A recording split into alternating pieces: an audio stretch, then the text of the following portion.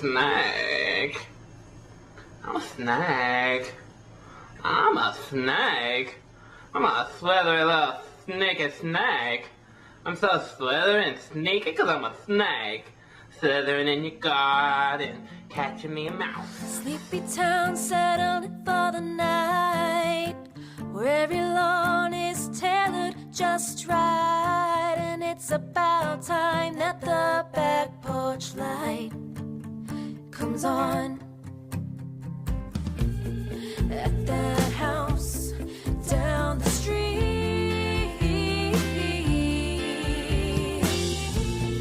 at that house on Magnolia Street. Okay. All right. Did you have your coffee yet this morning? You're yawning. I did. I don't know why I'm yawning. It hasn't been good. Did I tell you? Yeah, I told you. Aaron used to make the coffee. Aaron's I not just home. have been reheating it. But I need to make a whole new batch mañana. So When is he coming home? Tomorrow. Monday. All right. Next So Monday. you have a few more days. I would have just been like, if I didn't have my Keurig machine, I would have just gone to like Dunkin' Donuts every day.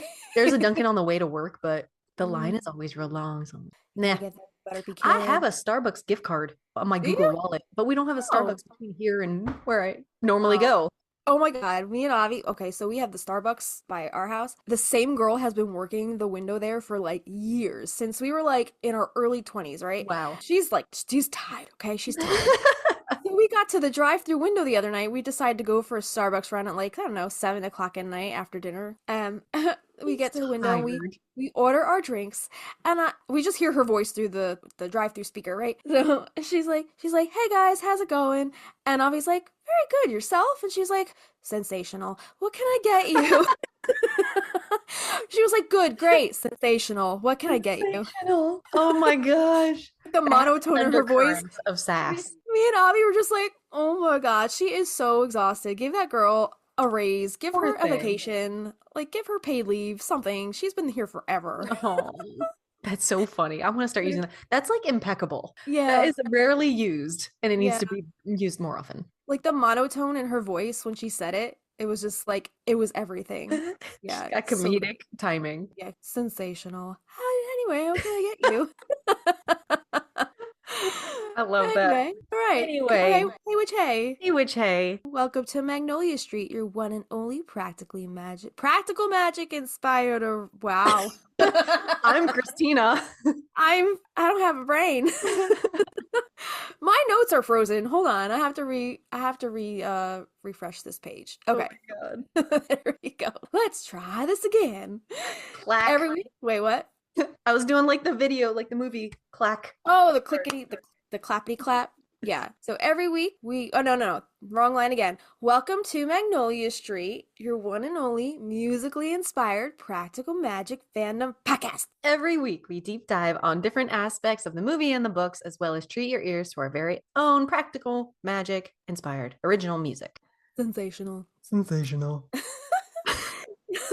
This week, we're slithering into snacks. Snack. So I guess before we get started, we want to do a patron shout out to Miss Brittany Rose on our Instagram as well. She's also a belly dancer. Did you know that? Okay. No, I didn't. Yeah.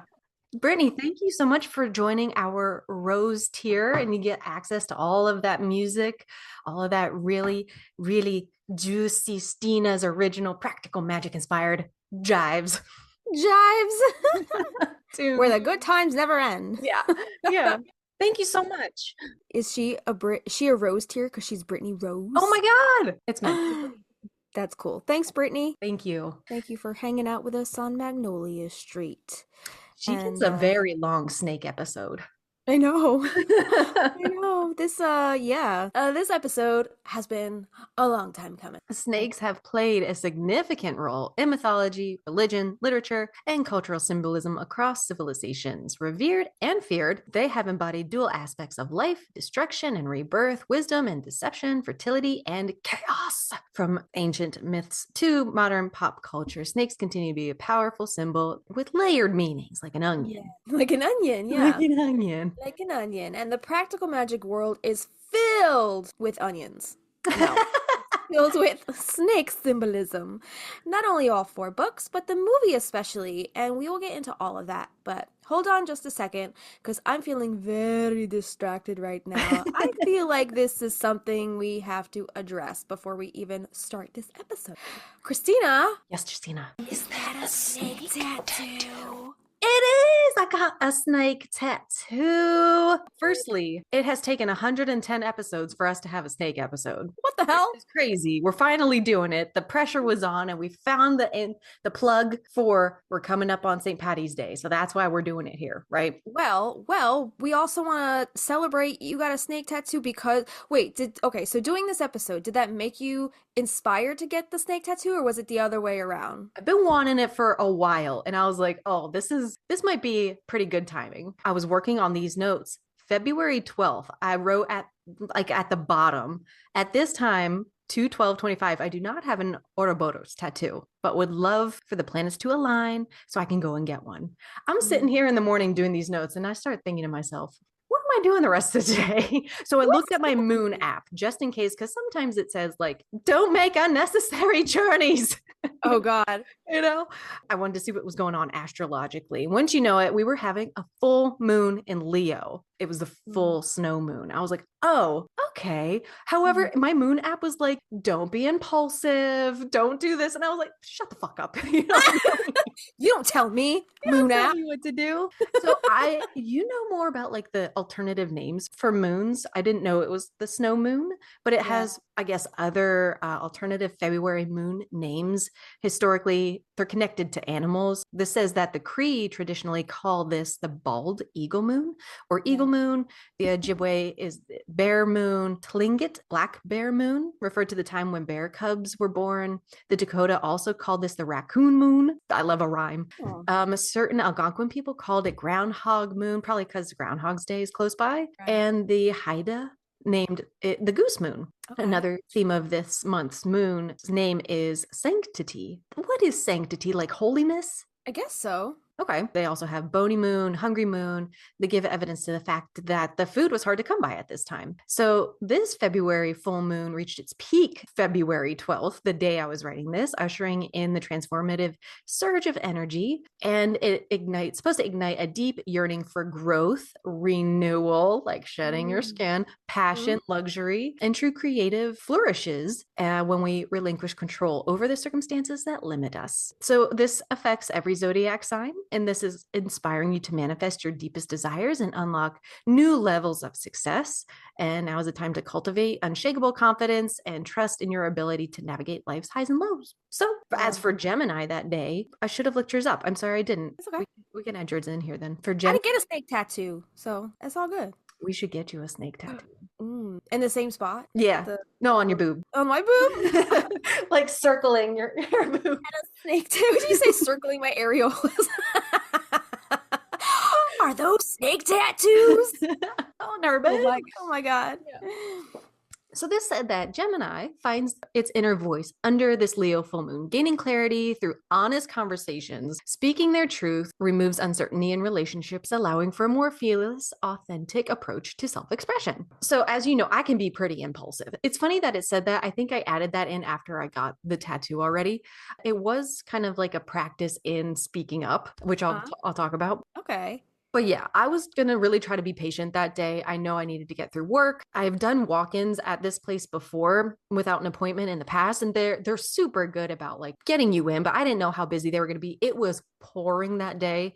They didn't open till noon, and this sounds really stupid, but I have a hard time like waiting. Just wait. Like you don't have to call them at noon. Wait till you're done your tests here. And then like it's going to take you an hour to get there, even if they are free. So I needed to. All right. So you had to drive an hour, and the whole hour there, you have to like think about whether or not you really want to do that today. I knew if I called, which I did, I called them at like when I was going to leave. Yeah. Right when I was going to leave. And they said, right now it's really, slow because of the rain. Walk-ins are first come, first serve. But yeah, we can definitely take care of you today. Is there a budget? Which I've never been asked that. Yeah. So that was really nice. And they said, come on in. So I was like, I'll be there in an hour. I just went.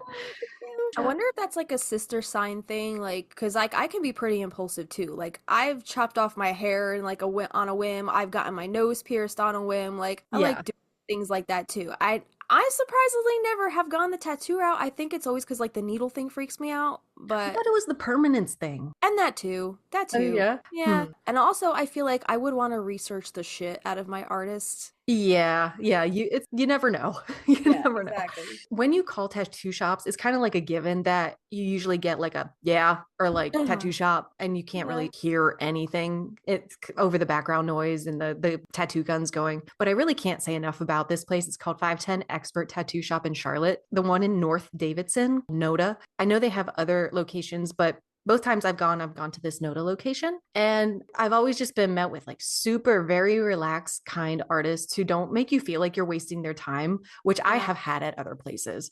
This is tattoo number 16. I don't know what the numerology is on that. Didn't look it up, but I can't tell you how many shops I've been through to get those. But this place, that they are so nice compared to other places I've been to. Right. So this time, it was different. It was much different because I got to be tattooed by a woman. And it's my first one being tattooed by a woman. Her name is Jill Fraser. And if you are in the greater Charlotte area around the 510 Tattoo Shop in NODA, this is where I'm going to choose to keep going. I really like them there. I've also had work done by Justin. I'm going to include their handles and the shop website here in our notes. She goes by @JillDurt, JILLDURT. And the other guy is Justin_Pierce, PEARCE. So firstly, Jill is a girl's girl. I won't go into the extent of how comfortable she was making me feel. Justina knows the story. Long story short, this was a Wednesday at 1:30, and these 3 drunk Chads come in. I'm like, God damn, that's ambitious. And the one sits right next to me, shoulder to shoulder. I'm on my phone checking emails. And he's like, who are you talking to? I said, excuse me? Ew. Who are you talking to? I said, no, nobody. And like, they are just obnoxious. And Jill sees like, I'm uncomfortable. And she's like, hey, Kristina, come on back. I'm almost done. She was not almost done. She let me sit there with her for like a half hour while she sketched. That was very nice. And come to find out, she was a bartender. And I was like, oh, so this is not like phasing you at all. She's like, oh, no. Like, this is normal. Which don't go get tattoos drunk. They were all getting something like on their ass.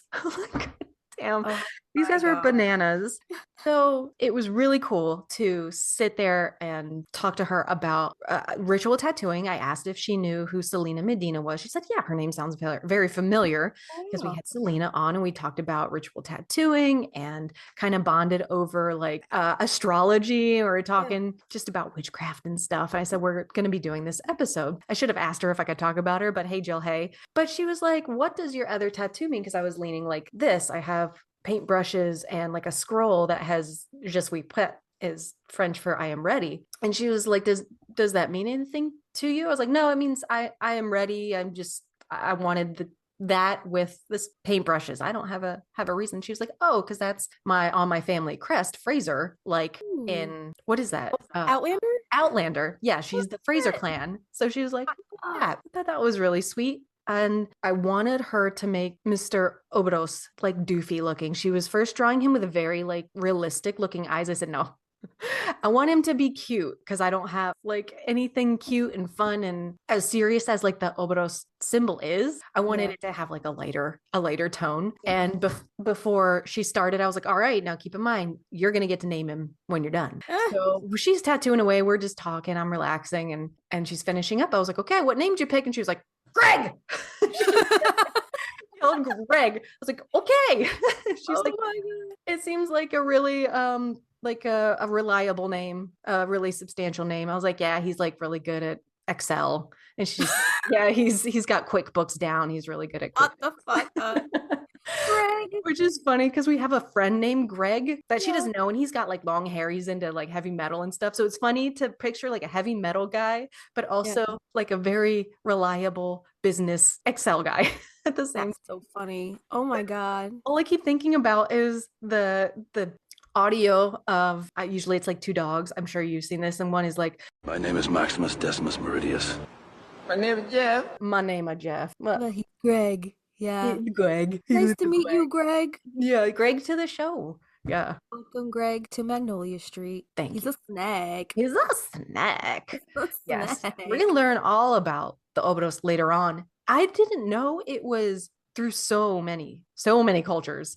I was amazed. I was ready to like lay my Ouroboros knowledge on the tattoo artist, but she never asked. So Oh, okay. Oh, interesting. Like it's usually I fine. feel like they ask because like she asked about your other tattoos, so Right. I'm Yeah. wondering if you didn't be like, oh, what's the snake for? You know? Right. Yeah. Did you also know we're in the year of the snake? 2025 is the year of the snake. I didn't, but yes, we are. You're going to tell Yeah. us about that a little later on. We're going to talk about that later on. So I feel like you getting your snake tattoo, I know you've wanted it for years, but I just love how like it all came, the planets did align because look, we're doing our snake episode around St. Patrick's Day with talking about the snakes, about that in a little bit. It's the year of the snake. I feel like there was one more that 1989, when I was born, is I'm a snake year. Year of the snake. Oh my Yeah. God. So snakes all around. Snakes So all around. it was meant to happen now, I guess. Snakes Right? all around. Snakes all Awesome. around. Snakes on a plane. Yeah, snakes on a plane. But now I think as long as our podcast is going to go, I will remember that this is connected to Magnolia Street. It's all connected. And nothing matters. And nothing matters. And so with that being said, thanks guys for listening. That's our episode. Bye-bye. Yeah. So the snake obviously has a lot to do with the film Practical Magic. Gillian Owens is known for her snake tattoo. In season 1, episode 32, you mentioned Selena Medina, who we had the pleasure of talking all about the art of sacred and ritual-based tattooing. She had some interesting things to say specifically about the snake tattoo. So curious, did it cross your mind to reach out to Selena to do your snake tattoo at all? She's busy. She's busy? It did, and part of me is like, I feel bad because like you want to keep going to somebody. I've never gotten something done by her, but you want to keep going to somebody that you connected with, and that's what Jill and I were talking about. You're making that blood pact. You're experiencing vulnerability with that person, and that's what we talked about in Selena's episode too. But I know Selena is very busy. Yeah, she was even busy when we talked to her. Yes.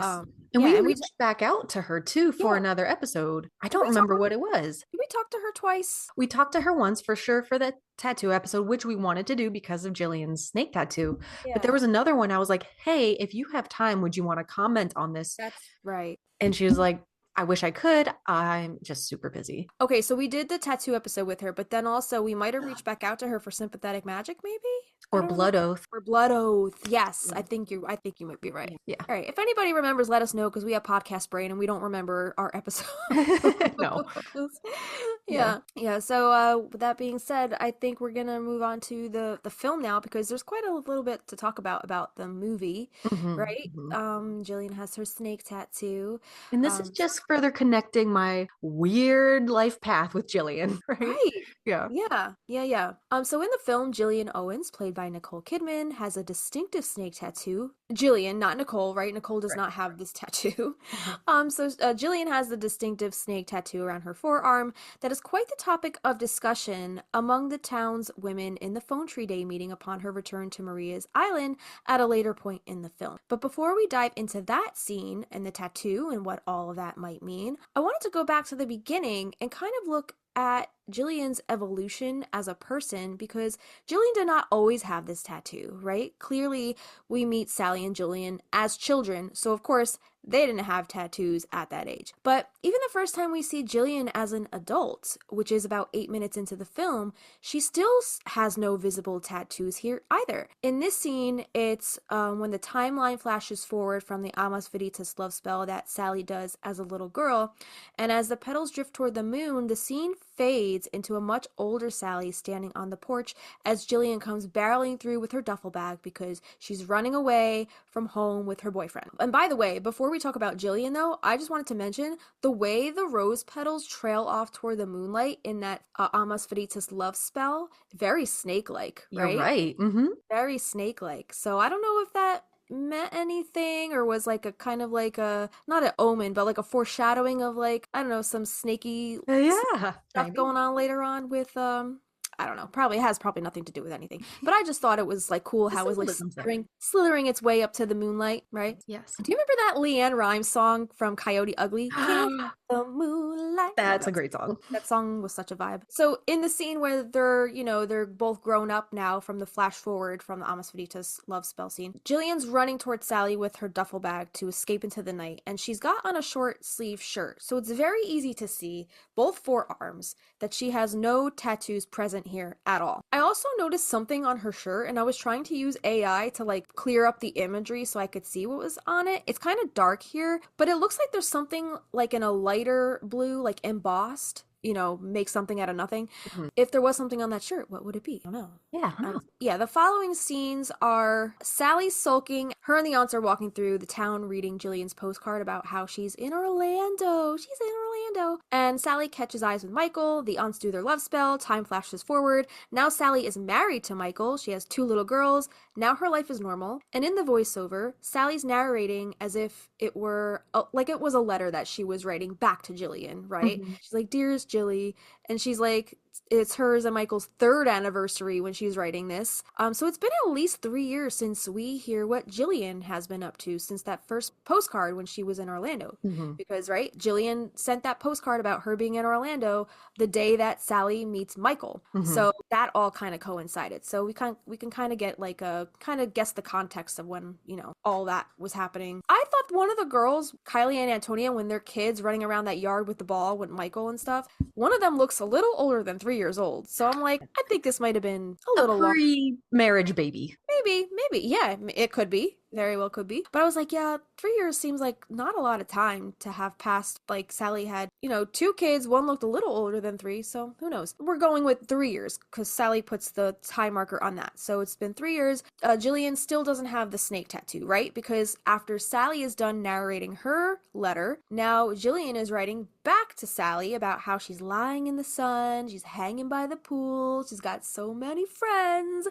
And then we see her dancing with that group of weirdo guys, right, at the pool. Yeah. She tells Sally, "I've got a million friends," but it's literally just those 3 weird guys. Yeah. And Jimmy stalking her from across the pool. But anyway, in the pool scene, Gillian still does not have this snake tattoo around her arm. She is gonna burn out there. Yeah, how is she not red as a lobster? Yeah, I'm wondering, like, did she sunscreen up, Gillian? Yeah. But she's got no tattoo. Her forearms are still bare, right? So the first time we actually see the snake, though, as represented by Jimmy, is when they do the close-up of his face smoking the cigarette from across the pool when he's watching Gillian, and we see his ring with the snake coming out of the skull. So that's the first kind of motif of the snake that we actually see. And then we see it again much closer when he goes to put his bandana around Gillian's eyes in the next scene when she's kind of walking down that hallway like a little snake, right? She's slithering her way down that hallway, and then he comes slithering his way up behind her, and he puts that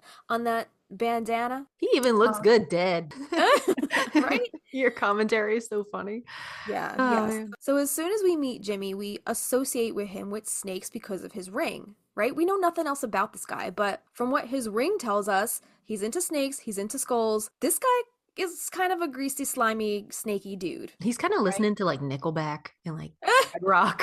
He's got like a dazzle jeans. Chad Rock. He's a bad short. Or like if he was, I'm talking about Jimmy's character, if he was alive during the early 2000s, he would have so jumped on the Ed Hardy bandwagon. Remember that shit? Oh yeah. Yeah. So as soon as we meet Jimmy, we associate him with the snakes. And you know what else I noticed? When Gillian is walking through the hallway at the house party, she walks past a tank. It looks like, it's hard to see what it is. It could be a fish tank, but could it also be a snake tank? Snake tank. And also, I noticed a second tank when they show her from the other angle, like, when she's walking down the hallway, they show her from the back and she's looking into the kitchen area. On the wall, under those frames that she's looking toward, there's another tank. And these don't look like fish tanks. Like, think about it. This is the desert. If people are going to have pets out there, it's probably going to be a lizard, an iguana, a tarantula, or even a snake. That doesn't even look like a fish tank. That looks like the type of tank that you get if you get some kind of reptile or amphibian. So since we already saw the snake on Jimmy's ring, I was wondering if they were, and I've mentioned this in the past, I was like, that's Jimmy's place. This has to be Jimmy's place. And everybody's like, Jimmy, he's too much of a deadbeat to have a place like this. But like, everybody, you mean me? Why would, but He's a sociopath. He can't have pets. He's not going to want to take care of anything. He's a sociopath. You don't think he will want to like feed something fluffy to a snake and enjoy watching it die while it's alive? I don't know. A sociopath? You think he's going to waste his money on like food and I don't know. You think he's going to materials for a snake? He's going out to the desert and finding that live shit. You remember he found the snake in the desert. You don't remember in the books when he was just killing what was it? Prairie dogs just to kill them for no reason. So I would not put it past him to just like want to be feeding live things to a snake that he just finds in the desert, because what else is he gonna do with his time? Do you think he has a job? I don't think he has a job. So I mean, he's peddling Jimson weed to teenagers, right? So like, who the fuck knows what he does with his So he has a job. He's just not paying taxes on that job. Probably. You're probably right. Yeah. So we see that Jimmy is probably obsessed with the snakes, if this is his place, right? And also, if Jimmy is obsessed with the snakes and Gillian is obsessed with Jimmy, that would make all the more sense as to why she would want a snake tattooed on her arm. It's a symbol that she associates with Jimmy, and that might have made more sense for someone with as many commitment issues as she has to tattoo an animal on herself rather than a man's name. So what's your favorite animal? Oh, I'll get that tattooed for you. Right. So instead of putting like Jimmy across her forearm, it probably would have made much more sense for her to tattoo a snake. But anyway, just a reminder that at this point, she still does not have the snake tattoo, or any other tattoo for that matter. And I was trying to look at her boob area during her dancing around the pool to see if she had that little henna tattoo, but it's hard to see. Her hair's covered. I don't think she has that one either, though. So maybe this is just something I'm making up in my brain, but maybe tattoos were something that her and Jimmy did together as kind of like that trauma bonded experience. And it trauma bonds her to him. Like, think back to that conversation that we had with Selena Medina about tattooing. You're exchanging energy and shedding blood, and it could be considered like sympathetic magic and kind of a blood pact, right? They're very Billy Bob Thornton, Angelina Jolie. Yeah. They would wear each other's blood. Oh, 100%. And what's the other one? Megan Fox and Machine Gun Kelly, right? For sure. I wanted to pop in a little clip here of Selena actually talking about, how tattooing is kind of like a blood pact. You're exchanging that energy. So pop in that clip right here of that. And then I think that a lot of people, because they were unable to get tattooed for almost like a year or 2 years in some cases, that they kind of went, whoa, this actually had a lot more meaning for me than I thought it did. Wow. So then you start kind of seeking out like a different type of tattooer. And then you start looking for like somebody who's really more aware, who's kind of like in tune with things like this, who is conscious and like conscious of the energy that they're attaching to your tattoo. Because like, that's the like key part about tattooing with any significance of spirituality, is that the energy that you carry as an artist into a tattoo is the energy that gets handed off to that customer. All right, so yeah, and then I actually just had this thought. This snake tattoo that represented Jimmy in Gillian's mind could have possibly taken the place of her blood bond with her sister Sally, least made her forget about it until Sally has to remind her about it at the end of the film. That's why they reclasp her hand, my blood, your blood, and then all the memories come flooding back into Gillian's mind, right? But think about it, like from the time that Gillian has a snake tattoo, she kind of like kind of not forgets about her sister, but like she's not really responding to Sally's letters, and she's kind of off with Jimmy doing her thing. It's the Gillian show. Like she's main character. But I'm wondering if like the fact that she got this tattoo kind of to trauma bond her to Jimmy, I'm wondering if that was kind of like a glamour that kind of he put over her to keep her under his control, because he's the snake, right? Because that's his emblem. So yeah, I think maybe the snake tattoo has more of a hold on Gillian than we are led to believe, because it's never really talked about other than the gossip that the ladies trade during the phone tree day scene. And Gillian never tells us what it really means. Like, Gillian never verbalizes that this is a snake tattoo. I didn't even realize that she had a snake tattoo until, like, they even said that in that scene. But in my mind, I'm getting the feeling that the snake tattoo was kind of a spell or glamour that Jimmy has over Gillian. So the first time we see Gillian with the snake tattoo, it's very sneaky. It's right after the scene where Sally is touching her scar. She's laying in the bed, right? She's touching her scar. And it fades to Gillian also touching her scar. And we get a glimpse of her wrist area. Kind of hard to notice if you're not really paying attention. It's the same hand that she used to do the blood oath. Was it? The other wrist, the left one, doesn't have the snake on it. Yeah, okay, yeah, duh. She's looking at the scar. Yes, so yeah. What if it was replacing the blood pact she did with Sally? Do you think that Jimmy saw that tattoo, saw the scar and was like, "Oh, what's that from?" And then was like, "Oh, let me reconfigure this." Yeah, In your yeah. Like mind. you cannot be trauma bonded to somebody else. I don't care if it's your sister. Like you are mine and only mine. And like yeah, I could see that for sure. So he was probably the one that was like, let's go get snake tattoos, or let's like, maybe Yeah, he even tattooed her himself. Who maybe. knows? Wow, So what a yeah, talent! yeah. What a hidden Well, I mean, talent. We never knew. it doesn't look like a good snake tattoo, I've right? seen worse. I What mean, I it mean, look bad. it's not very like it doesn't have a lot of detail. It looks kind of, I don't know. It just looks like a line going around her wrist. It doesn't really look like it has a lot going on. So I don't know, maybe he did kind of do it. He also has a lot of art up on his walls in his house, so maybe he is into like, art and tattooing, and like obviously he's into snakes, but He's got a ton of trinkets on that shelf. yes. That's why I think that was his house during the pool scene, because it kind of matches the aesthetic of where they're at in his bedroom here with Hmm. all the candles, all the artwork. I'm thinking that maybe that is his house. How do we know this isn't Jillian's room? I don't think this is her house. I think she got so like wrapped up in this affair with him. I could see her moving in with him or dropping Mhm. all move in with him and be in his space. So yeah, so moving back to the first scene where we see the snake tattoo, she's laying in the bed, she's touching her scar because I guess she's being reminded of Sally across the United States touching her scar. So then we get a glimpse of the wrist area, and now we also see that she does have the henna flower tattoo on her boob cleavage area as well. She's all tatted up at this point, so clearly She's all tatted up. well, I mean, she's got 2 tattoos, but I mean, No, I love how than you said it. It's funny. it's more than she had, right? She didn't have Yeah. any Oh no, before. yeah. I'm agreeing.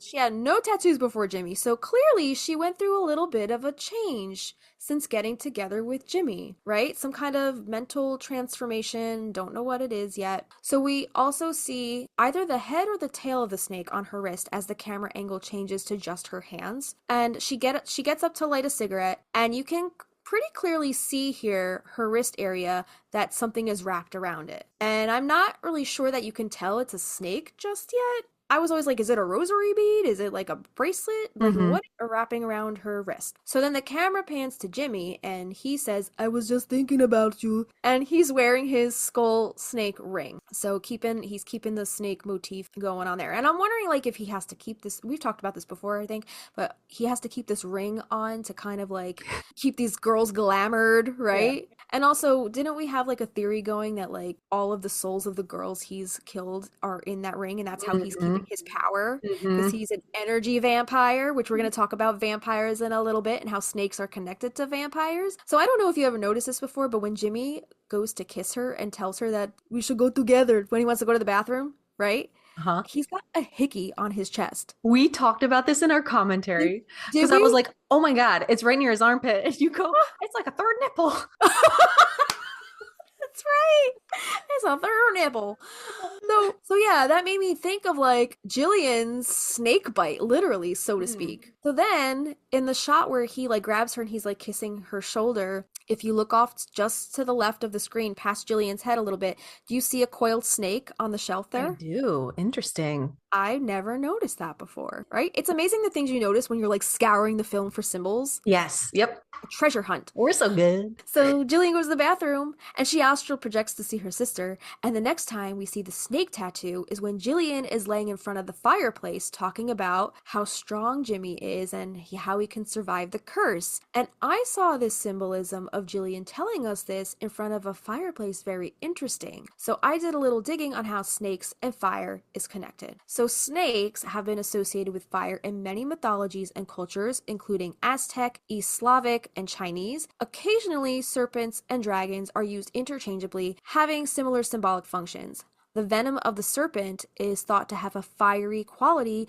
similar to the fire-breathing dragon. The Greek ladon or ladon and the Norse nidhogg nagar are sometimes described as serpents and sometimes as dragons, so I guess they're interchangeable. Snakes can survive fires by retreating to burrows and crevices, and they can even benefit from some types of fires. So I'm seeing Gillian, a redhead, as the figurative fire in this sense, and more symbolically anyway, and Jimmy is benefiting off of Gillian's energy, right?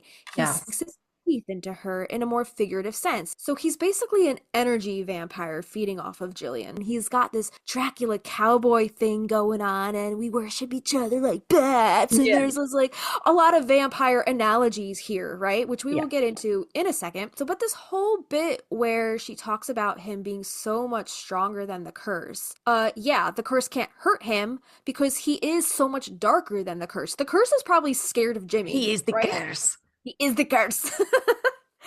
So this led me to kind of tumble down this little rabbit hole because she's in front of this flame, and that made me think of twin flames, right? Snakes and twin flames. How are snakes and twin flames connected? So seeing Gillian talk about Jimmy in front of this fire like this, there's a word that she uses to describe their relationship, and the word is intense, right? And how they stay up worshiping each other like bats, and how she has to drug him to get a little shut-eye. And you often hear about these super intense emotions when people talk about twin flames. So I'm wondering if this was a conscious thing to have Gillian talk about Jimmy, a man who could be considered her twin flame, in front of this roaring fire. So a twin flame is a spiritual concept describing a person believed to be the other half of your soul, essentially a mirror reflection of yourself, resulting in an intensely deep and often tumultuous connection with another individual. Based on the idea that one soul can split into two separate bodies, it's considered a rare and profound connection, and it's not always romantic, where you feel instantly recognized and understood on a soul level. I thought that was interesting how it said two separate bodies, because later we see when Jimmy dies, he actually jumps into Gillian's body, literally, right? Mm-hmm. So I don't know, maybe there is something a little more to this soul flame connection. And it says, these often result in intensely deep and often tumultuous. Gillian's like mirroring Jimmy back into herself, like even when he's alive, like she's taking on his persona a little bit. That's why I said I can almost see her ditching everything that she owns and moving in with him, because she's abandoning her own identity. Twin flames act as mirrors to each other, reflecting both of their strengths and weaknesses, often leading to an intense emotional experience. And if there's more weaknesses than strengths in that relationship, that's going to be a very toxic relationship, right? If Gillian's pointing out a weakness or a mistake he's made, he pops her, you know? Yeah, that's right. Exactly. The jelly donut with the cream. Mm-hmm. So, right, exactly. And so the belief is that twin flames share the same soul, split into two separate bodies, creating a profound and immediate connection. Or maybe her boyfriend, made her get a snake tattoo that trauma bonded her to him, and now they're blood bound together with this toxicity of the city. So one important thing is that these twin flames are not always depicted as a romantic relationship. A twin flame connection can also manifest in platonic friendships or family relationships, but again, like, it's not always healthy if like both parties are, coming at it from their weakness point and not their strength point. Yeah, usually when you hear like star-crossed lovers usually has like a negative connotation, but over the years, hearing twin flame is like, that's kind of what you're searching for, this person that just gets you on this level that is your other half, quote unquote. But that's not always a good thing. They do reflect each other, Yes. in quite a few ways. So that's funny. Yeah. And also, I also did want to point out that I'm pretty sure soulmate and twin flames are two separate things. Yeah, I'm not sure what the difference is, but I feel like soulmate is kind of like a more, I don't know, maybe more positive thing. Maybe you don't reflect back that into also each doesn't other have to as be a much. romantic. I was told Right. your soulmate doesn't have to be a romantic partner, and I believe Right. that. Could it be an animal? Could be an animal, could be your Right. best friend, could be somebody who's crossed over, who's protecting you. Right. Yeah. And I'm not sure which it was, if it's the twin flame or the soulmate that they say you have spanned many lifetimes together. Is that the feel like soulmate? soulmate. Yeah, I think so. Okay. I feel like Caitlin's kind of like my soulmate. She and I have Yeah. been through multiple lifetimes together. I think I was Yeah. her brother at one point. Like, Really? yeah, I feel that way about her. Okay. I feel that way about Coraline. Oh, baby. Like, I don't know, like, it's so weird. Like, she just gets me. And I know she's a cat, but She like wasn't always a cat. she wasn't always a cat, and we could have, been BFFs in another lifetime. And she's just, I feel like she's always been my protector, because she's still like, she's just such a protector mommy energy. He's so cute.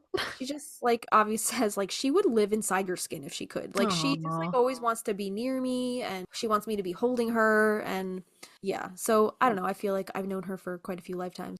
That says something when it's not your husband, it's your cat. That Yeah. I just like, you just get that feeling. It's just like a feeling. I can't explain it. But anyway, so going back to the twin flame thing, meeting your twin flame is often seen as a catalyst for significant personal growth and self-discovery as it forces you to confront your deepest fears and insecurities, your shadow aspect. And is Jimmy not like the biggest like void of a shadow that she could have possibly found to help her pull her through that transformation? Absolutely. Yep. Whether it was messy or not, like it was essential, I think. Mhm. Because like we saw how not broken, but just like Gillian Listless. She didn't was have a direction. right. She didn't really have a direction, and I think like her losing her parents at such a young age, her and Sally kind of reacted to it in completely different ways. Mm-hmm. Sally just kind of Jillian just kind of went off the handle, did her thing, and I think it took really kind of like going to the depths of her shadow when she found Jimmy. That was like the last straw of like all of these meaningless relationships and flings and like these go through all these guys. What happened to the Rotor Rooter guy? Like she's gone through so many relationships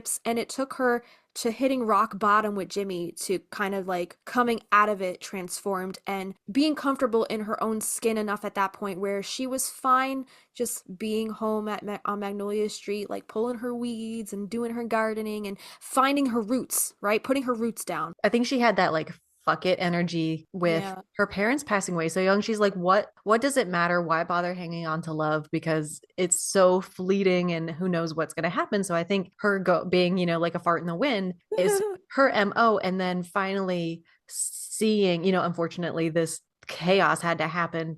But seeing Sally with her family and the love that was there, she's like, even if it is fleeting, this love matters. And it's not a fuck it attitude. Right. So when it came back to her roots, she's like, no, this does matter and I need to fight for this. Yeah. So I'm kind of not disappointed, but like we don't see where Gillian goes romantically after the movie ends, right? It's kind of left open-ended unless we won't see that until part 2 comes out in 2025. Maybe we'll get a little glimpse of what the years have looked like between the end of the first Practical Magic and now. Mm-hmm. So that's something that I'm looking forward to, is kind of seeing what Gillian's story was like in the writers' minds. If they go with Alice's books, then we know, kind of the trajectory of that. Yeah. But I kind of like when we were talking to Becky, right, about the Sudbury pilot and where she was going to go with that if it ultimately got picked up. And she was talking about the whole Ben Fry relationship, right? Mm-hmm. And how she was gonna try to see how that played out on screen. That would have been fascinating. Yeah. So we don't really get a concrete picture of what Gillian's romantic life was like after this first Practical Magic film.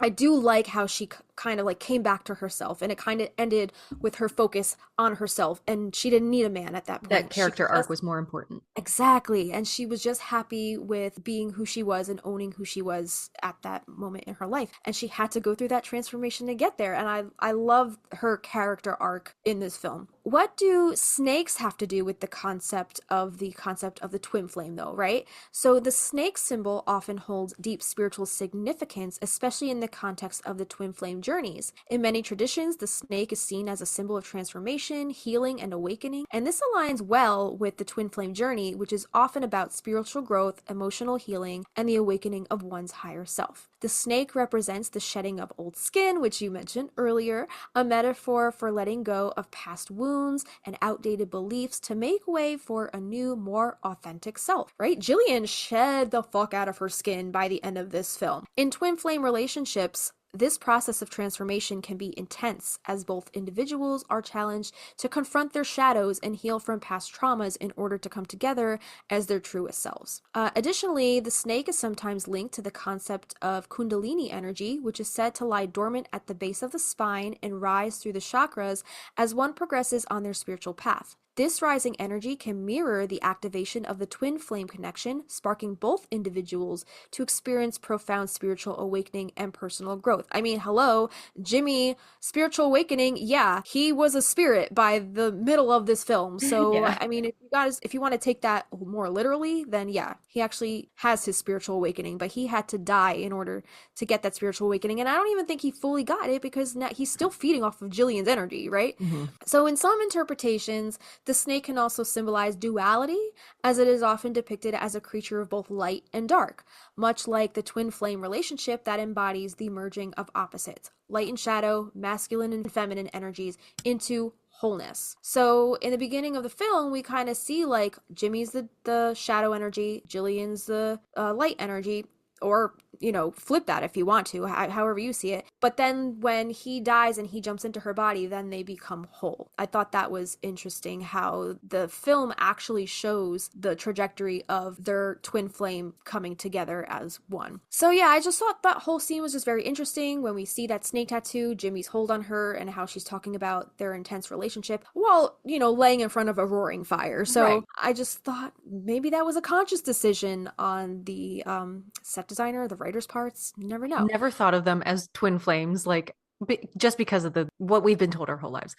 Yeah. But now that you laid it out, it's making a little more sense. Right. So they're not soulmates though, right? So soulmates is a different thing. So maybe they are the twin flame.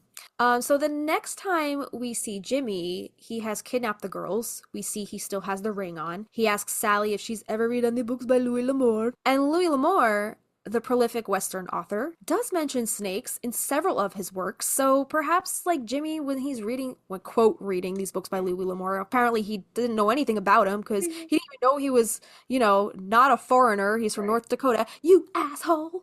So he probably didn't read shit about Louis L'Amour, but if he was reading our episode 11. Yeah, if he was reading books on Louis L'Amour, then he probably would have picked out a lot of this snake imagery and all these snake motifs that Louis does use in his books. They're not usually the central theme in his books, so given the rugged, untamed landscapes that he wrote about, snakes, especially rattlesnakes, often appear as part of the natural dangers in his character's face. In many of his frontier novels, L'Amour's characters encounter rattlesnakes while traversing through the wilderness. His protagonists, being skilled survivalists, often have to kill or avoid them. Snakes serve as a natural hazard in the deserts, canyons, and plains in the Old West. And secondly, snakes, they symbolize deception or danger. L'Amour occasionally uses snakes metaphorically. He sometimes compares treacherous men to snakes. I thought that was interesting, emphasizing their untrustworthiness or deadly nature. The idea of a, quote, snake in the grass fits well with his themes of honor, betrayal, and survival. And I find that extremely interesting. It's almost as if Jimmy's favorite writer is describing Jimmy himself, right? Himself. The snake in the grass, that deadly, treacherous man that, like, why would any woman want to be with him? They wouldn't know otherwise because he comes off as this, like, charming guy right off the bat. Very snake-like, very sneaky. And then thirdly, there is some Native American lore tied to snakes, and some of Louis L'Amour's novels include references to Native American legends and beliefs. And in various tribes, snakes are seen as both symbols of power and omens, and while L'Amour respects these cultural details, he generally keeps such symbolism a little more subtle. If you're looking for specific books where snakes play a role, some of his desert or frontier survival stories likely have the best examples. So we're gonna go back to the scene in the film where he kidnaps the girls, right? Jimmy's he's heating up his snake skull ring with his lighter. Did you ever notice that the lighter that he's using is it has a snake skin pattern on it? It looks like a spider web, in my opinion. I thought it looked like a snake skin. Because like snake skin, they're usually like more triangular. That's just my opinion. It could be, but it looks like a web. All right. I thought that I kind of like in my mind I associated with like the snakeskin lighter on the snake skull ring. So. I'd have to open my my video back up, but this shot looks very symmetrical, like perpendicular parallel line. But could be. All right, it's hard to see. The lighting isn't the best. If you guys, whatever you guys see, interpret it how your brain interprets it. I was seeing snakeskin. So that could be another symbolic reference to the twin flame thing because he's literally using the lighter to brand Gillian, the lighter with the flame, right? Another reference to the twin flame. So, but this brand that he's about to do on Gillian with the ring is kind of an additional tattoo, right? A permanent mark of her as he intends to kill her, just like he did with his previous victim, Phoebe Stone, and probably many other more women. And my mind never went to this place, but had he been successful in killing Gillian, what would he have done with Sally? Like, I always He'd have to kill her too. Right. So I always like, my heart goes out to Sally, and like that you could feel the clear panic set over her. She's like, oh my God, like what the fuck? And then just dumps the whole bottle in there, which, you know, what else were they gonna do? Sally calls Jimmy a Dracula freak, and this is a callback to everything that Gillian told Sally earlier in the film when she was in front of the blazing fire. Like, he's from somewhere near Transylvania, he's got a Dracula cowboy thing going on, they worship each other like bats. Jimmy is literally an energy vampire. And I mean, so was Gillian, in a sense, when it comes down to it later when she's kind of siphoning off of Sally. But again, is that Jimmy, right? Is that Jimmy kind of trying to feed off of Sally's energy? I also wonder, did Phoebe Stone have a snake tattoo? Did the other women that he killed get snake tattoos because of him? That would be very interesting. That would be something I think Gary would mention at the table. Like, here are her defining features. I don't know. Yeah. I don't know. Yeah. Maybe he's not a good cop. You might be right. Yeah, because he kind of like, you know, he got all the other details about, you know, the burn scar and the branding. And going back to the snakes and vampire thing. So snakes and vampires, they are often connected in folklore, mythology, and literature through their symbolic and thematic associations, including ideas of danger, transformation, seduction, and death. Snakes are symbols of transformation due to their ability to shed their skin, representing renewal or change. This theme of metamorphosis aligns with the idea of vampires as beings who have undergone a drastic transformation, from mortal to immortal, from human to predator. In some vampire lore, the process of becoming a vampire involves a kind of rebirth, similar to the shedding of a snake's skin. For example, in some cultures, it is believed that a person's soul is reborn after being turned into a vampire. And didn't we say in, what was it, our Devil of the Desert episode, or one of the episodes where we were talking about Jimmy? It might have been his character analysis. We were like kind of trying to put a story to his lore of like how he became Jimmy, and how he probably sold his soul to the devil at some point. The devil took his soul, so now he's just like a walking shell of a person, and he's a vampire at this point, you know? And maybe he's not immortal in the literal sense, but he's immortal in the figurative sense. Like, he's living on in Gillian even after he already He's transformed to some degree. Exactly. Snakes are often associated with venom and poison, representing danger, corruption, and even death. Vampires, with their bite, also inject a kind of, quote, poison into their victims. This can be a literal venom in some stories, or a symbolic one, where the bite transforms the victim into something monstrous, much like the snake's venom does. The act of a snake, quote, biting someone can parallel the vampire's bite, both offering a deadly exchange that ultimately alters the victim's fate. In a metaphorical sense, the snake's poison and the vampire's bite both symbolize corruption or the crossing over to something dark and unnatural. Snakes, particularly the serpent in biblical and mythological contexts, are seen as symbols of temptation and seduction. The serpent in the Garden of Eden, for instance, lures Eve to disobey God, much like how vampires often use seduction to lure victims into vulnerability. Vampires, especially in literary portrayals like Dracula, use their charismatic allure and charm to draw people into their power, mirroring the snake's hypnotic effect in various cultural symbols of danger and attraction. And I just want to note that the scene where Jimmy's walking up behind Gillian in the hallway and he puts the bandana over her eyes, he's kind of like blinding her to reality. If you want to look at that in like a more figurative sense, like he's putting on the blinders on her, so she can no longer like see or hear any of the warnings that people are giving her about the type of person or character he is. Like, even when like Sally is, don't you think that's a little like, you know, odd, or like you're drugging your boyfriend to get shut-eye? Like, this guy sounds off. Gillian kind of just passes it off like, it's whatever, it's fine. Like, you know, she's not really seeing the truth anymore.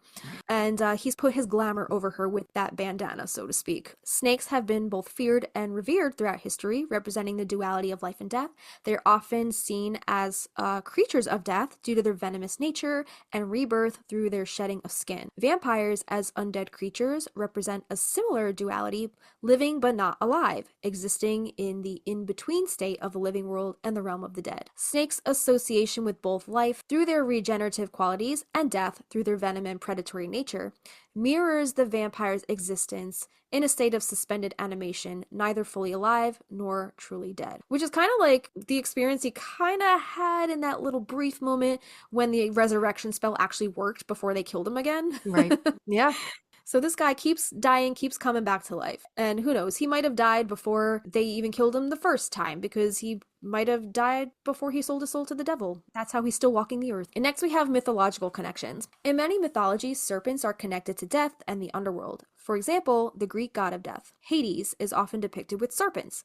And in Norse mythology, oh god, this word. Jormungandr, the world serpent, is a creature of both destruction and rebirth. Vampires often have similar roles as agents of death and transformation, aligning them with the ideas of snakes as harbingers of the end of one life and the beginning of another, in the form of the undead. Then we have the vampiric serpent. In some cultures, the idea of a vampiric serpent exists, where snakes are directly associated with vampirism. The Nagual, a supernatural being in certain Mesoamerican traditions, is sometimes depicted as a serpent capable of sucking the life force out of others, much like a vampire. Additionally, in alchemy, the serpent is often associated with the concept of immortality, much like the vampire's unending life, as well as their dangerous and seductive natures. And these connections reflect how snakes and vampires both symbolize the darker, more mysterious aspects of life, transformation, seduction, and death, while also representing the boundary between the mortal and the supernatural worlds. So the girls do the resurrection spell. They kill Jimmy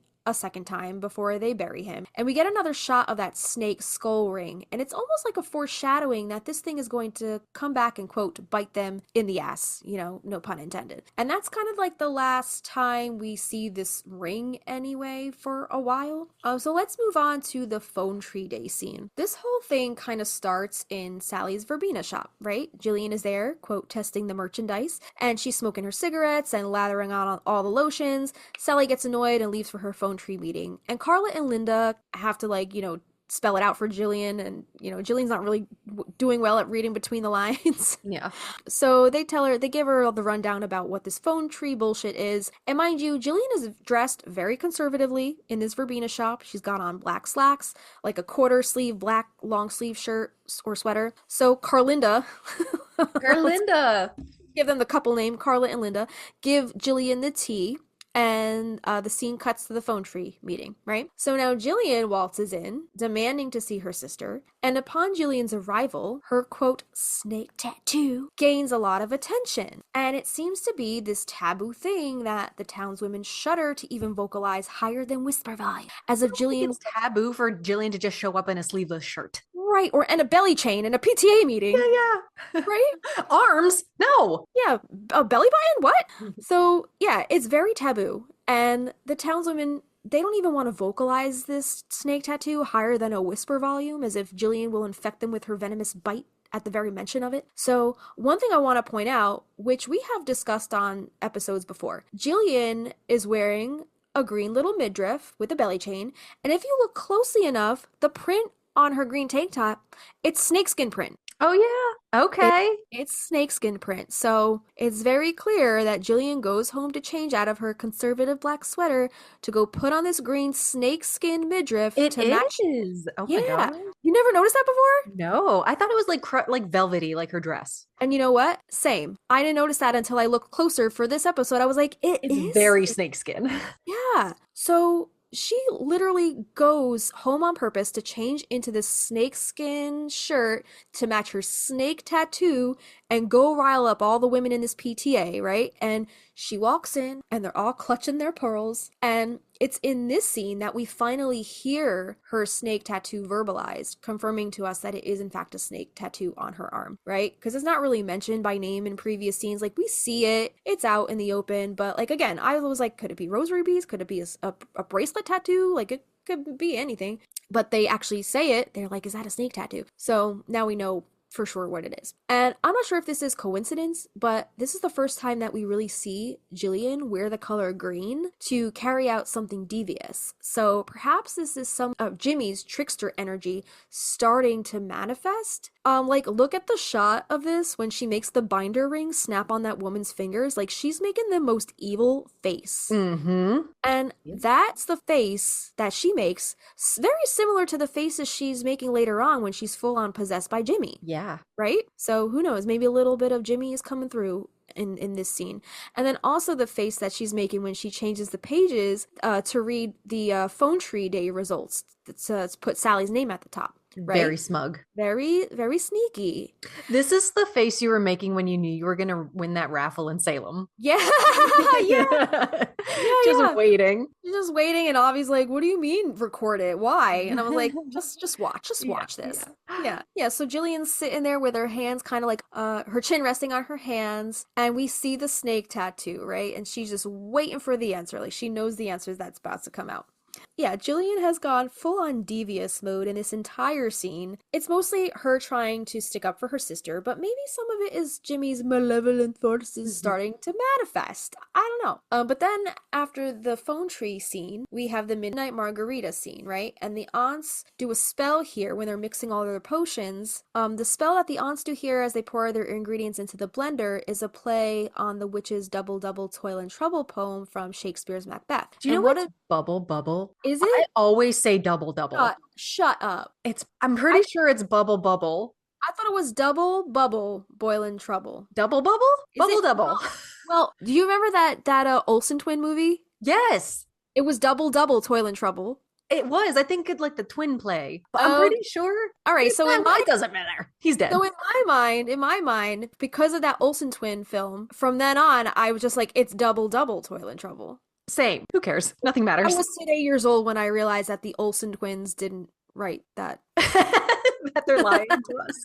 They lied to me this whole time. Now I need to double check because you got me second guessing. Double bubble check that. Double. Okay. Oh no, it is double double. It's double double? Why? Yeah, I'm gonna take that part out. I could have sworn it was bubble bubble. No, leave it in. It's funny.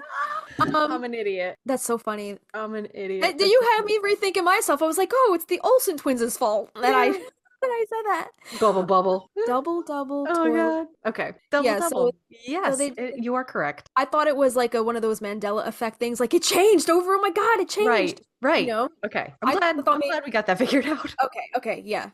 So yeah, the aunts are doing this spell, right, from the Shakespeare's Macbeth whole poem with the witches, and one of the ingredients that the aunts add is, quote, adder's fork. And adder's fork is a phrase that Shakespeare uses in that Macbeth poem, referring to a fictional ingredient used in the witch's potion, often interpreted as the forked tongue of an adder snake, or more commonly the plant known as the dog-tooth violet, which is a flower with a pointed petal that looks like a snake's tongue. Was the adder what killed Cleopatra? I thought it was an asp. I'm gonna shut the fuck up. That's so funny. Yeah. All right, yeah, we do. I think we talk about Cleopatra a little later on, so we'll clear it up later. But yeah, so I just thought that was a cute little snake reference in the Midnight Margarita scene, without really being like outright, you know, like snake. Snake. I'm a snake. So the whole Midnight Margarita scene happens. The aunts leave. Then the whole they see Jimmy by the roses, and then Gary comes to town, and now Gary's asking questions, and now the girls need to figure out a cover story, and this brings in Gillian's little green dress of persuasion. That's what I named it. So the next time we see Gillian in green is to engage in more manipulative activities, just like she did in the phone tree scene. And this is when Gary rolls in to interrogate the girls about the disappearance of James L. Angelou, and Sally's freaking out. And Gillian's like, all right, you need to calm the fuck down. But if you look closely in the attic scene when Gillian's doing her meditations, right? Look behind her. You can actually see the dress laying in her pile of clothes. It's just strewn about with a bunch of other clothes. And I wonder, like, what made her put on that dress to go down to see Gary? Green is her power color. We talked about that. It is her power color, but I'm like wondering, has she used that dress before to, you know, get one over on a man? So yeah, after Gillian gets changed into her slithery little green number, she slithers her snaky little self down those stairs and puts on the charm to Gary.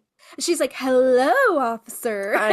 What a flourish. What an entrance. Waltzing down them stairs, and she asks to take a peek at his palm. It doesn't quite work on him. He asks for his hand back, and he keeps asking questions, and Gillian's dodging them left and right, and it's like she's just coming up with lie after lie, like on the fly, like it's no worry for her to just think of a lie on the spot. Like she's become really good at this, and that speaks a lot to, I think, her snaky persona, and maybe even, again, maybe this slippery. Exactly. And she was a little bit of this before Jimmy, let's be real, but I'm sure the transformation that she went through after meeting Jimmy, it probably changed her a little bit. She's probably used to doing even more illegal and sneaky shit now that she's with a criminal.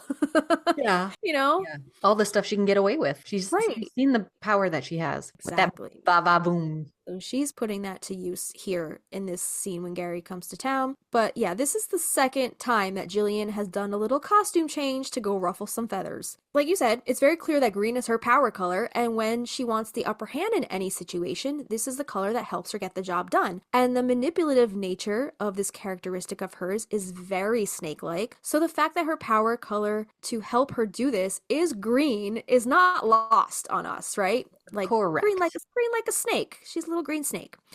And it's not lost on Gary either, though, because it don't work on him. Like, it usually works for her and on anyone else that she's used this on before. But it doesn't work on Gary. And when it doesn't work on him, she's like kind of like freaking out in her brain, like, what the fuck? Like, you know? And then like it kind of falls back on Sally, and then Sally is horrible at lying, so she's like, what's wrong with you?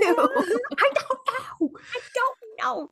And I think Gary, you know, he's in office, he's a man of the law, he's used to dealing with a lot of, quote, snakes in the grass. Yeah. So, you know, this is kind of like old news to him. He kind of just is like, all right, bullshit when he smells it. Exactly. The distinct smell of bullshit.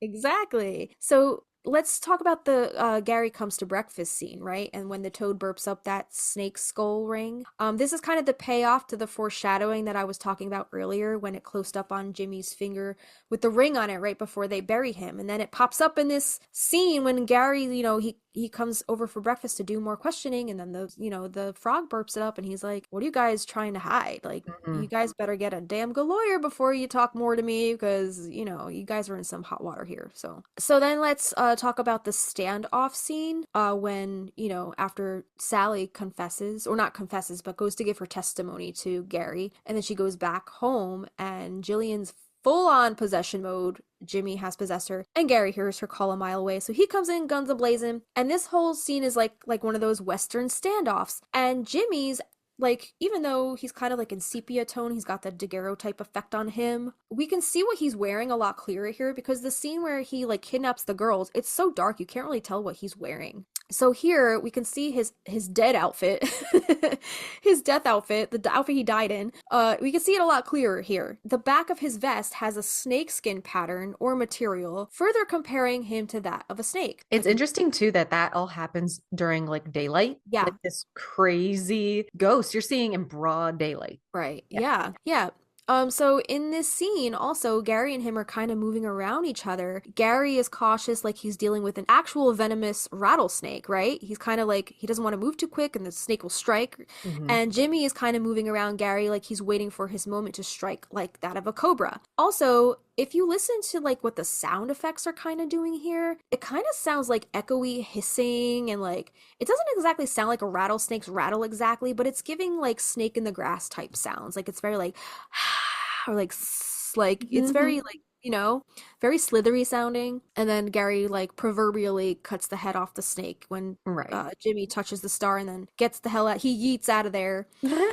And then I think the next scene that I wanted to talk about was the Circle of Broom scene, right? Sally reminds Gillian of their blood pact, right? To stomp out Jimmy and the grip that he has on Gillian, perhaps via the trauma bond linked to her snake tattoo and all of the other symbolism linked to him. And we talked about that earlier, like that tattoo, probably the same hand as the blood pact with her and Sally, probably kind of overpowered some of that blood pact that her and Sally had, and Sally wasn't the priority anymore. Once she got that snake tattoo and kind of was. We've all been there. We've all dropped friends because of a guy. Oh yeah. 100%. Yeah, we're all guilty of that. So once Jimmy is exorcised from Gillian and they sweep his dusty remains back out into the garden, there's no longer a trauma bond or that tag lock blood link connecting Gillian to Jimmy, right? He's toast. He's gone. He's been expelled. He's banished back to wherever he came from. Disintegrated. Back to hell, right?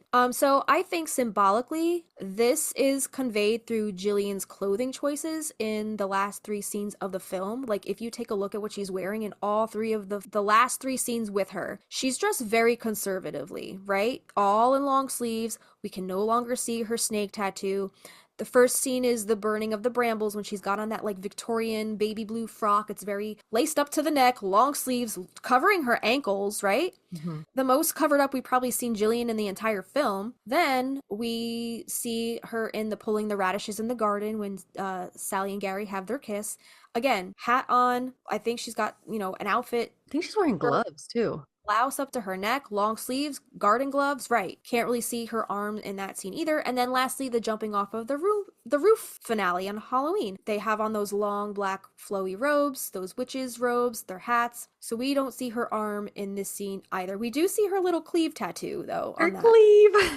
Yeah, but we don't see the snake anymore from the point where Jimmy is exorcised and yeets out of there up until the end of the film. No more snake tattoo. I wonder if they're going to carry that over into the second movie, or if they're going to make it a point to have her say or allude to like getting a tattoo removed. Right. That would be interesting. Guys, come on, hire us. We'll help you.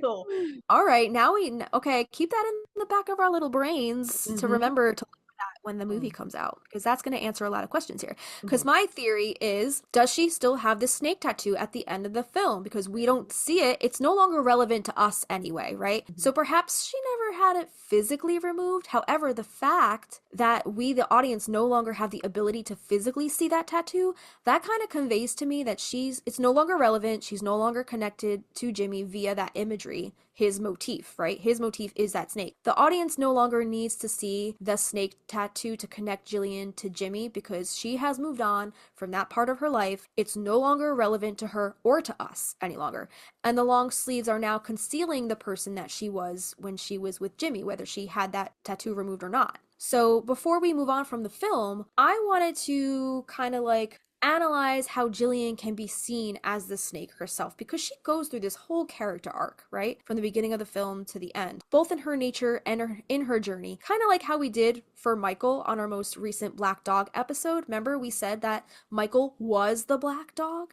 It's almost like the writers of the film aligned these animalistic energies with certain characters that they represented in the film. So was Gillian actually the snake? That was my question. So how would Gillian be the snake? So number 1, shedding her skin, reinvention and change. Snakes are symbols of transformation, shedding their skin to grow. Gillian constantly reinvents herself, moving from place to place, chasing love and passion without roots. She leaves behind old versions of herself in pursuit of something new, much like a snake discarding its past skin, right? She's constantly on the move, constantly shedding different skins, different personas, different lovers. Secondly, enchantment and temptation. Gillian is charismatic and alluring, much like the mythical serpent. She draws people in with her beauty, her free spirit, and charm, similar to how a snake hypnotizes its prey. She is especially enticing to Sally, pulling her out of her safe, predictable life and into adventure and risk. Much to like Sally's Sally didn't ask for that, right? Like, no. She just wanted to go help her sister because she thought her sister was gonna eat it. She was in trouble. Even in the books, as much as there's like a jealousy undertone, or like she's not super nice to her sister, but I think it's because of that, because Gillian is living this very exciting, enticing life and she's a little jealous. Oh yeah, I definitely feeling like a jealous thing going on there for sure. Remember the whole thing with the hair? Like, why would you the hair? Yeah. Then we have the connection to danger and poison. While Gillian herself isn't evil, she is undeniably drawn to danger. Snakes can be venomous, and Gillian, whether intentionally or not, brings toxicity into her life through her choices, especially with Jimmy Angelov. She carries his poison literally after he drugs her. Wait, what? After she drugs him. And metaphorically, well, I don't know, is it talking about him drugging her in like a metaphorical sense? Like love drugging? Oh, maybe. Well, listen, they kind of poison each other, right? Because Jimmy gets his bite into her. She's kind of glamored by his vampire snake thing going on. And then in turn, she also poisons him. So that's another twin flame mirroring thing going on, right? They're both poisoning each other. So I thought, That's interesting. So yeah, it says it says metaphorically, and his influence seeps into her life. Again, I said it before, I'll say it again. I think she left all her belongings, moved into his house, because she's becoming him. She's becoming the snake once she, gets together with him. Then also on this list, it says marked by the serpent. Her snake tattoo isn't just symbolic, it's almost as if she becomes the snake. This says the tattoo grows more pronounced as Jimmy's hold over her deepens, but I don't see any of that. This is ChatGPT trying to figure it out, right? Well, if you think about what we talked about before, maybe not so much more pronounced on her arm, but maybe in her mannerisms and her outfit choices. Like we said, she goes to put on the color green when she wants to take part in her more devious, manipulative activities. So she kind of does morph along with his persona once he kill him. I guess the effect of the tattoo grows more pronounced as Jimmy's hold over her deepens, mirroring how she internalizes his darkness. When the exorcism is complete and the tattoo is no longer relevant to who Gillian becomes as a person, for example, when she's wearing the more conservative clothing, it's as if Gillian has shed that corrupted version of herself, emerging reborn and more grounded in reality, not wrapped up in the glamour of an intense, sex-fueled whirlwind romance, And then lastly, survival and rebirth. Despite everything, Gillian survives,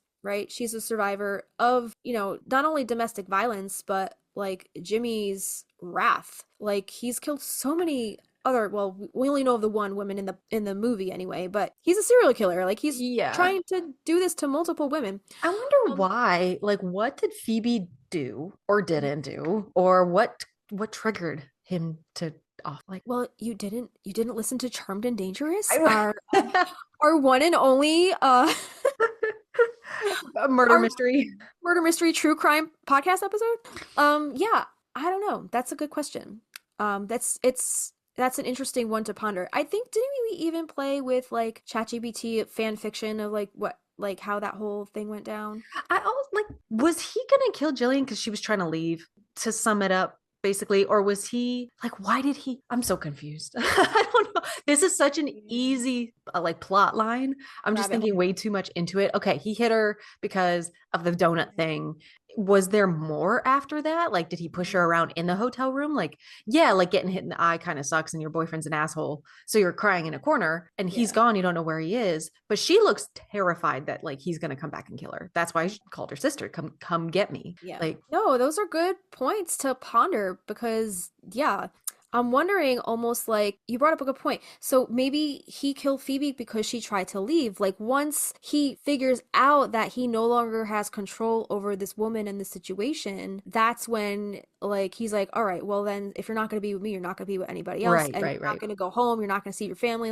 Your journey ends here. Yeah. He's got his teeth in her. Yeah. Yeah. And, what is the line from the Sudbury? He's like, "No, you're never gonna leave me, baby. If you leave me, I'm gonna kill you," or something like that. Yeah.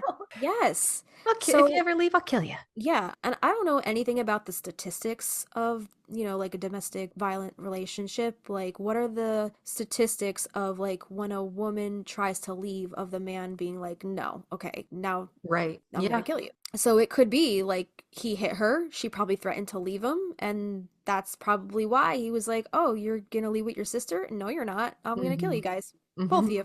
Both of you. I'm feeling very into sisters right now. So yeah, there you go. So despite everything, Gillian survives, and like a snake, she is resilient, adapting to new circumstances. She escapes Jimmy, endures possession, and ultimately finds a way back to herself. By the end of the film, she has undergone a full metamorphosis, shedding the toxic past and stepping into a new version of herself, one no longer marked by control or danger. In essence, Gillian embodies the spirit of the snake. Mystical, seductive, dangerous, yet ultimately capable of profound transformation and renewal. But then I also saw Jimmy as the snake, right? And perhaps this can be attributed to the whole twin flame concept. They are literally mirroring each other. So maybe Jimmy was the snake first and foremost, right? And then Gillian, the more she got wrapped up into this relationship with him, the more she lost her own identity and became a mirror of Jimmy at that point. That's why even after he died, she was still taking on a lot of his his devious persona. Anytime she slipped on that green dress, she was manipulating people in situations to bend to her benefit, or attempt to anyway. And the snake tattoo was the blood bond between them, and that kept them connected even through Jimmy's death. So now instead of a trauma-bonded relationship, now it has transformed into a literal spiritual attachment, right? And where was Krista Rimmer when Gillian needed her? Krista Rimmer!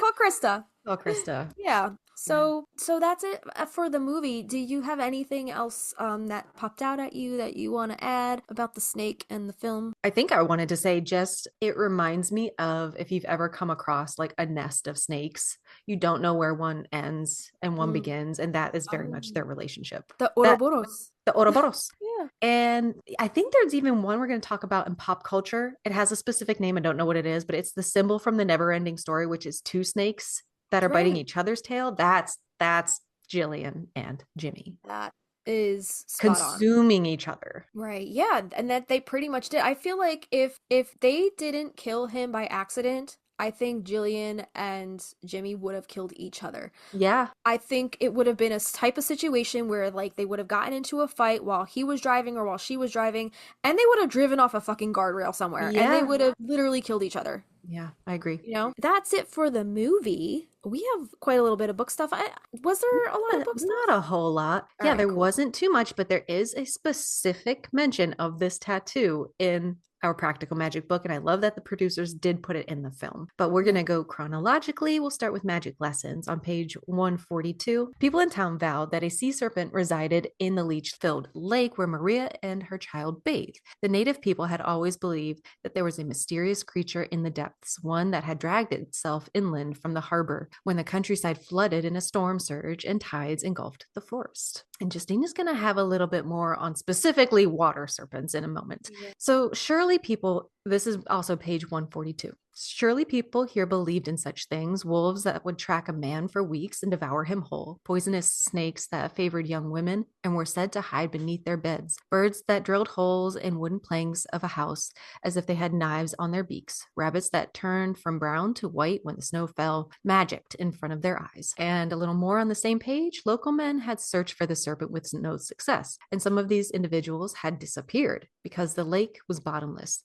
They were never seen again, leaving their wives and children to mourn their losses. 166. A large gray-scaled eel-like creature. She soon trained to eat crusts of bread from her hand. She told no one about his existence, for already she had witnessed how men handled any creatures they deemed to be monstrous. Yeah, they just kill them all, right?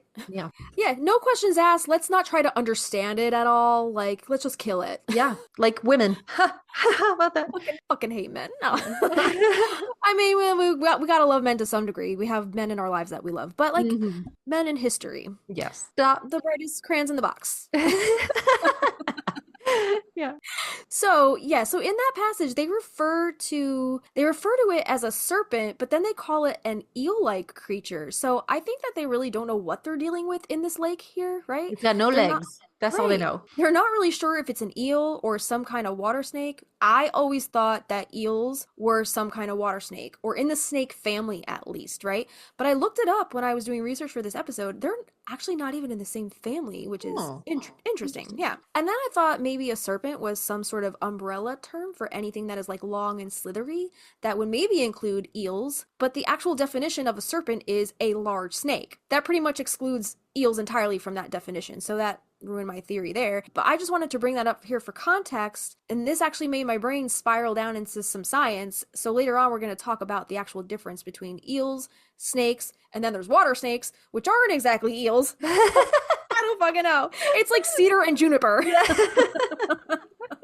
Yeah, cool. I always thought, okay, so this is Leech Lake. This is America, because they also talk about Leech Lake in the other books. Yeah. I don't know why I was like, oh, it's like the Loch Ness Monster kind of thing. Because isn't there mention I think you might be right. Of maybe in Rules of Magic? I don't know. I guess we'll get there if it's mentioned. Yeah. But I wonder if she named it Greg. What do you think she named it? Wait, she did name it though, right? Did she name it? I don't think so. No? Okay. But it okay. We're gonna keep reading because I totally forgot it had some of this other stuff later on. So 195 to 196. When the serpent came to her, she felt it before she saw it, winding its way past her legs. It was not scaly but smooth, reminiscent of the cover of her grimoire. The creature had adapted to this lake, eating frogs and leeches, but it had also been fed crusts of bread from Faith's hand, and so it had been tamed. A creature that knows kindness can repay such deeds. The serpent swam beneath the chair. Okay, so remember when she's going to be dunked? Yeah. Lifting it up through the green bubbles. On the banks, the men blinked and stepped back when they saw the chair rising and moving toward the shallow water. So it saved her. It's a good snake. He's a good serpent. It was Greg. It's Greg. My name is Jeff. 248. Faith considered running away, but she didn't know the name of the place where they had come from, so she might return.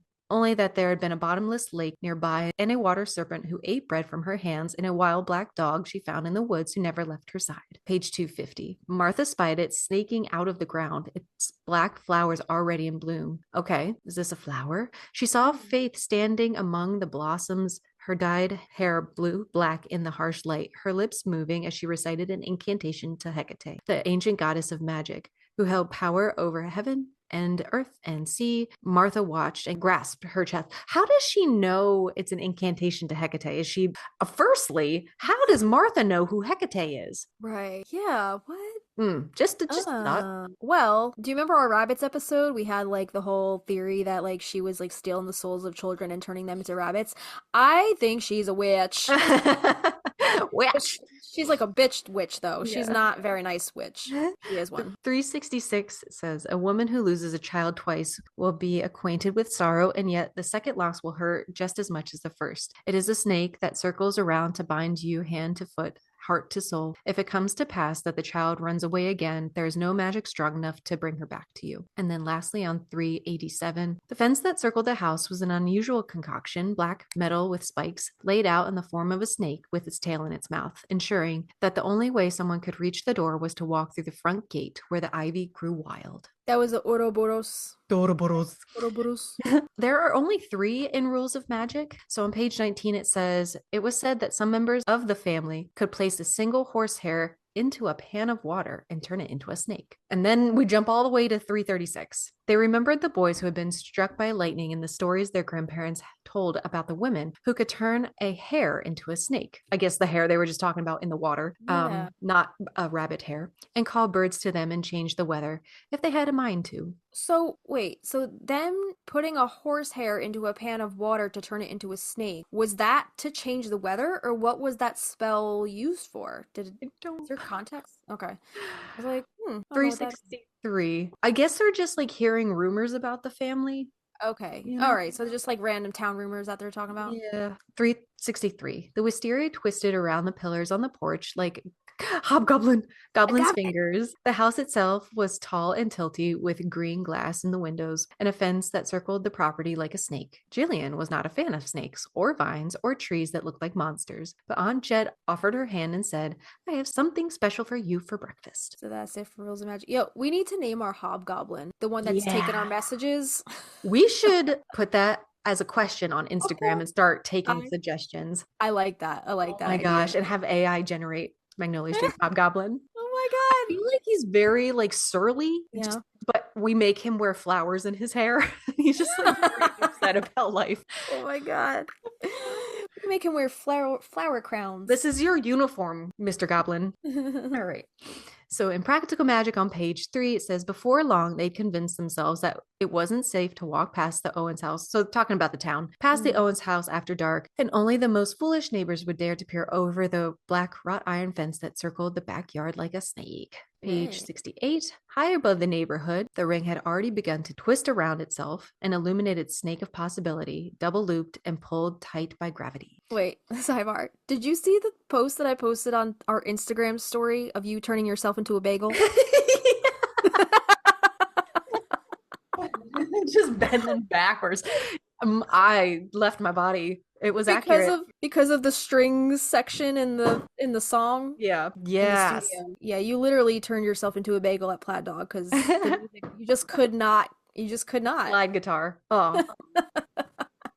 Page 69. This says Gillian has cut her blonde hair shorter than ever. She smells like sugar and heat. She's got sand in the ridges of her red boots and a little green snake tattooed on her wrist. Page 130. So there it is. There it is. Little green snake. This one, she opted for color. In the movie, she went black and white. And also, it says a little green snake on her wrist. It doesn't mention it wrapping around her wrist like a bracelet, you know? Right. So a little different. 131. Children are certain to shove each other and pull hair. Teenagers will call each other names and cry, and grown women who are sisters will say words so cruel that each syllable would take on the form of a snake, although such a snake often circles in on itself to eat its own tail once the words are said aloud. Page 200. This man was Gary's grandfather, Sonny, and he spoke about being struck by what he called the white snake every single day until the day he died 2 years ago at the age of 93. We're going to talk about White Snake later. Okay.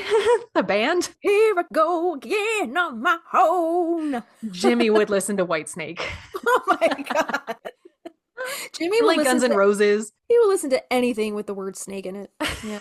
Lastly, 221. Why shouldn't he be? He's read a description. Oh, this is talking about Gary. He's read a description of the ring in 3 depositions, a rattler on one side of it. He remembers that, a coiled snake, which is exactly what he's got now. So he's found the ring and he knows exactly what he's looking at. Don't they end up finding that ring in like a dish or like a ring dish or something? Yeah, but I think it's when Kylie's cooking the cake and there's a frog on the windowsill. These people don't have screens in their windows, I've noticed. You know, and the frog comes in, then he burps it up. And Kylie's like, oh, thanks. And she puts it in a little dish. Yeah, a little different from the movie, for sure. So in Book of Magic, Alice actually uses the term circled around like a snake at least 4 times. I don't even know if I grabbed those because it was so repetitive. I put them in, I bolded them so you could kind of okay. Okay. Yeah. Cool. 103 says Kylie stopped cold. Her need for the book twisted inside her, a snake that circled her heart. 118. Vincent knew what it was like to endure the curse. It twisted around you, a snake of despair, and forced you to do whatever was necessary to survive. And 168. On his left arm, there was a lion, there for courage, and on his other forearm was a serpent biting its own tail, the symbol of the universe. Yeah, so even though she doesn't use the language of circling around like a snake, she still uses the imagery of the Ouroboros, which that seems to be a very prevalent theme in these books. Like, yes, you know, yeah. Do we talk about, like, I know we talk about the Ouroboros later on, but is there any like connection that we can make as far, I guess we'll figure that out when we go down that rabbit hole later. Any connections we can see, like why Alice would have chosen that symbol to represent the snakes in these books, you know? I think it's very connected to alchemy, as far as I know, and all the cultures we're going to talk about too. Right. That's the only reason I could think. Page 194. She had taken a note of a glass jar deposited on the ground. Inside was a slip of paper, twisted around like a snake, printed with pale red ink. 223. He knew he was setting out on the crooked path, magic that had no beginning and no end, and instead circled like a snake, its tail in its mouth, so that you could not venture off the route you set out upon. He had a dark side, and he feared a deeply emotional side as well. Is this talking about Vincent? 268. Antonia had always wanted to leap in and swim among the water lilies, but she was forbidden. Evidently, there had been a near drowning sometime in the past in that very lake, and strange stories about a sea serpent. That was reference to the weird, debatable snake eel in Leech Lake, whatever it actually was. 315 and 316. He didn't need to say any more. Aaron.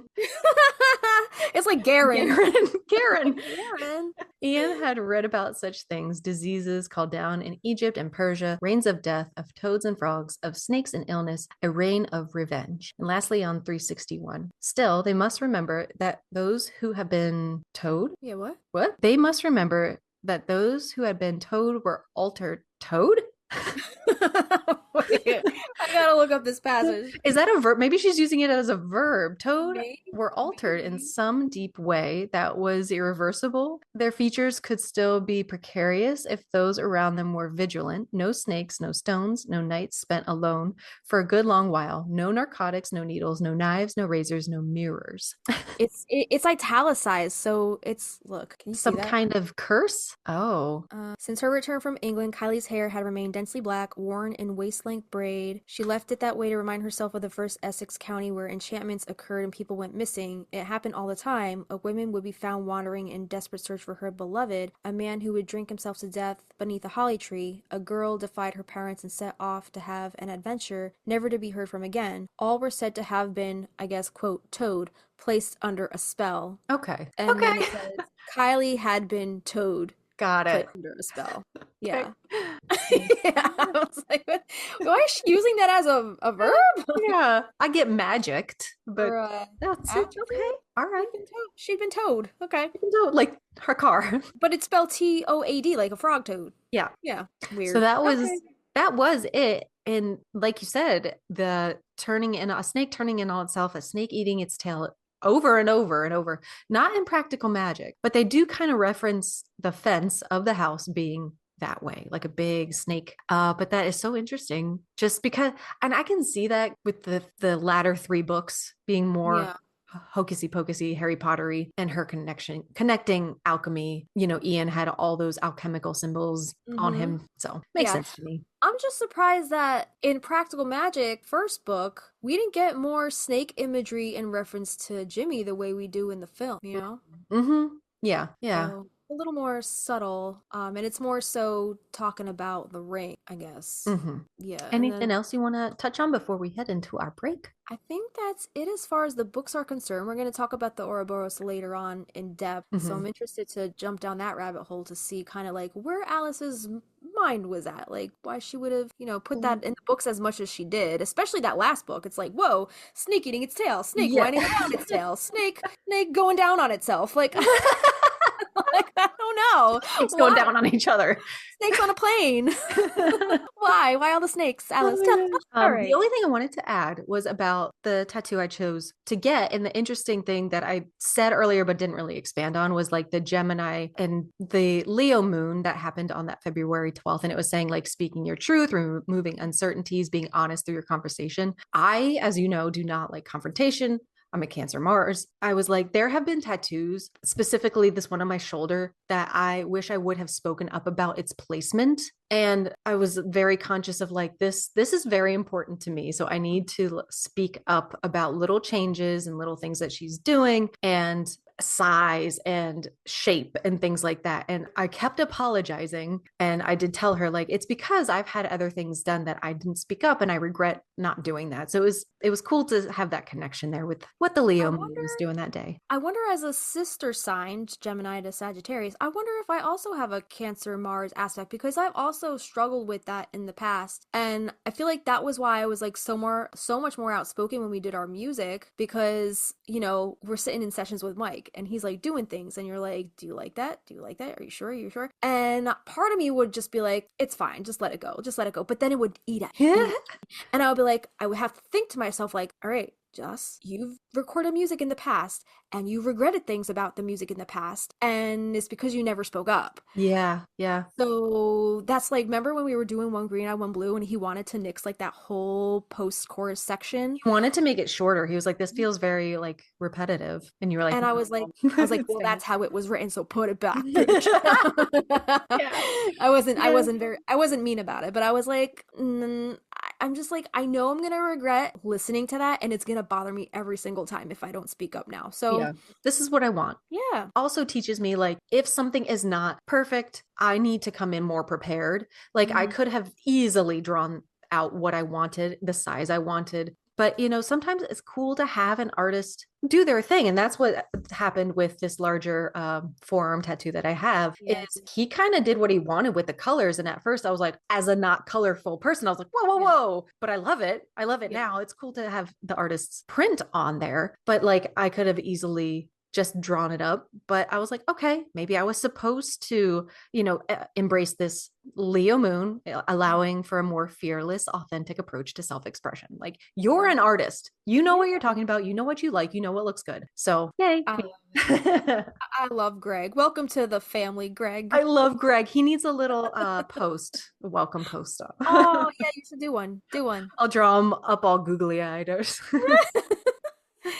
Cute. Yes. That's all I wanted to add. Right. Are we ready to take our break? And then when we come back, we're going to talk about some biology. We're going to pull from a different card deck today. We're not doing the Inner Witch Oracle. We're going to do Joseph's Fauna and Familiar Magic deck today. Awesome. Yep. We got all the science coming up in the mythology. So stick around. Lots of pop culture too. Lots of pop culture. But this might have another break in here somewhere. Yeah. Right? All right. Stick around. We'll be right back. Hey, little witches. Justina here, calling all practical magic fans and music lovers.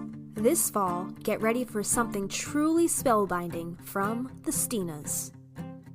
Kristina and I started Magnolia Street podcast as a way to share our original music inspired by our favorite movie, Practical Magic.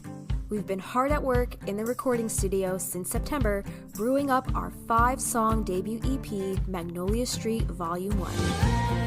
At the house on Magnolia Street, would you go down to Magnolia Street where the wisteria grow wild?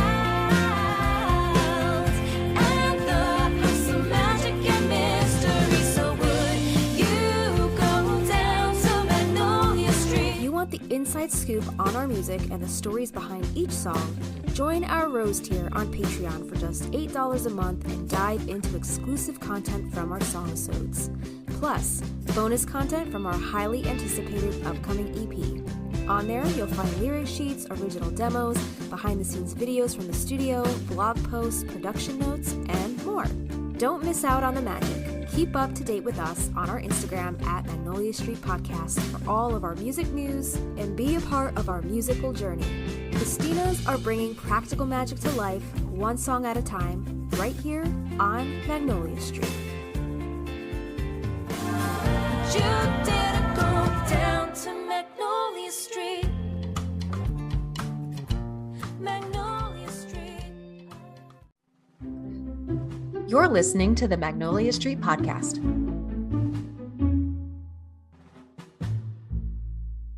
We're going to get right down to our card pull here. We're going to take a break from the Inner Witch Oracle today, and instead we're going to move on to Joseph's Witch's Grimoire Oracle, specifically the Fauna and Familiar Magic deck, because this deck has a snake card. The Inner Witch Oracle does not, so I thought it was better to do this one for today. And the image on the card, it looks like an actual snake about to like strike, right? This is a scary eye. Open mouth, fangs showing snake. This is not a Greg snake. Right. Yeah. And the image on this card, it's kind of like against like a old parchment kind of background. And then on the right hand side, we have the astrological and planet symbols and element symbols. And so I'm just gonna read what's on here. So the snake is ruled by the water element, Pluto, Uranus, and the sign of Pisces. And it represents the cycles and rebirth. We are in Pisces season. That's right. We are in Pisces season. Are we on the end of Pisces season? The 19th. We go Okay. into like Taurus in there somewhere. Okay, yeah. No, So, yeah, Aries. My God. Aries, yes, Aries. Dude, I have so many Pisces, Aries, and Taurus friends, family. Yeah. It's crazy. So the snake represents cycles and rebirth, acceptance, revival, and transformation. The snake is calling for you to accept the ongoing cycles that happen within you and around you, as well as for you to recognize and welcome the chance for rebirth. Often, in order to grow and move forward, you need to let go of the things that no longer benefit you. By tapping into the energy of the snake, you can shed your old skin and emerge anew. Learning to embrace the changes that are happening in your life can help you revive your spirit, transforming you into a fresh, more whole version of yourself. Perhaps the snake card has sensed that you have become stagnant in a phase of your life that no longer brings you joy. It may come to you as a reminder that you have the power to work on changing that. Whether you apply the spirit of the snake towards finding acceptance, reviving the very essence of who you are, or evolving into what you want to be. Know that you are versatile and capable of boundless growth. Joseph, that was beautiful. Yeah. Love it. That's a cool, different deck. It's not so much based on practical magic, right? Not really even at all. It's just, I thought it had great information about more familiar stuff. But yeah, he did not have any, like no snake tattoo or anything from the practical magic deck like that. Yeah. So. No, I would love to use those other decks more because pulling is fun, but sometimes after 3 years you start pulling the same things, and I just love his stuff. So it's Flora and Fauna, Garden, and Crystals and Stones. Is that right? Yep, there's a crystal one too in that little it's like a series of the 3 decks, but I think you could buy each deck individually on his site. Yeah, I think so too. Yeah. Yeah, so check out his site, groundedbythemoon.com, and use our coupon code Magnolia Magic for 10% off your entire order. All right, we're gonna get into some, what is this, science now? We're gonna do some science. Well, you wanted to unpack what this Leech Lake monster eel water serpent was all about. Yes, yes. So, going back to that mysterious creature in Leech Lake, was it an eel? Was it a snake? Or was it a sea snake? Like, what is it? So, there are some differences. I didn't know this between snakes and eels. I thought they were always a part of the same family, at least. This says eels are not closely related to snakes at all. Eels are fish, while snakes are reptiles. Eels and snakes have a similar elongated shape, but this is an example of convergent evolution. This means that they independently developed similar features to adapt to similar environments. Eels breathe underwater with their gills and fins because they are fish, while snakes are reptiles that cannot breathe underwater. So eels are actually flatter than snakes, and I'm not sure it's because like it gives them that ability to glide through the water faster or better, so they adapted for their environment a little more. Eels are fish that cannot survive outside of water, while snakes are reptiles that spend a lot of time in water. So even though snakes are not eels and are not fish and they're reptiles, they still do spend a lot of time in water, but they're different. Juniper cedar situation. So weird. Yeah, exactly. So sea snakes have paddle-like tails that help them propel themselves through the water. Snake eels are a family of fish that have long cylindrical bodies that resemble snakes. They are found in tropical to warm temperate waters around the world. So what is a sea snake versus an eel, and what's the difference between those? And this was written by Oliver Treasure Smith. It's from bristolaquarium.com. Oliver says, throughout the world's oceans, there is a diverse range of sea creatures that have adapted to survive in the environment that they call home.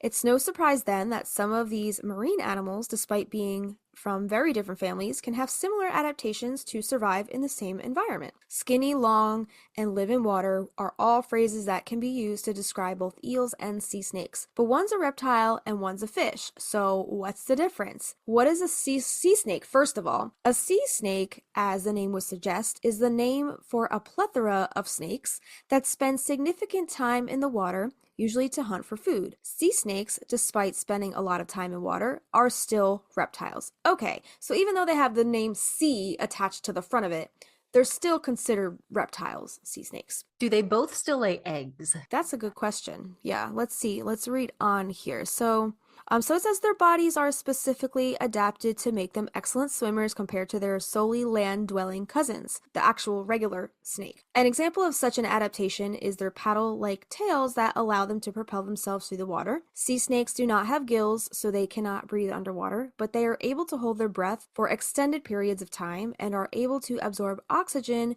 into their blood through their skin. Could you imagine, like, not even having to breathe? Like, you're just absorbing through your skin?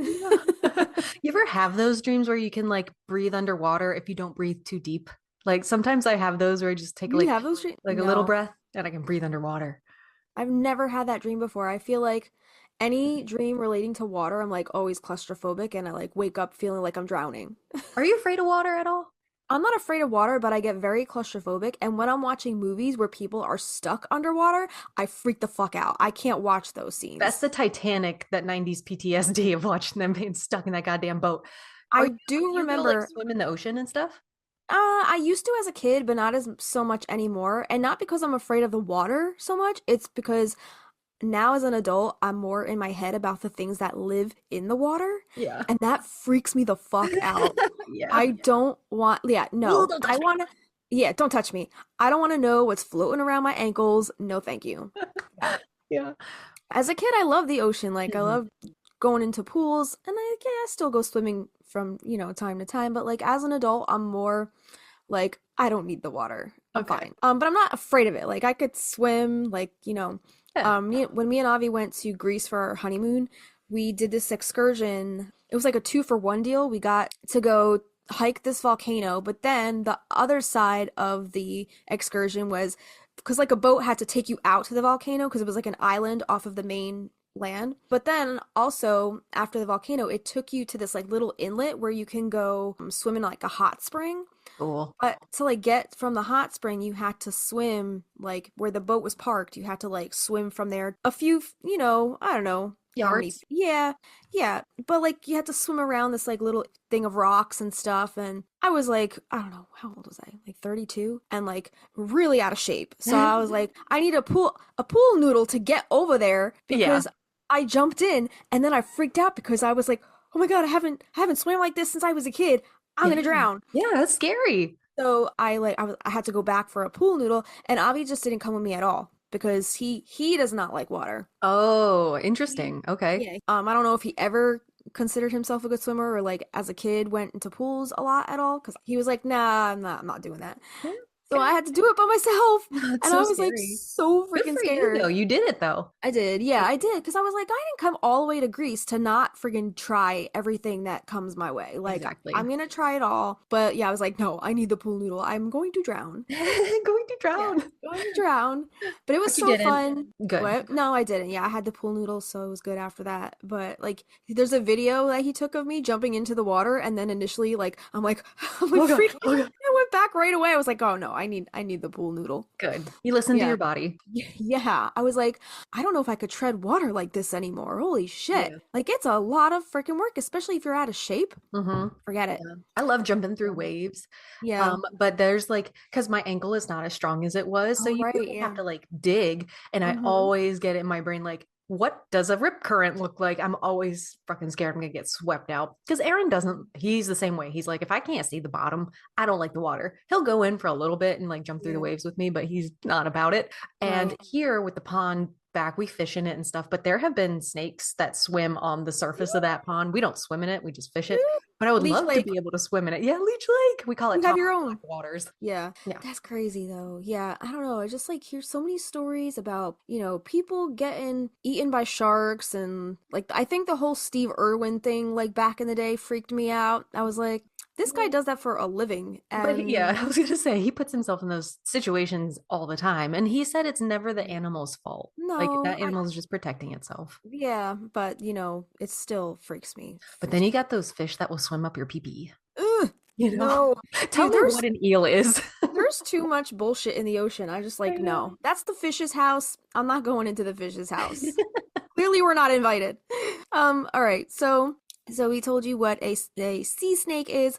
So what is an eel? So eels, on the other hand, are a type of slender fish that is visually similar to a snake. Unlike most other fish, eels lack pelvic fins and only have very small pectoral fins. Much like sea snakes, an eel's body is slender and adapted to glide through water by generating waves up their body. Eels can also swim backwards by reversing the wave's directions. That's crazy. That must feel good. Yeah. They generate waves that go up their body. It's like a constant massage. Ooh, yeah. Ooh. Yeah. So a key difference is in appearance. Sea snakes and eels are both very similar looking, but you'll be interested to know that there are some key differences to set them apart. The main difference in how an eel and a sea snake look is that a sea snake doesn't have any fins or gills. As well as this, when in water, eels are said to resemble a ribbon gliding through the water, whereas sea snakes resemble a thin piece of rope. So there are some habitat differences. Eels can be found in both seawater and freshwater, with most living in the sea. They may live in the shallower waters and burrow in the sand and mud, while other species live much deeper. On the other hand, sea snakes are mostly found in tropical waters of the Indian Ocean and Western Pacific Ocean. So we think it's an eel then. I'm gonna say yeah, because it's like because it would probably be freshwater, freshwater. Right. right? And Yeah. not the Pacific. I just mainly wanted to know like the difference between like, how to identify them, freshwater versus saltwater or like ocean water. Yeah. Do I think that was, defense like, the main- mechanisms though. I want to know about that. That sounds cool. Okay. All right. So despite their relatively small stature, eels and sea snakes are both formidable opponents that you wouldn't want to swim into in a hurry. So let's look at how these incredible animals defend themselves from predators. Electric eels are known for their ability to produce electricity to shock any predators that get too close. However, they aren't an eel at all. Wait a I'm second. even more confused now. So why are they called an electric eel then? I'm so confused. So electric eels are not eels at all? That's crazy. Okay, it says electric eels are actually a group of knife fish That's a good bit. that are closer in relation to catfish than true eels. Okay. So are they like long and snake-like, or are they more of like a catfish size, you know? Other eels defend themselves using incredibly strong jaws and sharp teeth that produce a seriously nasty bite if threatened or disturbed. Some species of eel are also nocturnal, meaning that they are less likely to encounter fish that mean to cause them harm. Like many species of terrestrial snake, most sea snakes have a venomous bite.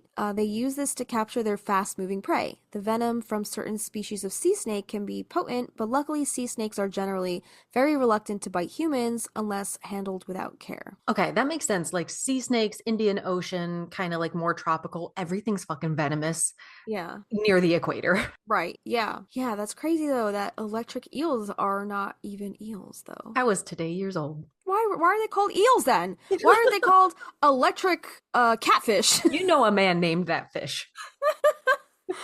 Anyway, yeah. Okay, cool. It's an eel. Okay, so not all eels are electric either, Mhm. right? Because Alice didn't say anything about electricity. She just said it liked bread and that it would eat bread and it could lift a Like- chair out of the You lake. like bread.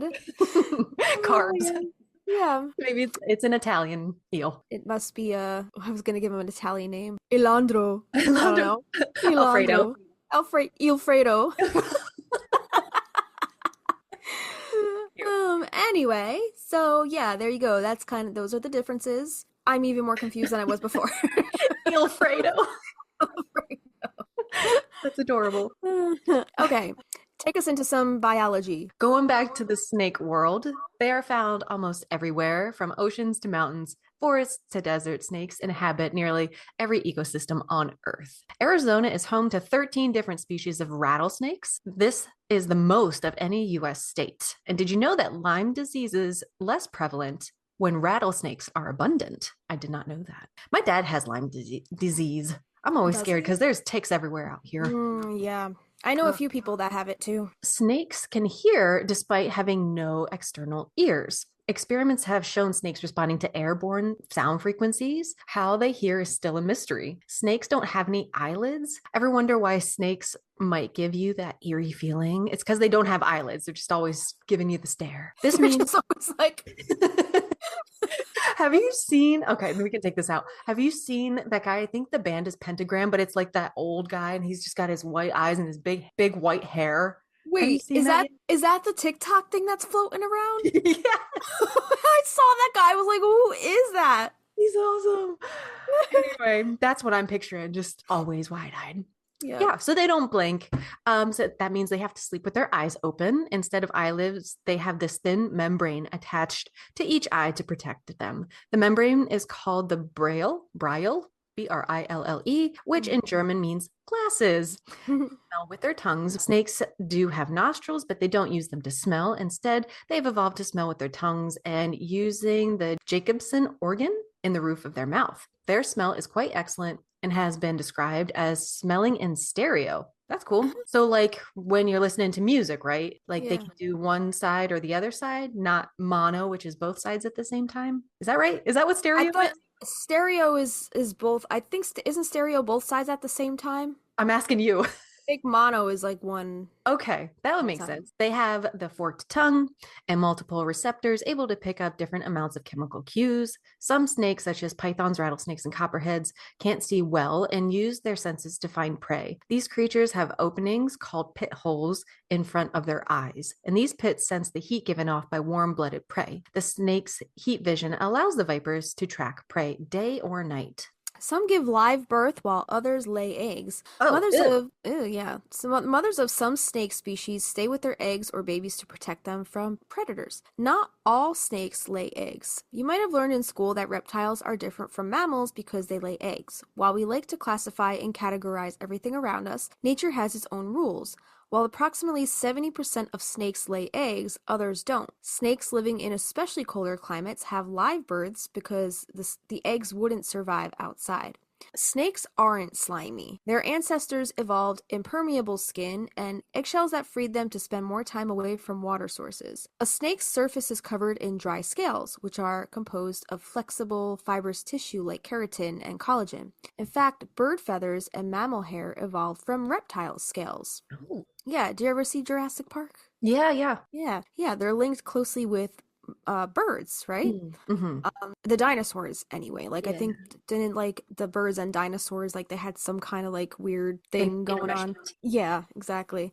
So snakes actually come in all different sizes. This ranges from Barbados thread snakes who weigh less than a paperclip and can coil up on a US quarter to green anacondas that can weigh over 200 pounds. No, thank you. Yo, it's crazy how big some snakes are. Yeah. Have you ever seen Scary. an oarfish? They No. look like a giant eel, but it looks like it could be like a Loch Ness monster. They're terrible. Ooh. Do we talk about the Loch Ness monster at all in this? And is the Loch Ness monster a snake or is it a is it like a dragon of some kind? I don't know. No, I don't think we get into it. Okay, because 'Cause wasn't it's got fins. yeah, wasn't the thing in the Leech Lake? Did they compare it to the Loch Ness monster at some point? Did we see- I don't think they called it anything, but maybe they referenced Nessie. Yeah, maybe. Oh, yeah, maybe. I think we do talk briefly about the Loch Ness monster. I don't even think we talk a lot about it. It's just mentioned when we Okay. talk about some stuff I think later on. Pigments that color a snake's skin run the visible spectrum of color, even into ultraviolet wavelengths. Color patterns may serve to camouflage, confuse, gain solar heat, and signal, for example, warning colors. Some species, like the Arizona black rattlesnake, can lighten and darken dramatically for reasons not well understood. Oh God. It's just like having its own disco party. yeah. Right? It's just like, oh, I'm going to just change color for no reason. That's crazy how much we still don't know about the natural world. Right? Yeah. Yeah. Why? Like, scientists didn't, like, study these things? Like, Because, like, why? there's snake specialists out there, right? Like, Yeah. look more into that.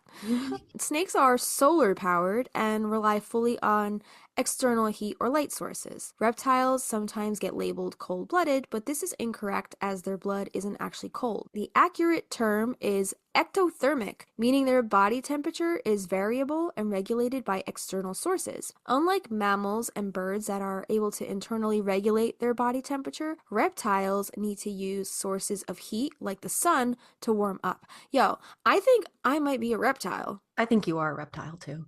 This is one of those trivia things where Yeah. you're like out and about and having that conversation, which comes up all the time. And you can be like, well, actually, they're ectothermic. They're not cold-blooded. That sounds like some shit I would say to Avi. Like, don't you know I run a podcast? And he's like, shut up. You know too much stupid shit. Justina, you're so cold-blooded. You're like a snake. Actually, I'm ectothermic.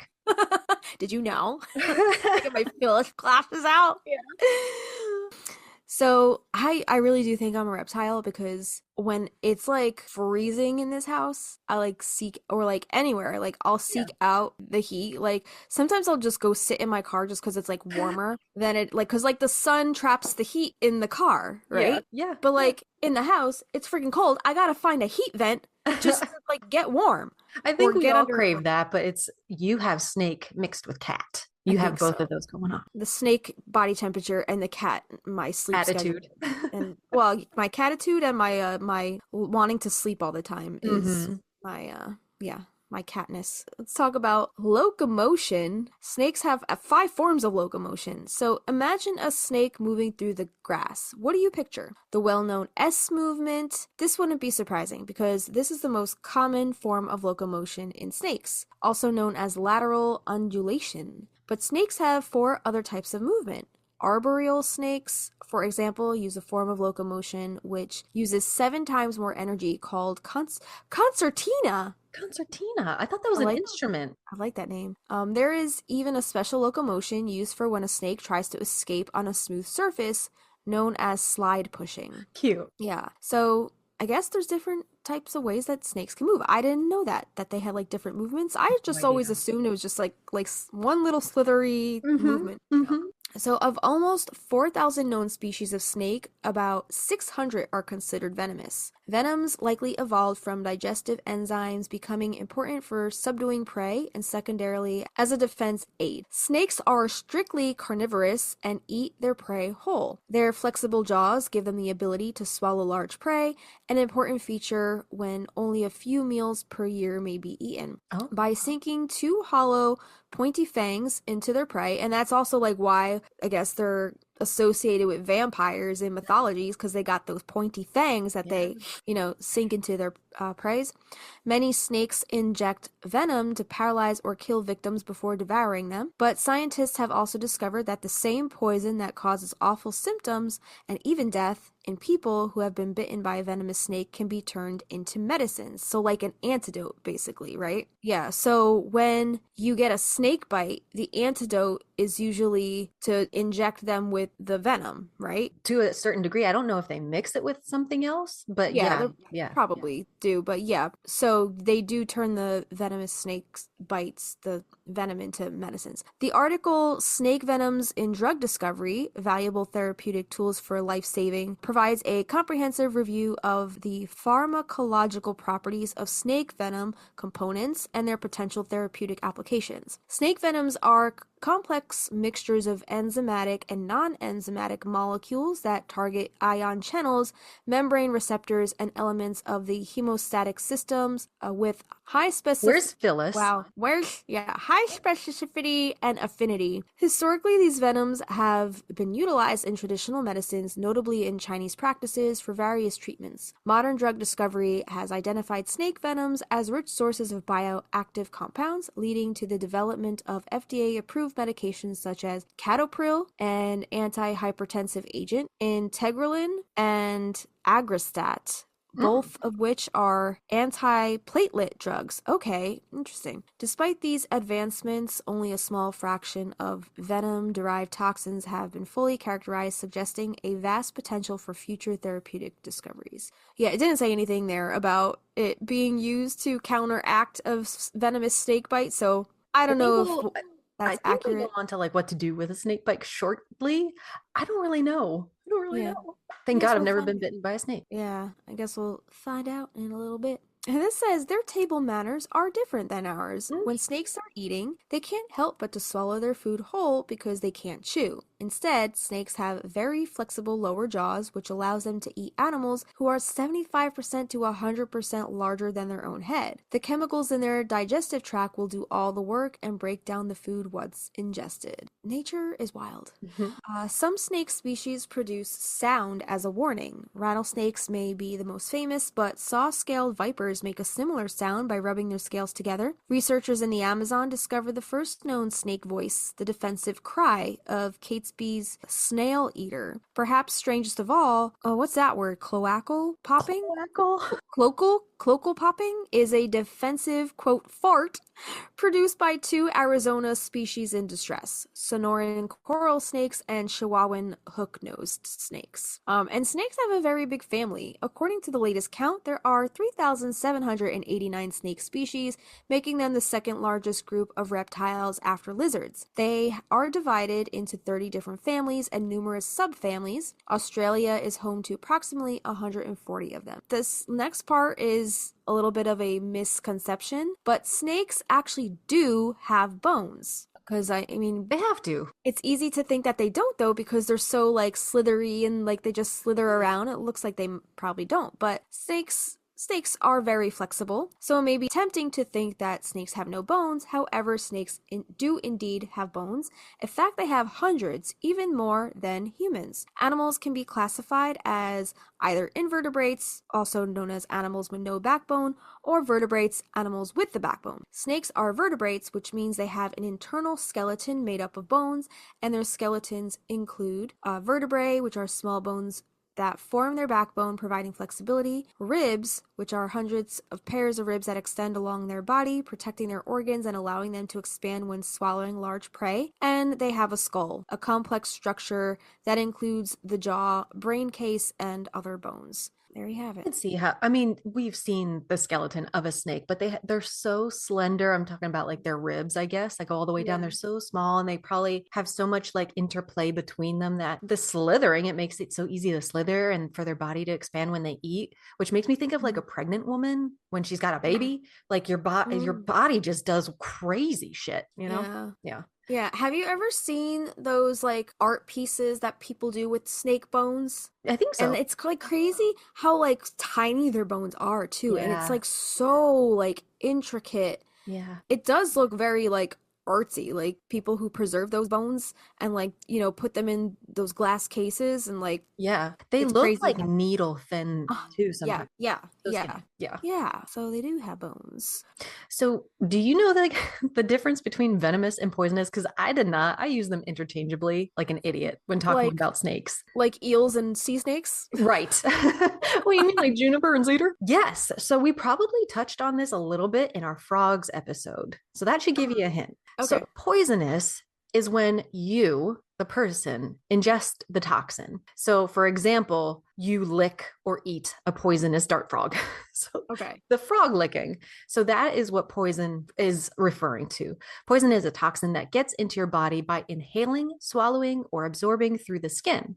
Whereas venomous is a toxin that is injected into you. An example would be when a cobra would bite you and inject the venom through its fangs, or a scorpion if it stung you. Venom is a toxin that gets into your body by being injected, usually by a bite or a sting. So I guess to a degree, even a bee could have a toxin because it hurts. It makes you, swell or itch. Yeah, so I guess B, that would be venomous then, right? Because it's Yeah. injecting via its stinger. Yeah. Probably. So why does venom need a wound? Venom and poison differ in how they enter your body due to their chemical composition. Poison consists of small molecules that easily pass through the skin, while venom molecules are too large and must be injected to take effect. Although drinking venom is technically possible, it's not advisable. Any cut or ulcer in the mouth or throat would allow the venom to enter the bloodstream, producing the same effect as injection. However, stomach acid breaks down venom's proteins and peptides, neutralizing it. Poison is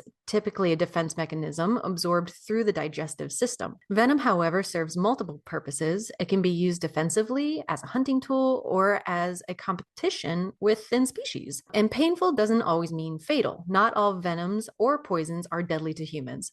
Some cause pain, but serve primarily as deterrents. Oh my God. The bullet ant. I fucking hate these ants down in the south. They will wreck your day. It's terrible. So I'm guessing that's a kind of, is it a venom? It must be a venom because it hurts, but it's not deadly. This says the bullet ant has one of the most painful insect stings, lasting 24 hours, but it's not fatal.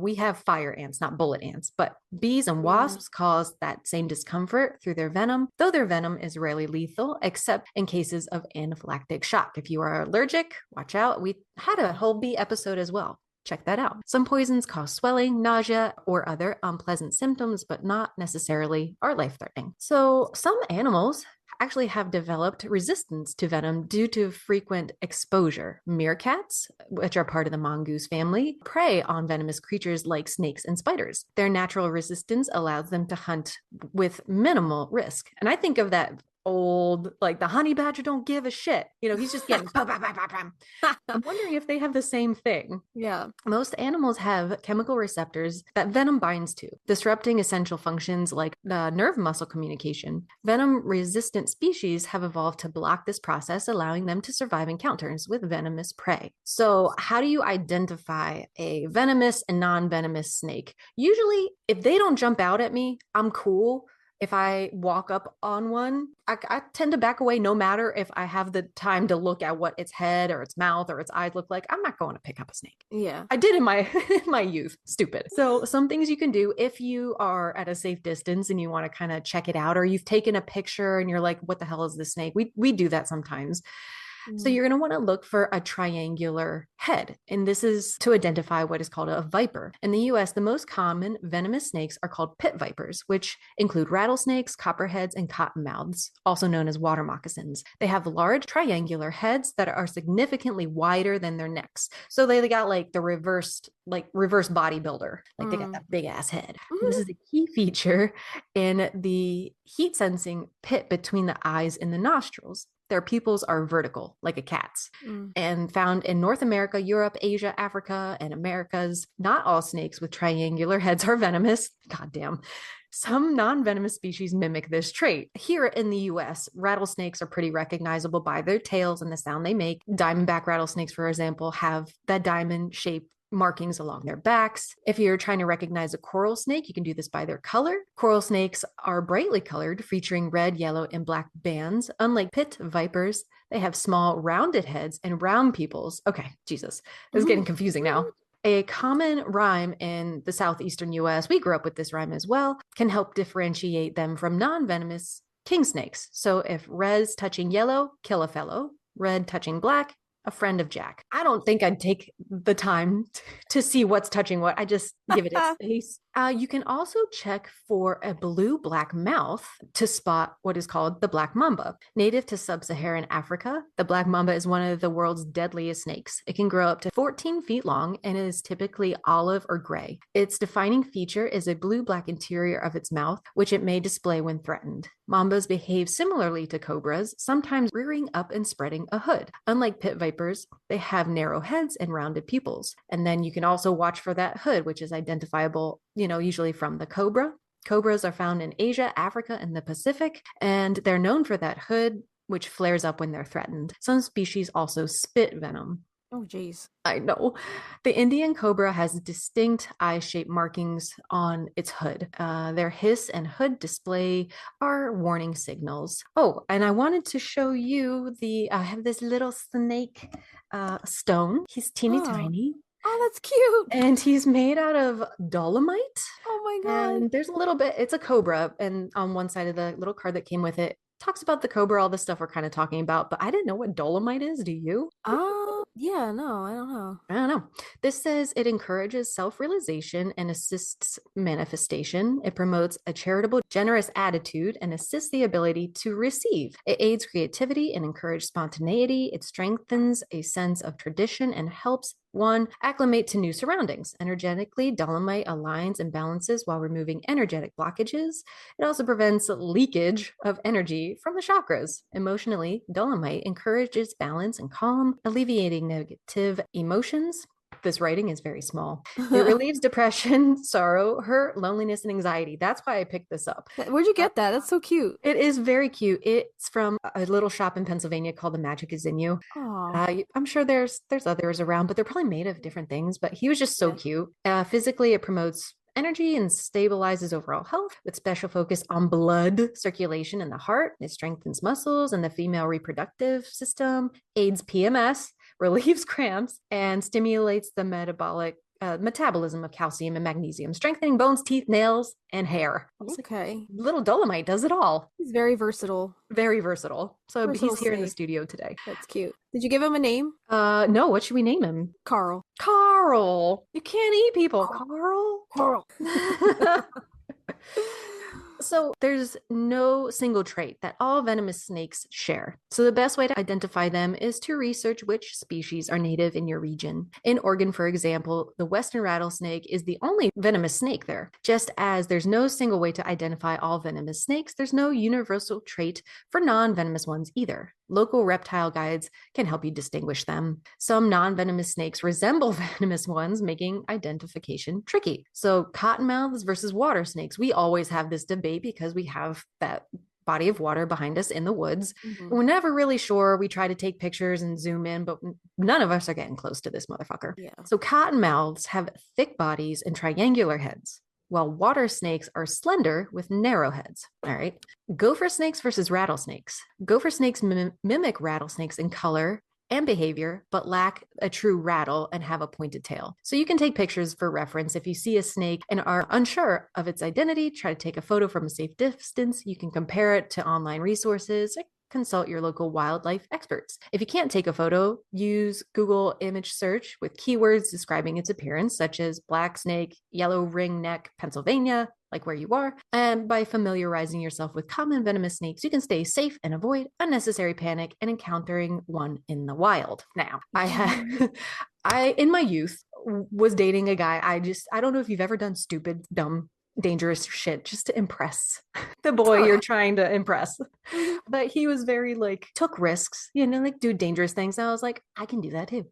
So we were vacationing up in Raystown Lake. We were going on a hike and we came upon this cuddle pile of nope ropes, which we found out were rattlesnakes or copper. They were copperheads. So I thought it was cool to pick one up with a stick. The stick was, I don't know, 5 feet long or something like that. So it's not like they could very well have all gotten worked up and gotten me. I was able to pick one up and I got a picture and a video. So that's in our notes. Oh And my you can God. see, I was probably 20 years old, 2009, Kristina. And she lived to tell the tale. I did. Don't do that. Yeah. Don't do that. Got a pile of nope ropes. Did you say nope ropes? Nope ropes. Yeah, a big nope. Big nopers.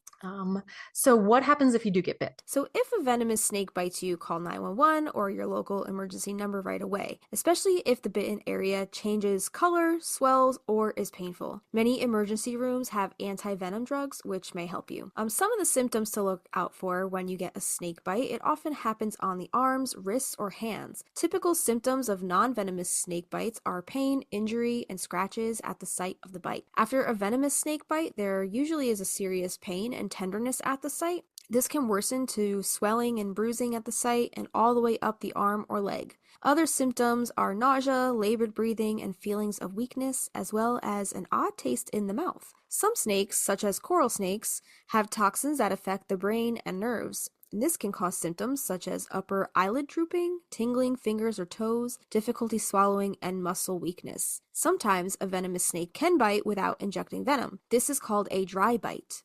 So the treatment for this, after you call 911 or your local emergency number, if possible, take these steps while waiting for medical help. First of all, move far away from the snake. I don't know why you would be cuddling after getting a snake bite, but, just in case you needed to know, you need to Hobble your ass away.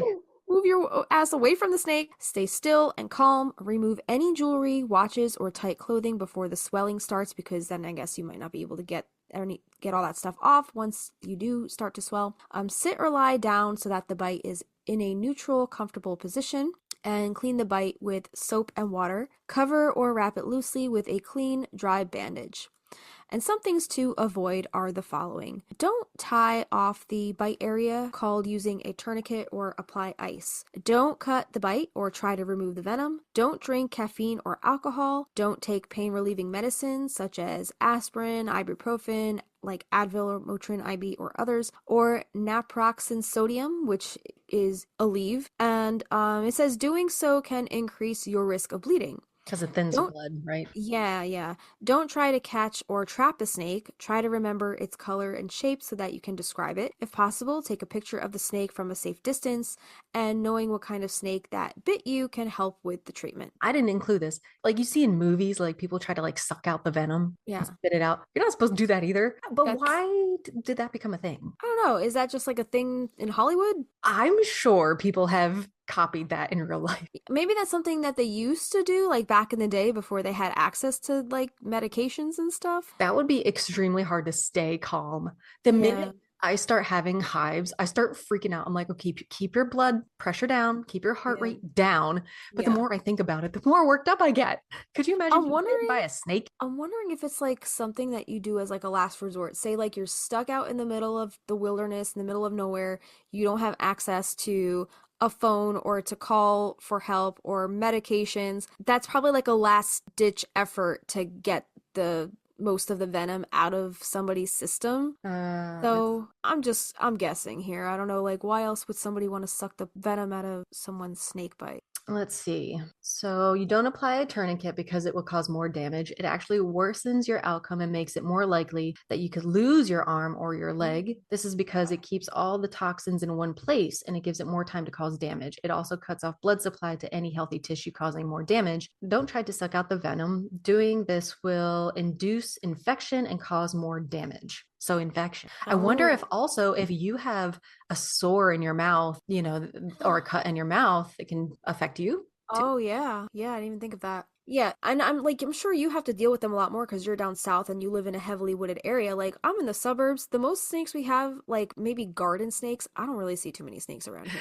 So we're gonna dive into some mythology. We're gonna talk about the Ouroboros for a little while because there was so much I did not realize how many cultures it was in. Oh yeah. Snakes are a common occurrence in myths across multiple cultures. The Hopi people of North America viewed snakes as symbols of healing, transformation, and fertility. The great goddess in ancient Crete had snakes as her familiars, often twining around her sacred staff. In Mesoamerican mythology, the plumed serpent Quetzalcoatl Sounds good to me. Quetzalcoatl held numerous divine roles. More about them shortly. So let's start in Egypt. The serpent or dragon eating its own tail has survived from antiquity and can be traced back to ancient Egypt circa 1600 BCE. That is the trivia I wanted to lay down on the tattoo artist, but I didn't get a chance. It's contained in the Egyptian Book of the Netherworld. Not sure if that's the same as the Egyptian Book of the Dead. Could be. Oh, yeah. The Mummy, Billy Zane. The Ouroboros is an ancient symbol depicting a serpent or dragon eating its own tail. The name originates within Greek language, oro meaning tail and boros meaning eating. Thus, he who eats the tail. The Ouroboros represents the perpetual cyclical renewal of life and infinity, the concept of an eternity and eternal renewal, and represents the cycle of life, death, and rebirth leading to immortality, like the phoenix. The current mathematical symbol for infinity may be derived from a variant of the classic Ouroboros, with the snake looped once before eating its own tail. And such depictions of the double loop as a snake eating its own tail are common today in fantasy art and fantasy literature, which will have a whole pop culture section later on, though other conjectures also exist. It can also represent the idea of primordial unity related to something existing in or persisting before any beginning with such force or qualities it cannot be extinguished. Does that make sense?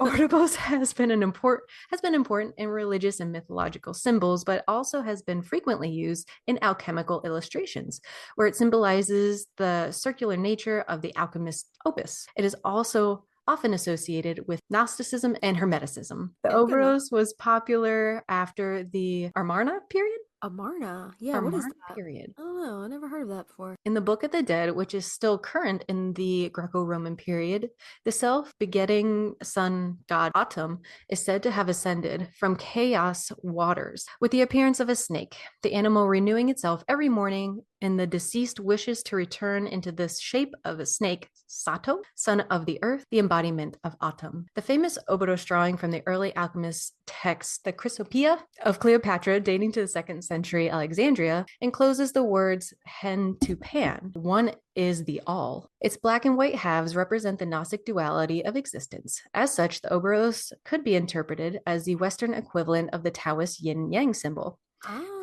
The Chrysopoeia Ouroboros of Cleopatra is one of the oldest images of the Ouroboros, to be linked with the legendary opus of the alchemists and the philosopher's stone. Generally taking on a circular form, this symbol is representative of many broad concepts: time, life, continuity, completion, the repetition of history, the self-sufficiency of nature, the rebirth of the earth can all be seen within the circular boundaries of the Ouroboros. Societies from throughout history have shaped the Ouroboros to fit their own beliefs and purposes. The image has been seen in ancient Egypt, Japan, India, utilized in Greek alchemic texts, European woodcuts, Native American Indian tribes, and by the Aztecs. It has at times been directly associated with such varying symbols as the Roman god Janus. Is that like Jupiter? Isn't that the god with the two faces attached to each other? Is it? I don't know. Yeah. Okay. I think that's the god of January. Oh, that makes sense. Okay, Janus. Yeah. The Chinese yin yang and the biblical serpent in the Garden of Eden. In Greece, Plato describes a self-eating circular being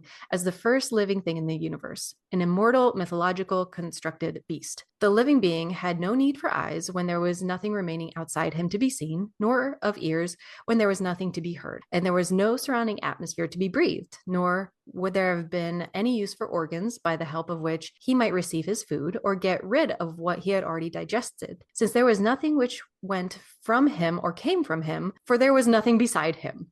Of design, he was created thus, his own waste providing his own food, and all that he did or suffered taking place in and by himself. For the Creator conceived that being which was self-sufficient would be far more excellent than one which lacked anything. And as he had no need to take anything or defend himself against anyone, the Creator did not think it necessary to bestow upon him hands, nor had he any feet, nor of the whole apparatus of walking. But he don't have any arms, but that doesn't keep him from dancing. That's the tagline for this show. But the movement suited to his spherical form was assigned to him, being all of the 7, which is most appropriate to mind and intelligence.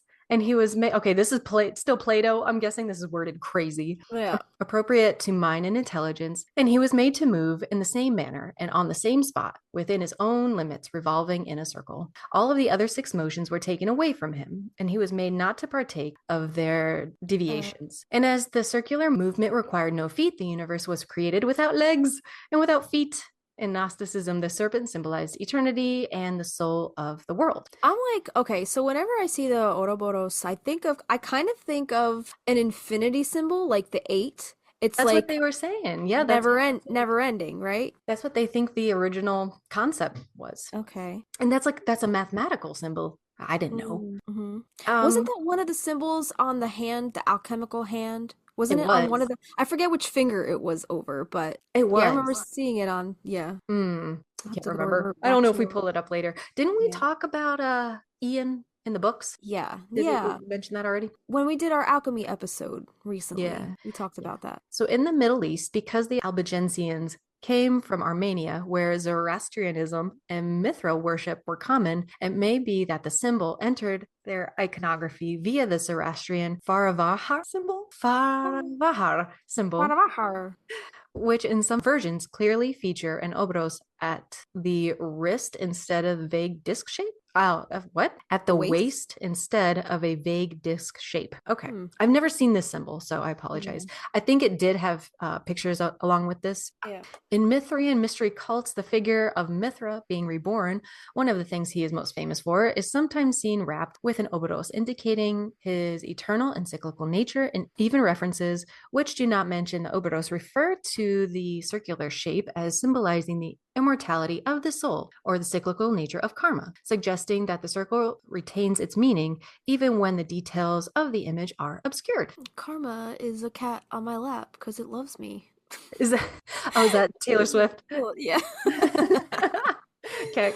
All right, let's talk about India now. So the Ouroboros symbolism has been used to describe Kundalini energy.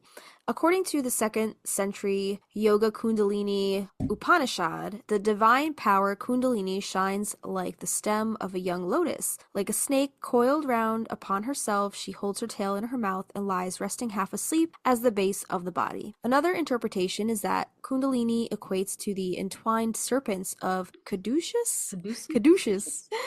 The entwined serpents representing commerce in the West, or esoterically human DNA. Oh god, this word. The Kurtimukha myth of Hindu tradition has been compared by some authors to Ouroboros. Ouroboros, the dragon circling the tortoise, which supports the 4 elephants that carry the world. Now let's talk about China. The universe was early divided into earth below and heaven above. These, 2 as 1, gave the idea of opposites but forming a unity. Each opposite was assumed to be powerful, and so was their final unity. For creation of the universe, they projected reproduction to conceive creation. Now reproduction results in the union of 2 opposites as male and female. Correspondingly, the Chinese believe light and darkness as the ideal opposites, when united, yielded creative energy. The 2 opposites were further conceived as matter and energy, which become dual-natured but as one. The 2 opposites were yin-yang, and their unity was called qi. Yin-yang was treated separately in Chinese cosmology, which consisted of 5 cosmic elements. Since Chinese alchemy did reach Alexandria, probably the symbol yin-yang, as dual-natured, responsible for creation, was transformed into a symbol called Ouroboros. It is a snake, and as such as a symbol of soul. Its head and anterior portion is red, being the color of blood, as soul. Its tail and posterior half is dark, representing the body. Ouroboros here is depicted white and black, as soul and body, the 2 as, quote, one which is all. It is a cosmic soul, the source of all creation. Ouroboros is normally depicted with its anterior half as black, but it should be the reverse as shown here. So I guess there's a picture that goes along with this. With the name Kimia taken to Kim-iya, like Kim-iya. The last word would take Ouroboros to yin-yang. In Mesoamerica, the serpent god Quetzalcoatl is sometimes portrayed biting his tail on Aztec and Toltec ruins. A looping Quetzalcoatl is carved into the base of the pyramid of the feathered serpent. Have you seen Apocalypto? Yeah. Do you remember like the king and they were like sacrificing all the people? Yeah. That is the Serpent King. I think that's like who they're kind of talk about. And then a more recent TikTok, I think I've shown you, is this temple, and there is this wind tunnel coming out of the front door, Oh and shit. it looks like a snake Oh spiraling into the wow. sky. It's so cool. All right, so this says Soxchicalco. Okay. Soxchicalco, and that is a pre-Columbian archaeological site in Mexico. And it says that the name comes from Nahuatl and may be translated to "in the house of flowers." You're really I good at well, I looked that Mayan and one. Aztec. No, even when you're just reading normally. I looked that one up because I was like, what? Because I remember when we went to Mexico, I went to Mexico when I was like 12. We went to this, it's like a theme park, and it's spelled Xkartet, and it's pronounced Xcaret. Whoa, that's too Yeah. many. Too But many it Scrabble letters.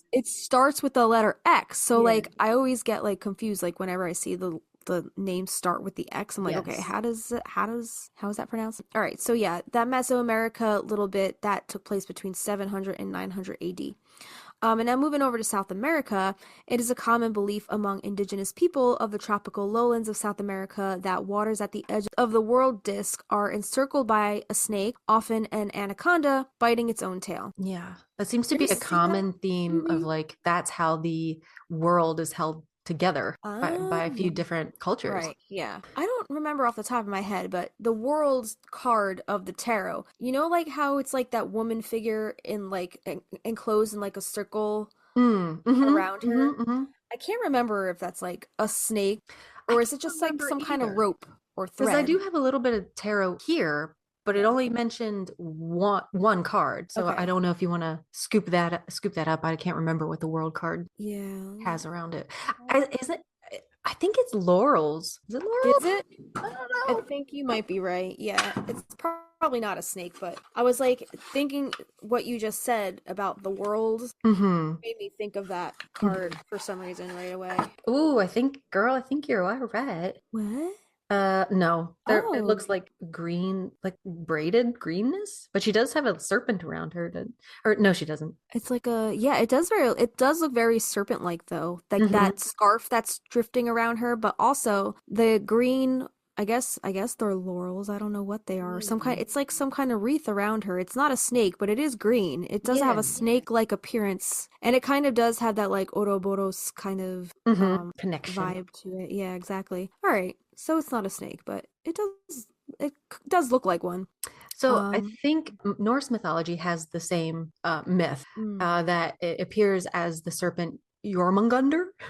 Aaron and I were trying so hard to figure out how to say this the other day. So Jormungandr, one of the three children of Loki and Angerboda, who grew so large that it could encircle the world and grasp its tail in its teeth. In the legends of Ragnar Lothbrok, such as Ragnarssona Hatter, the Gettish king Herud gives small lindwood as a gift to his daughter Pora Townheart, after which it grows into a large serpent which encircles the girl's bower and bites itself in the tail. The serpent is slain by Ragnar Lothbrok, who marries Pora. Ragnar later has a son with a woman named Kraka, and this son is born with the image of a white snake in one eye. This snake encircled the iris and bit itself in the tail, and the son was named Sigurd Snake in the Eye. Have you seen Vikings? They have this kind of No. storyline go on. No. In Christian mythology, Christians adopted, quote unquote, the Ouroboros as a symbol of the limited confines of this world, that there is an outside being implied by the demarcation of an inside. What's that mean? I don't know. And the self-consuming transitory nature of a mere this worldly existence following in the footsteps of the preacher in Ecclesiastes? I don't know.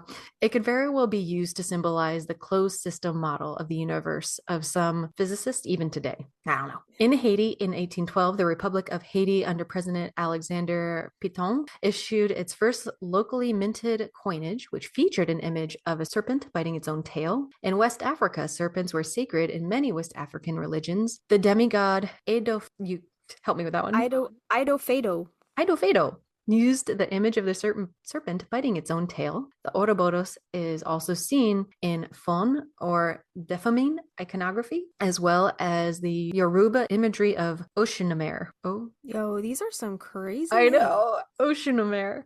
In Freemasonry, it's depicted on numerous messianic seals, frontispieces, and other imagery, especially during the 17th century. It's present in Theosophical societies, along with other traditional symbols. We're talking about the tarot and watermarks. It can be seen as a symbol that appears on both 14th and 15th century Albigensian printing watermarks, and is also worked into the pip cards of many early 14th to 15th century playing cards and tarot cards.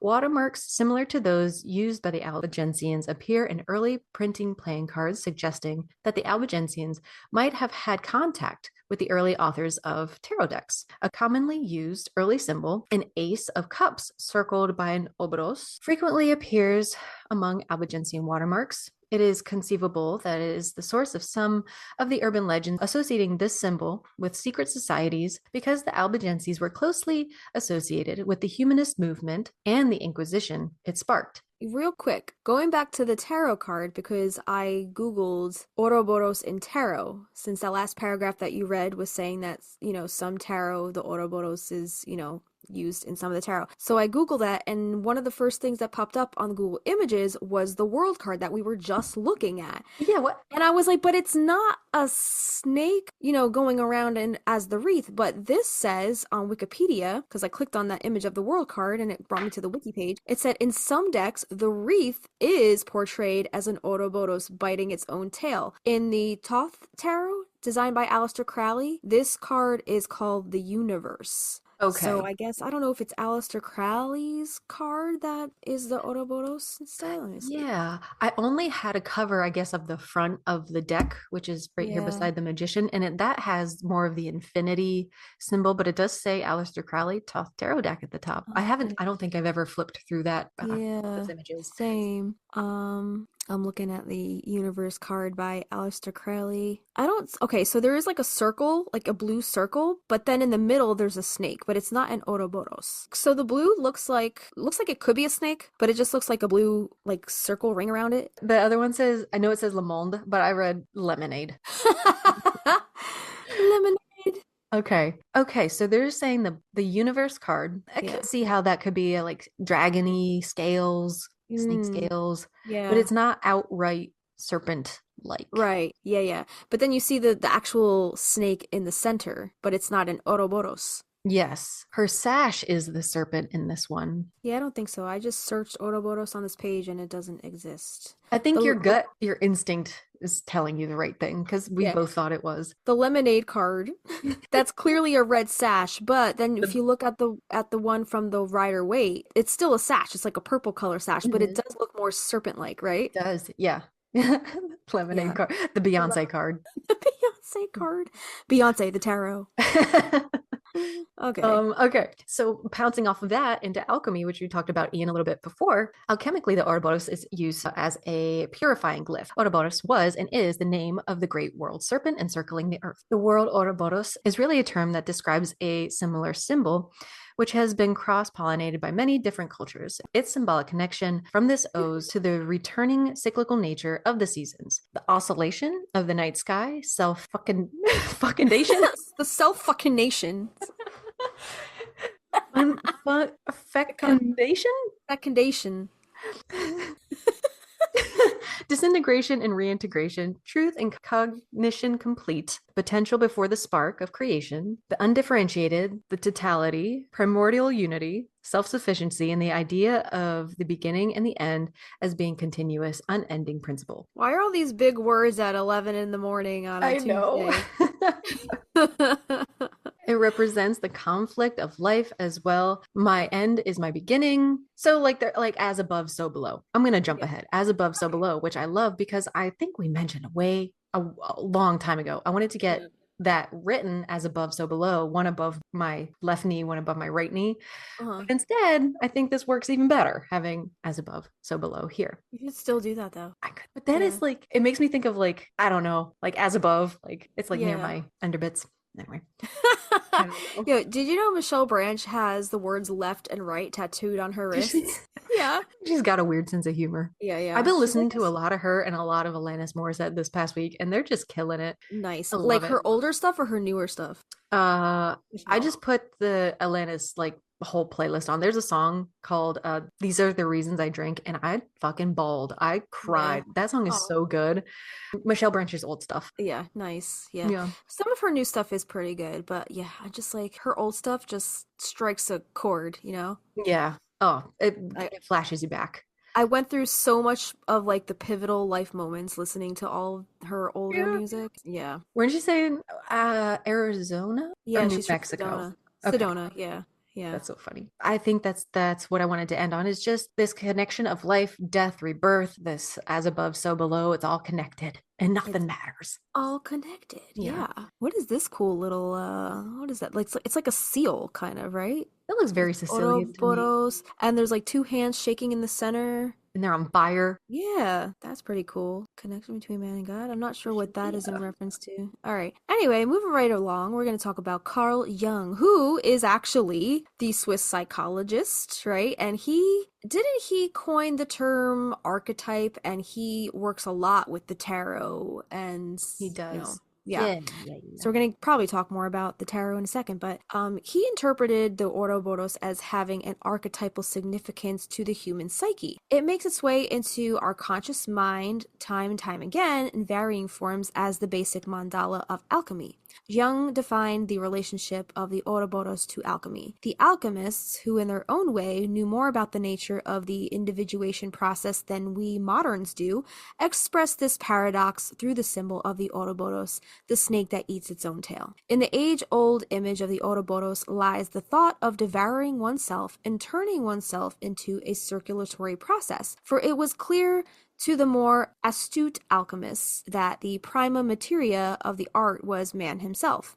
The Ouroboros is a dramatic symbol for the integration and assimilation of the opposite, i.e. of the shadow. This, quote, feedback process is at the same time a symbol of immortality, since it is said of the Ouroboros that he slays himself and brings himself to life. So basically, he's Amy Lee of Evanescence. Fertilizes himself and gives birth to himself. He symbolizes the one who proceeds from the clash of opposites, and he therefore constitutes the secret of the prima materia, which unquestionably stems from the man's unconscious. Some other references: the Jungian psychologist Eric Newman writes of it as a representation of the pre-ego, or the dawn state, depicting the undifferentiated infancy experience of both mankind and the individual child. The 19th century German chemist named Kekul dreamed of a snake with its own tail in its mouth one day after dozing off. He had been researching the molecular structure of benzene and was at a stop point in his work until after waking up he interpreted the dream to mean that the structure was a closed carbon ring. This was the breakthrough that he needed. Wow. So that's crazy that he had that kind of like intuitive hit, like via his dreams. Subconsciously. Subconscious, yeah. So the organic chemist August Kekul claimed that a ring in the shape of the Ouroboros that he saw in a dream inspired him in his discovery of the structure of the benzene ring. Today, the Ouroboros is often found as a tattoo. There you go. The X-Files' Dana Scully chose the Ouroboros to be tattooed on her back because she felt it represented the progression of her life. It seems that the Ouroboros is a powerful archetypal symbol, a part of our spiritus mundi, the collective unconscious, which thrives within each soul. Did I tell you, last week I visited Tom and Clyde, and I don't know how it came up, but you know I got a new rug that has snakes on it. That's right. Clyde doesn't really like snakes, but Tom was like, has Clyde seen your rug yet? I was like, I don't think so. I'm in love with this rug. And he was like, I really want to get a rug with the Ouroboros. I was like, what are you saying? Are you saying Ouroboros? He's like, I think it starts with an R. I was like, it doesn't start with an R. Guess what? I just got one tattooed. We're doing a whole show on it. So I sent him our notes, but he's looking for an Ouroboros rug. It's like, Wow. You're so cool. That is so funny. And you were like, well, actually, Tom, I have a podcast. Well, actually, Do you want to know you girls can talk. I know. He makes fun of our talking all the time. Yeah. I gotta meet Tom one of these days. Yeah. Sagittarius Is he? in one. He is, yes. Oh God. That could either be a good thing or a bad thing. I know. Oh, Lord. Yeah, so let's talk about Medusa, right? We brought up her name. I don't know. I remember, did we talk about her on our Rise of the Divine Feminine episode, I think, right? Yep, she came up. Yeah. So in Greek mythology, Medusa was originally a beautiful woman who was cursed by the goddess Athena to have snakes for hair and the power to turn anyone who looked at her directly into stone. This curse stemmed from Poseidon raping Medusa in Athena's temple, with Athena blaming Medusa for the violation rather than Poseidon, transforming her into a monstrous gorgon as punishment. Medusa was once considered very beautiful, but after being violated by Poseidon in Athena's temple, Athena, enraged by the sacrilege, punished her by turning her hair into snakes and giving her the petrifying gaze. The hero Perseus, the most famous story involving Medusa, is his tale, and he is a hero who was tasked with slaying her. He uses a reflective shield to avoid looking at her directly. Perseus, he was then able to behead Medusa, effectively killing her. So some of the symbolism here, Medusa's story is often interpreted as a representation of female power and sexuality being punished by a male-dominated society, with her transformation into a monster seen as a way to control and suppress women. Medusa was one of 3 Gorgon sisters, with Steno and Euryale being the others, all with the same petrifying power. In the aftermath, when Perseus beheaded Medusa, the blood from her neck gave birth to the winged horse Pegasus and the giant Chrysaor. I did not know that. I love Yeah, that's interesting. Then there's Ovid's version. The most well-known version of Medusa's story comes from the Roman poet Ovid, who details the events of her transformation in his Metamorphosis. According to the most well-known versions of the myth by Ovid, Medusa was originally a beautiful maiden before being cursed by Athena. Athena was furious that Poseidon had the audacity to mate with Medusa in her temple, leading her to punish Medusa by transforming her hair into snakes. And the snakes are often associated in this story, associated with evil, danger, and treachery in mythology, reflecting the destructive nature of Medusa's gaze. Such a twist that we grew up probably hearing and seeing depicted in Hollywood of, Poseidon being the hero. Right. But not many people, I think until, in the last, 20 years, 15 years, that she has finally found her voice again as like the hero of women. Yeah. And I love that. Honestly, I didn't even know that, she was painted in this negative light by the patriarchy. We were told all these stories growing up. I didn't even know that the origins of her story, that she was not originally the villain in this story. Exactly. And I didn't realize this till we did this podcast, and we started diving deep into the mythology and all the stories, and I'm like, oh my God, we don't realize how much the wool is pulled over our eyes growing up and being taught a certain way or a certain version of the story. Wake up. Yeah, exactly. So that's very interesting. So continuing with a little bit more Greek mythology, as far as healing is concerned, we talked about how now poison venom is used as antidotes for different things and different medical treatments. But what is its connection to healing? Healing and snakes are associated in ancient Greek myths with Asclepius, we've talked about on here before, whose snake familiars would crawl across the bodies of sick people at night in his shrines and lick them back to health. Oh. Okay.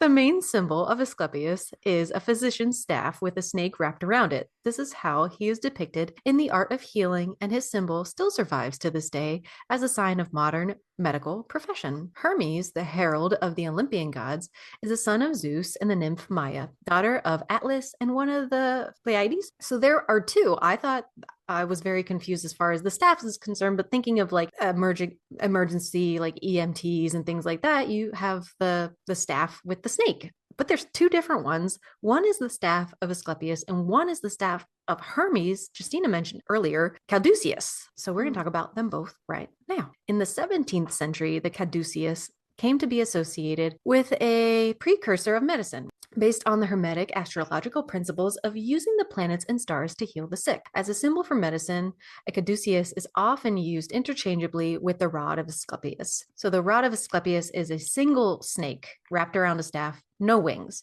Hermes' staff, caduceus, is two snakes around a staff with wings. Although learned opinions prefer the rod of Asclepius, reserving the caduceus for representing commerce. Okay. Originally, the caduceus was a rod or olive branch ending in two shoots and decorated with garlands or ribbons. Later, the garlands were interpreted as two snakes intertwining in opposite directions with their heads facing, and a pair of wings in token of Hermes' speed, because he's got those wings on his shoes, was attached to the staff above the snakes. The two snakes, caduceus, became popular in America, perhaps because of its symmetry, but the majority of non-commercial and altruistic organizations use the staff or rod of Asclepius rather than Hermes' staff to symbolize the humanistic qualities of their organization. I wanted to talk a little bit about Hermes. He's the Olympic god. Oh, there's going to be names here I probably can't pronounce. Yeah. But he is one of the Olympian gods of herald and flocks and travelers and hospitality, roads and trade, thievery and cunning, diplomacy, language and writing, athletic contests and gymnastics, gymnasiums, astronomy and astrology. He was the herald and personal messenger of Zeus, king of the gods, and also the guide for the dead. He led the souls down into the underworld. Hermes was depicted as either a handsome and athletic, beardless youth or as an elder, bearded man with winged boots and a herald's wand. I wanted to preface this Hermes information by saying I have been feeling this pull towards Hermes, also known as Mercury's in Rome, here and there over the years. And every time his name pops up, I'm like, like as a Gemini, why aren't I working with Hermes more? Right?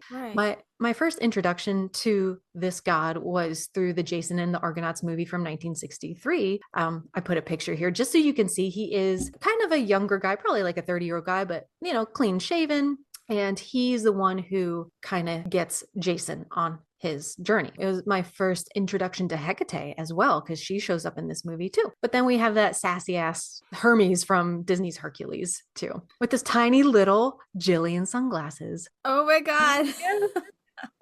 So, I always think of Hermes. Did you ever play the game Battle of Olympus? It was like for like the very first Nintendo system. No. It was like the most 8-bit game ever, but like I used to play that all the time, and it was all about the Greek gods. And there was one part where you have to walk into this temple. I think you walk into, I don't remember if you walk into Hermes' temple. Yeah, I think you walk into Hermes' temple, and I forget what your character is. I forget what the character's name is, but basically Hermes grants the character with a pair of the winged boots, and then he has to use those winged boots to like fly to some other part of the game that you like then have to go fight Medusa. Oh my God. It's crazy. It's like, it's so cheesy and 8-bit, but like back in the day, it was like my favorite game ever. I love that game. Yeah. And like, I still remember the music to this day. It's like, obviously like cheesy as hell. It's 8-bit all around, but like, it just sticks out in my mind. Like going to get Hermes winged boots in that temple to go fight Medusa. Yeah. I love it. Yeah. I'll have to send you like a clip of that game. Please. Again, but like he's not in charge, but he represents so much of like what Geminis are kind of connected to as far as like writing and travel and astrology. And I just thought that was really cool. Yeah. I didn't even make the Gemini connection. So now that he is coming back around again to the connection of the snake, it seems to have like, I have this apparent connection, this deeper connection that I didn't even know about. I read his sacred animals as being like the ram, the hare, the hawk. TikTok says turtles, which I don't get, but I don't know if you remember, Jess, and my Marco on the wisteria vine, I have a little Stonehenge out front and it has 4 stones and they're set up in the like cardinal directions. And around them, I planted something. Do you remember what I planted? No. I planted crocuses, which he is connected with. Oh. I know that. Wait, did you do that subconsciously? I planted those. What are we in now? I planted those August, September. Yeah, no idea. So cool. Well, there you go. I like that, how you kind of did that on a subconscious level. I wonder if that can be his altar. Yeah. Crocus surrounded, little fate trap. Exactly. Yeah. I love that. He's also connected to strawberry plants. Cute. As a witch, I feel naturally pulled more toward female deities, Hecate, Baba Yaga, the Morrigan, etc. But I feel like I want to open up more to Hermes, research him a little bit more. He's also kind of linked with like trickster god energy, kind of like a Loki. So I'm just going to dip my toe in with this research, learning about him here a little more. But I thought that was cool, his connection with snakes. Yeah, that is cool. Oh, no. Yeah. Right. So the caduceus, or the wand of Hermes, is one of the most recognizable symbols in Greek mythology. This serpent-bearing staff, often associated with peace and rebirth, was carried by Hermes, the messenger of God. Despite his prestigious title and noble weapon, Hermes is known for his cunning and mischievous nature. His Roman counterpart, Mercury, also wielded the caduceus, which is not unique to him. Other heralds and messengers in Greek mythology could also carry one. Though deeply linked to Greek mythology, the caduceus did not originate in Greece. Okay. Hermes was depicted with the staff around the 6th century BC, but scholars believe the symbol dates back much earlier, possibly ancient Near East. The staff features two serpents intertwining around the rod, sometimes topped with wings. In early Greek art, the snake's heads formed a loop at the top, resembling horns. The Greek word kerukion translates to herald staff, suggesting it was a general symbol for messengers. I'm getting ringing in my ear. Mercury, what do you need? Some scholars propose that the caduceus evolved from the shepherd's crook, originally made from a forked olive branch decorated with wool or ribbons, which may have later been replaced by serpents. Snakes are one of the oldest mythological symbols, appearing in early cave paintings in ancient Egyptian texts. They are linked to fertility, wisdom, healing, and the underworld, sometimes representing destruction and death. William Hayes Ward, however, believed that the caduceus originated in Mesopotamia. Cylinder seals from 3000 to 4000 BC depict symbols resembling the caduceus, suggesting it was adapted by the Greeks. Some theories link Hermes to the Babylonian god Ningishazida. Shazida, an underworld deity whose symbol was also two intertwined serpents on a staff. In Greek mythology, Hermes was more than a messenger. He was also the protector of travelers, trade, thieves, diplomacy, and the guide for the souls to the underworld. The wings added to the caduceus later symbolize Hermes' speed, reinforcing his role as a swift herald of the gods. Hermes is said to have received the staff from Apollo, his half-brother. In the Homeric hymn to Hermes, he gifted Apollo a lyre, which is like an instrument, made of a tortoise shell, and in return, Apollo gave him the caduceus. Another myth suggests that the blind prophet Tiresias once wielded the staff, using it to strike two snakes, one male, one female, an act that transformed him into a woman for 7 years. A third tale describes Hermes encountering two fighting snakes. By placing his wand between them, he stopped the battle, and the intertwining snakes became a permanent symbol of peace. Over time, the caduceus came to represent balance between life and death, peace and conflict, trade and negotiation. The caduceus is often mistaken for the rod of Asclepius, the true symbol of medicine, which features only one serpent around a staff. Asclepius, the god of healing and medicine, carried the single serpent staff, reinforcing the connection between snakes and regeneration. Despite the origins as a symbol of trade and diplomacy, the caduceus became linked to medicine in North America. It is used by organizations such as the U.S. Army Medical Corps and the American Medical Association, though this is due to the historical mix-up rather than ancient tradition. During the Hellenistic period, the caduceus took on an alchemical and astrological meaning. The figure of Hermes Trismegistus, a fusion of Hermes and the Egyptian god Thoth. Wait, is that why it's called the Thoth deck? Yeah, I think so. Okay. Yeah. Became a key figure in alchemy. An alchemical symbol, the staff represented prima materia, the fundamental substance from which all things originate. Over time, it also became associated with the element Mercury, reinforcing its mystical significance. The caduceus remains an enduring emblem of trade, negotiation, and transformation. It has been used throughout history in various contexts, from commerce to medicine to alchemy. Whether symbolizing peace, rebirth, or wisdom, the staff of Hermes continues to be one of mythology's most powerful and most misunderstood symbols. So snakes or serpents get plenty of attention in the Bible, which mentions them over 80 times. Snakes show up in Pharaoh's court, Exodus 7:12, in the wilderness, Numbers 21:7, on the island of Malta, Acts 28:3, and of course in the Garden of Eden, Genesis 3:1. They are almost always pictured as loathsome creatures associated with poison and craftiness. As immoral creatures, snakes are not evil in themselves, but they are a handy metaphor for evil in many passages. However, in Hebrew scriptures discusses the wisdom of the snake. Jesus encourages his disciples, telling them, quote, I am sending you out like sheep into the midst of wolves, so be wise as serpents. That's from Matt 10:16. In these scriptures, snakes are characterized as cunning and noxious, but wise nonetheless. It started in the garden. The serpent was more crafty than any of the wild animals the Lord God had made. Genesis 3:1. In some way, the serpent was used by Satan to lie to Eve and lead her into disobedience. Adam soon followed. As God was meting out punishments, he cursed the snake. He said, Cursed are you above all livestock and all wild animals. You will crawl on your belly and you will eat dust all the days of your life. And that's from Genesis 3:14. Every time we see a snake slithering, limbless on the ground, we have a reminder of the fall of man and the effects of sin. Have you heard the thought behind, like, what if it was really Adam who ate the apple first, and just like a man, he blamed the woman? He put the blame on Eve. And of course, that's the story that we pass down, just like the story of Medusa, how she's the villain. Exactly. Yep. You know? Yep. Exactly. I would not put that past them. Mm-hmm. So this says, ever since Satan spoke his lies through the serpent to Eve, the snake has been associated with sin. The prophets liken the wicked to those who, quote, hatch vipers' eggs. And that's from Isaiah 59:5, to a, quote, serpent who has swallowed us and then has spewed us out, from Jeremiah 51:34, and to those who will lick dust like a snake, from Micah 7:17. The poetic books speak of evil men making, quote, their tongues as sharp as a serpent's. The poison of vipers is on their lips. It's venom, guys. It's not poison. It's venom. Yeah, that's right. Idiots.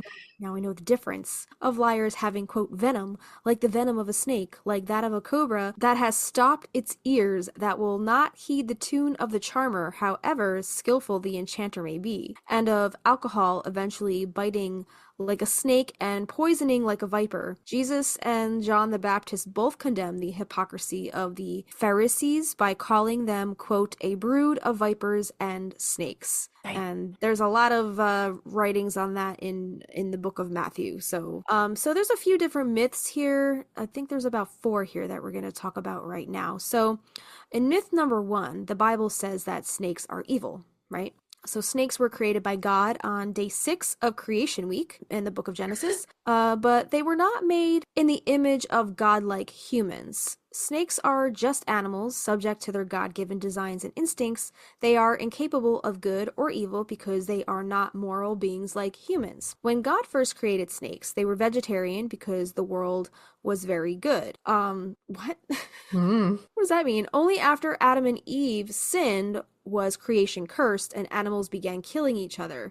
Humans, not snakes, broke God's very creation. Very good creation. Got it. I like that. Think about Okay. that. Humans, Yeah. not snakes, broke Not God's snakes. creation. Yeah. Well, even in the Garden of Eden, right? The whole story about Adam and Eve, like Eve's the one that ate the apple. The snake was That's the what one it's that saying. tempted her, right? It wasn't the snake's fault. Snake was just like a little Gemini on the shoulder. Like, if you're hungry, get some wisdom. The snake was just snaking. The snake was snaking during creation week. However, she interpreted, that's on her. She's projecting. He's just a guy. Hit him with your car. Go ahead. For those who have received his offer of salvation through Jesus' death on the cross, in the book of John, God promises a future where, quote, the nursing child shall play over the hole of the cobra, and the weaned child shall put his hand on the adder's den. If snakes were evil, God would not include them in his restored perfect creation. Okay. That's myth 1. Let's move on to myth 2, which says snakes are the embodiment of Satan and vessels for demons. This misconception likely stems from the serpent's role in the Genesis account of the fall and from the comparison of Satan to a serpent elsewhere in scripture from the book of Revelations. However, Satan is also compared to a roaring lion. What? In Joel, Amos, and Peter, in all those books.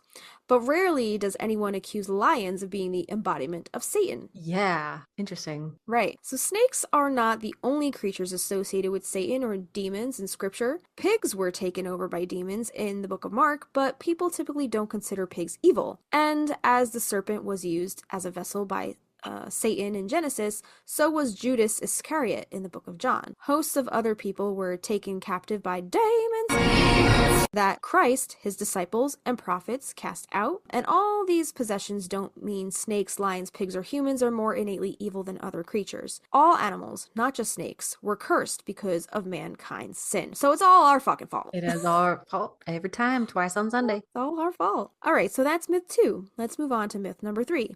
Snakes are the offspring of Satan. So this says, God's curse on the serpent says that its offspring would conflict with the woman's offspring in the book of Genesis. Christ is the offspring of the woman, and that's in Galatians. But who was the offspring of the serpent? This says in John 8, Jesus addressed those who spoke against him and said they were of their father, the devil. John the Baptist and Jesus both said that in the Pharisees, Sadducees, and scribes who opposed Christ were a brood or offspring of vipers or serpents in a spiritual sense. And that comes from books Matthew and Luke. And therefore the offspring of the devil who use the serpent as a vessel are those who oppose Christ, specifically those who crucified him in the book of John. Snakes are just animals and do not oppose Christ. Therefore, they are not the devil's children. And then the last myth we have here is myth number 4, and that is that snakes are dangerous man-eaters. So in the US, you're 9 times more likely to die from a lightning strike than a snake bite. And while some snakes possess deadly venom in today's fallen world, only about 5% of the roughly 3,500 snake species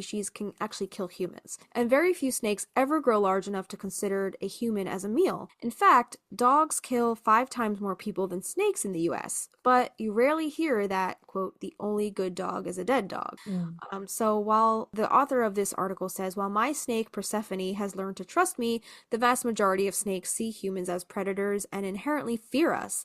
And when they're afraid, snakes will defend themselves, not because they're evil, but because they're trying to survive. In our fallen world, features such as constriction, defensive behavior, and venom point to a creative designer. So the creators crafted creatures. The fear of snakes is so ingrained in human culture that people are blinded to the facts in favor of their feelings. If this author says, if my family and friends took a moment to observe Persephone, her snake, they would realize she poses no threat to them. She's a fascinating pet with her own personality. She enjoys exploring, snuggling in my hoodie, and even watching TV. Despite the frequent connection between snakes and the occult in entertainment, snakes are God's creatures, not symbols of evil. Because God created snakes, they belong to him. Therefore, humans are charged with their stewardship instead of remaining rooted in fear. You can learn more about snakes. Appreciate the role they play in nature. Admire their amazing design, even if it's from behind a window at a zoo, and respect them as one of our creator's exquisitely crafted creatures. Okay, so this person is writing this, I guess, I don't know if they're writing this from a biblical standpoint or a religious standpoint, but like they're telling people not to be afraid of snakes because they are also God's creatures. But I mean, look at the way we treat other human beings because they're like a different race or religion because of fear itself, you know? Yeah, that's So- true. That's So true. I mean, I know that I have an easier time getting along with animals than humans, as you do too. And I would never think that, because snakes are connected to this the darker aspect of history, of mythology, that they deserve to die. But you know what animal is of the devil? spiders. Wasps. Fucking wasps. Yeah, I don't wasps. get it. Somebody come at me, give me a rundown, a PDF of why wasps are God's creatures. Maybe I'll change my mind. Fuck They're of wasps. the devil himself. Himself. And scorpions, right? I don't like them either. You don't like them either? Any bugs for that matter. I don't know. I'm not really a bug fan. I know spiders are good in a lot of ways. Like they keep a lot of like the other little or smaller critters at bay. So if I see like a little spider, has his little nest over there, I'll just like leave it alone if it's on the front porch. But fuck that shit if it's coming into my house. Yeah, if it's hanging out on the porch, fine. If it's not jumping at me, if I know it's there, that's fine too. I'm good with just about any animal that I'm not surprised by. I think. Don't dart at me. If I'm sitting on the couch and that motherfucker, I see it coming down in front of my face on a friggin' string, no. Yes. Fuck that.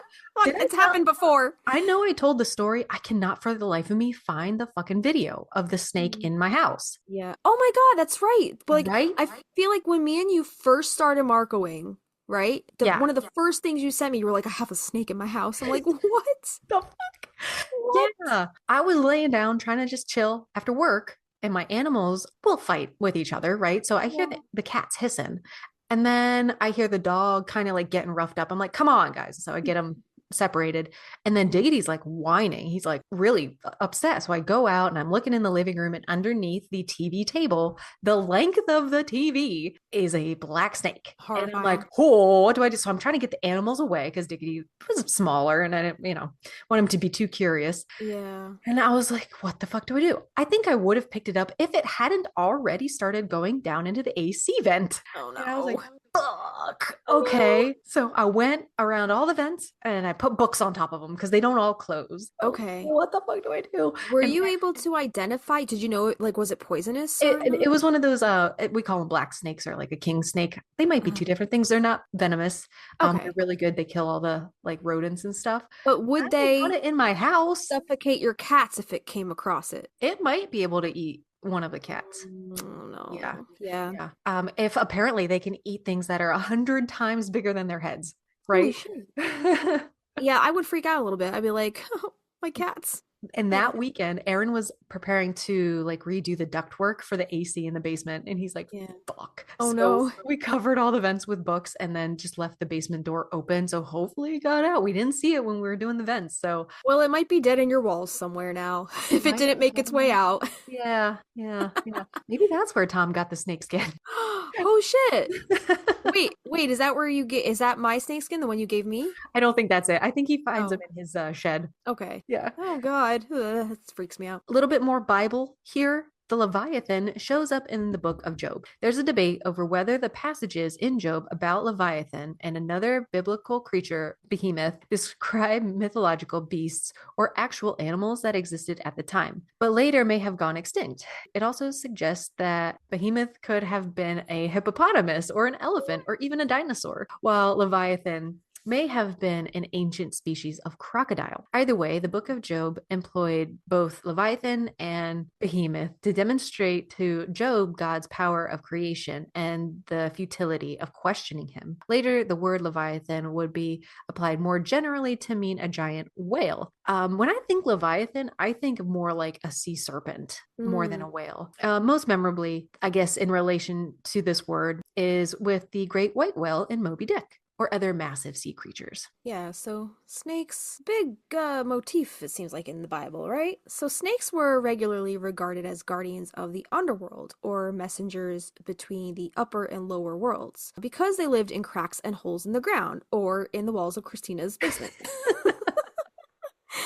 Nagas, the demon cobra, and Naginis were human-headed snakes whose kings and queens lived in jewel-encrusted underground or underwater paradises and who were perpetually at war with Garuda the sunbird. In Egyptian myth, every morning the serpent Apep, symbolizing chaos, attacked the sunship, which symbolized order. Apep would try to engulf the ship, and the sky was drenched red at dawn and dusk with its blood as the sun defeated it. In Nordic myth, evil was symbolized by the serpent, actually a dragon, Nidhogg, the dreadbiter, who coiled around one of the three roots of Yggdrasil, the tree of life, and tried to choke or gnaw the life from it. Here there is an evil dragon named Nidhogg that gnaws constantly at the root, striving to destroy Yggdrasil. In ancient Slavic paganism, a deity by the name of Veles presided over the underworld. He is almost always portrayed as a serpent or dragon depending on the particular myth. The underworld was part of a mythical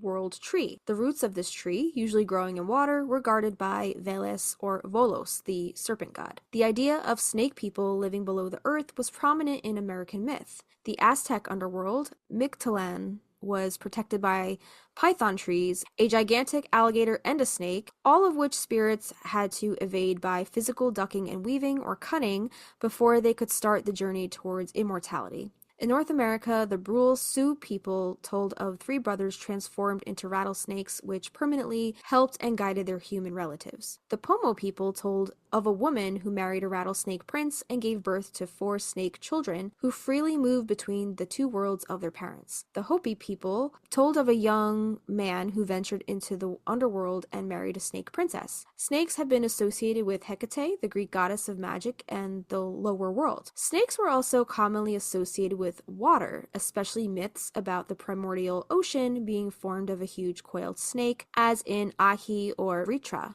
in early Indian myth and Jormungand in Nordic myth. Sea monsters lived in every ocean, from the seven-headed crocodile serpent Leviathan of Hebrew myth to the sea god Koluisi of the Zuni people of North America, and the Greek monster Scylla or Scylla with 6 snake necks. In some cultures, eels, which not snakes, eels, which spend their early lives in freshwater before returning to the sea as adults. So then I guess at that point they would be sea snakes, but still not actual snakes. Make it make sense. Make it make sense. Were regarded as magical creatures. Rivers and lakes often had snake gods or snake guardians, including Unteki, the fearsome water spirit of the Missouri River. Until recently, some northern European communities held well-dressing ceremonies to appease the snake spirits, which lived in village wells and told legends of saints defeating malevolent lake snakes. For example, St. George killing a maiden-devouring serpent. Serpents are actually snakes. Serpents, or St. Columba lecturing the Loch Ness monster, which then stopped eating humans and became shy of human visitors. Aww. Carved stones depicting a 7-headed cobra are commonly found near the sluices of the ancient irrigation tanks in Sri Lanka, and these are believed to have been placed as guardians of the water. So now a little bit about Cleopatra's death. So Cleopatra... Wait, there were multiple Cleopatras? Cleopatra? Cleopatras? What's that number? Is that 12? 7. I was way off. Wait, Cleopatra 7. So there were multiple Cleopatras, though? Also known as the Berlin Cleopatra. What? I didn't know that. Yeah, there were multiple Cleopatras. Her mother was Cleopatra the Fifth. Okay, so the one that we know throughout history and like mythology and lore, that's Cleopatra the 7th? Is this the one who gets bit by the snake? That's what I'm wondering. I'm Like, guessing. is that Yeah. the main Cleopatra, that's Cleopatra 7?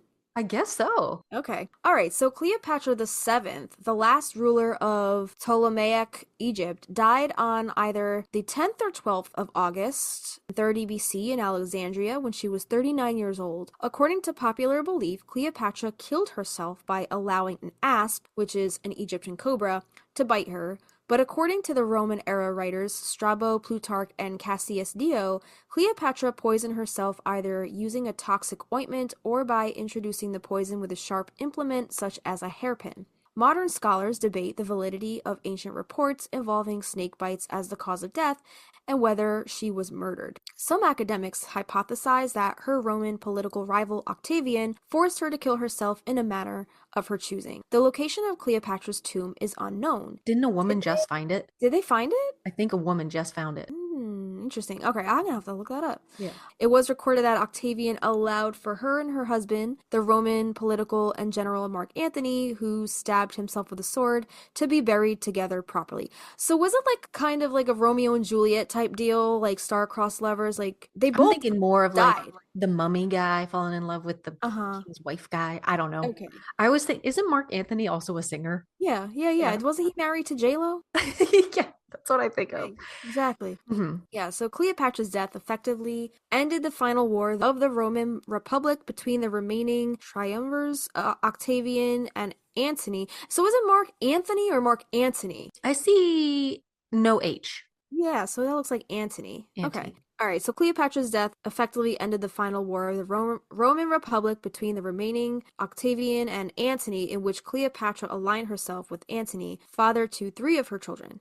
Antony and Cleopatra fled to Egypt following their loss at the 31 BC Battle of Actium in Roman Greece, after which Octavian invaded Egypt and defeated their forces. Committing suicide allowed her to avoid the humiliation of being paraded as a prisoner in a Roman triumph, celebrating the military victories of Octavian, who would become Rome's first emperor in 27 BC and be known as Augustus. Octavian had Cleopatra's son Caesarion. Is that why it's called a C-section? Like a Caesarian? Really? Caesarian? Isn't that what Wait, the wait, full wait. name is called? Octavian had Cleopatra's son? That's weird. Okay, so So Siri maybe pulled they this up flipped. and I did not even summon her. Was the son left behind and Octavian like took him? Has him? For some reason, Siri popped up on my computer. Oh, weird. Yeah, Maybe and it heard cesarean. She told me the definition. Yeah, but it is known as a Caesarean section. I'm guessing it comes from it says it was named after Julius Caesar though. So that's Yeah. The next part says rival heir of Julius Caesar. Okay. So Cleopatra and Caesar was like the same time frame? You're Was that- asking the wrong girl. Okay, so yeah, committing suicide allowed her to avoid humiliation. Octavian would become Rome's first emperor in 27 BC and be known as Augustus. See, wasn't Augustus the dude that was kind of like the rival of Julius Caesar? It says Octavian had Cleopatra's son, Caesarion, rival heir of Julius Caesar, killed in Egypt but spared her children with Antony and brought them to Rome. Cleopatra's death marked the end of the Hellenistic period and Ptolemaic rule of Egypt, as well as the beginning of Roman Egypt, which became a province of the Roman Empire. Yeah, oh my god. I didn't realize that these two people were, interconnected. I didn't realize that they were that close in time together. I might have learned that in school. I don't remember. The death of Cleopatra has been depicted in various works of art throughout history. These include the visual, literacy, and performance arts, ranging from sculptures and paintings to poetry and plays, as well as modern films. Cleopatra featured prominently in the prose and poetry of ancient Latin literature. While surviving ancient Rome, depictions of her death in visual arts are rare. Artworks that are portraying her death universally involving the snake bite of the asp, those are mostly like the works of art that we see depicted, that she's depicted in today. Yeah, that's so interesting. I wonder why. Right. Yeah, I don't know, like she's done other stuff throughout her life and her, time in history. Yeah. Why is like her death the only thing that people remember or like talk about still, In ancient Mesopotamia, Nera, the messenger god of Istaran, was represented as a serpent on kudurus, or boundary stones. Representations of two intertwined serpents are common in Sumerian art and Neo-Sumerian artwork, and still appear sporadically on cylinder seals and amulets until as late as the 13th century BC. The horned viper appears in Kassite and Neo-Assyrian kudurus and is invoked in Assyrian texts as a magical protective entity. A dragon-like creature with horns, the body and neck of a snake, the forelegs of a lion, and the hind legs of a bird appears in Mesopotamian art from the Akkadian period until the Hellenistic period, 323 BC through 31 BC. This creature, known in Akkadian as the Mushusu, meaning furious serpent, was used as a symbol for particular deities and also as a general protective emblem. It seems to have originally been the attendant of the underworld god Ninazu, but later became the attendant to the Hurrian storm god Tishpak, as well as later Ninazu's son, Ningishida,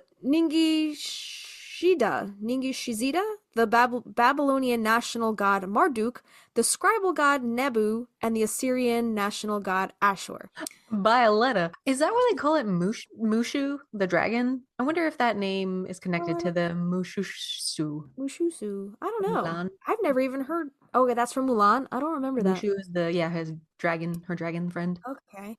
Yeah, maybe. That would make sense. Maybe. The anthropomorphic basis of many myth systems meant snake gods were rarely depicted solely as snakes. Exceptions to this were the Fijian creator god Ndenge, the dozen creator gods of the Solomon Islands, each with different responsibilities, the Aztec mother goddess Coatlicue, and the voodoo snake spirits Dambala, Simbi, and Petro. Snake gods were more often portrayed as hybrids or shapeshifters. For example, North American snake spirits could change between human and serpentine forms, whilst keeping the characteristics of both. Likewise, the Korean snake goddess Eobshin was portrayed as a black snake that had human ears.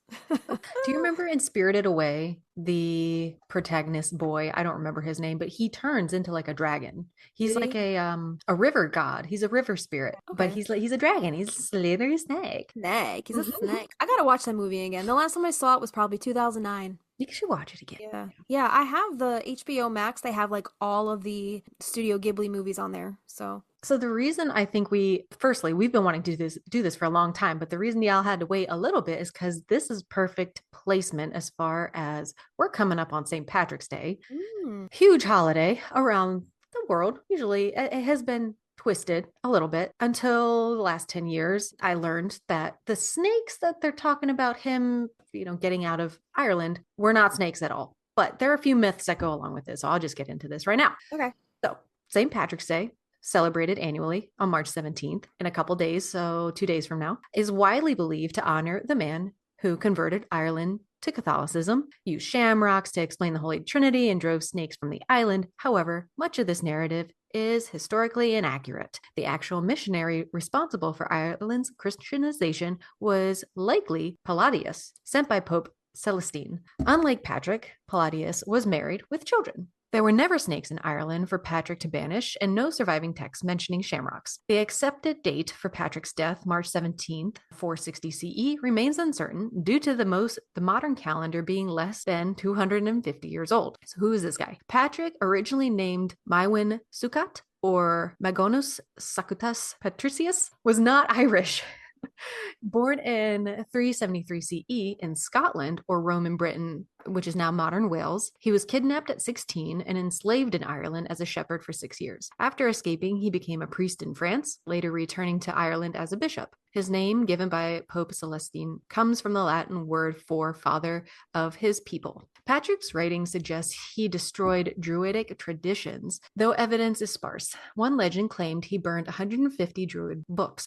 All right, book burner. Druid books, despite claims that Druids had no written records. Another story tells of him paying for the deaths of Archdruid Lochrur, who was lifted into the air and crashed to his death. The well-known snake banishing tale is likely metaphorical, symbolizing the eradication of pagan beliefs rather than literal reptiles. No snakes have existed in Ireland since the Ice Age, and the first written reference to the story appeared in 12th century, and this was centuries after Patrick's death. Christianity, however, often portrays snakes negatively, which we've learned, associating them with evil as seen in the Garden of Eden. This interpretation likely influenced Patrick's legend. All right, I see what's going on here. So he drove the pagans out of Ireland, and that's basically what, in modern day vernacular, if you will, how the MAGA people would talk about, quote, draining the swamp. Yeah.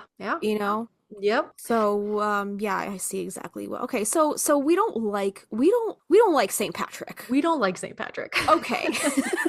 That's all I needed to know. Yeah, but if you need a reason to drink. But if you want a beer, yeah, go get a beer. Go get your beer. Yeah. Celebrate, because March 17th, that's St. Patrick's Day. That's the day that he died. So if you want to celebrate his, demise, yay, then, have a beer in honor of his demise. There you go. It falls on a Monday this year, so I don't know how people, they'll probably do shit on Sunday, most likely, right? Okay. Yeah. So the Druids, priests, judges, and scholars were the spiritual elite of Celtic society. Some modern interpretations suggest snakes symbolized the Druids, but this theory only emerged around the 20th century. Patrick's role in suppressing the Druids is exaggerated, as Ireland's conversion was gradual, blending pagan and Christian traditions rather than eradicating them. One controversial legend describes Patrick baptizing Ethne and Fildama, daughters of King Lagahair. The princesses allegedly died immediately after baptism and were declared Ireland's first consecrated virgins. However, under Irish law, their deaths should have required compensation, suggesting the story was later church propaganda. Patrick was never officially canonized by the Vatican. Okay, so he's not St. Patrick. Okay. But so he's just Patrick? Why do we call him St. Patrick if he was never canonized? I guess he was called Nahum, Nahum, which means holy. This eventually evolved into saint. Relics linked to him include his head. What? Are claimed by multiple locations, including the Jesuit church in Portugal. His connection to shamrocks is another late addition, with no historical evidence of him using them to explain the Trinity. The first reference appeared over 1,000 years after his death, and by the 18th century, the shamrock became a symbol of Irish nationalism. The sacred mountain of Croagh Patrick, also called the Reek, R-E-E-K, was a pilgrimage site long before Christianity. Originally dedicated to the pagan god Lug. How do we say it? Lugh, like Lugh. Lunasa. Good old Lugh. Yeah. Was later Christianized. Archaeological evidence reveals pre-Christian religious activity, including megalithic tombs and standing stones. The Lunasa festival was replaced with a Christian pilgrimage. Patrick's greatest miracle supposedly occurred here, where he commanded snakes and dragons to leap from the mountain, cleansing the land. Given that such creatures never existed in Ireland, this tale likely arose to erase pagan traditions. Yeah, okay, so that's interesting. So we celebrate St. Patrick's Day, quote, celebrate St. Patrick's Day in March, right? But then it's also saying how the name, or, talking about Lunasa, the Lunasa festival, that's not till August, because that's like that's the first harvest festival, right? So Yeah. I don't understand how those two correlate. I do know, I remember reading, because I have the little book of Lunasa or Lamas. That's why it has the two different names, because they tried to change it to make things sound, quote, more, I guess, Christian, so they can convert more pagan people over to the Christianity beliefs, but still incorporate their old traditions, so it's not like they're abandoning all their traditions altogether. It made it easier for them to transfer over to the Christian Same with like traditions. Bridget, right? Yeah, exactly. They're So I ours. just don't They're ours. You can't have them. I know. I just don't understand the correlation between like St. Patrick's Day and Lunasa. Right, because it's like March, but then that's August. So I Okay, don't so the understand. sacred peak Yeah. is dedicated to Lu. Okay, Okay. later Christianized. Lunasa festival was replaced with a Christian pilgrimage. I guess this peak is where it was said Patrick dispelled the pagans. Okay. Okay. Right. I guess like did he kill them if they didn't change from like They were paganism probably to arrested and Catholicism? tortured, or Well, it said they drove them out of Ireland, so maybe they were just excommunicated, or like just like kicked out of the country, yeah. maybe. Well, this said he commanded snakes and dragons to leap from the mountain, cleansing the land. Like that scene in Midsummer that I Yeah. had that traumatic movie theater experience. The silent film. What the fuck? That was funny. horrifying. Anyway. Despite historical inaccuracies, Patrick's legend persists, shaped by centuries of Catholic storytelling. The Catholics love to spin a yarn. March 17th was originally a solemn feast day, but over time it became commercialized. Of course, green rivers, shamrocks, and excessive drinking now define the holiday, far removed from its religious origins. It has nothing to do with leprechauns. No. Yeah, where the hell did Nothing. leprechauns come from? Nothing. I don't know. I guess the shamrock became the symbol of Ireland, and leprechauns are a myth associated with Ireland. So I guess maybe somehow over time they just meshed together. What came first, the leprechaun or the shamrock, The chicken or the egg? The leprechaun or the shamrock? The egg. Where'd the gold come from? Where'd the rainbow come from? Because the leprechauns love the gold, and the gold is found at the end of a rainbow. It's all connected. It's all connected, and nothing matters. Lastly, St. Patrick is such a popular image. Ireland's sole Christianizer, snake banisher, and miracle worker is more myth than reality. The real religious transformation of Ireland was a complex, gradual process involving multiple figures and cultural blending. His enduring legacy as a cultural icon lives on, but historical records reveal a figure shaped by more myth and political necessity than factual events. Yeah. I love how, like, over time, things just change into whatever the fuck they want to be changed into. Like, it has nothing to do with any of the things that we think it does. No, ma'am.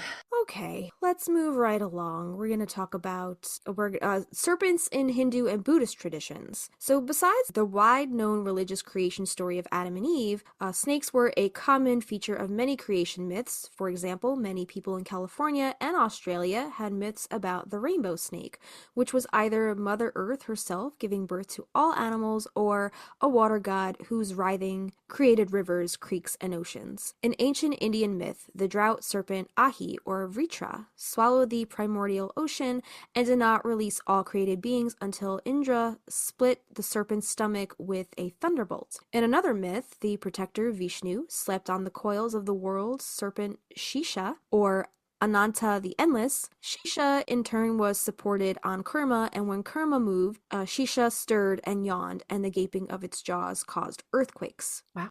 In the northwestern Indian city, Banaras, a festival called Naga Pankami is celebrated during the rainy season of Shravana in July and August to pay homage to the supernatural snakes or deities. Thousands of people gather around snake pools called Nagakuan that are said to lead the Nagoloka, the lavish underwater world of these snake deities or nagas. Worshippers bathe in and jump from the ledges into the pools as a way to honor them and ensure that they provide things like fertility of the land and its people and protection from the poisons, wrath of its bite. In this region, females are more numbered than the worshippers of nagas, which most closely resemble religious ritual. I have a question. Yeah. Are they jumping into pit pools, like snake pools? Oh, I don't know. Okay, I might have to look up a video of this. I'm confused. Yeah. But yeah, the legend of the white snake in China, that made me think of the band from Here we go. Yeah. I think we do talk about white snake a little later on Okay. in our pop culture section. But yeah, the ancient Chinese myth about the legend of the white snake tells a story of a powerful female white snake demon who lives underwater but takes human form as Madam White, or Bai Sushen. After Bai falls in love with and marries a mortal man, Shushian. Did we talk about him before, Shushian? That name sounds familiar. Does sound familiar. A Buddhist monk, Fahai, reveals her true identity to her husband. Fahai later kidnaps Shu and traps Bai under his lakeside pagoda, but not before she gives birth to her son with Shu, who will eventually free his mother. There are various versions of the legend of the white snake, which has evolved over the centuries from a horror story in which Fahai heroically battles the evil snake Daemon, to a romance focusing on the thwarted but genuine love between Shu and Bai. So in Mesoamerican mythology, the Aztec spirit of intelligence and the wind,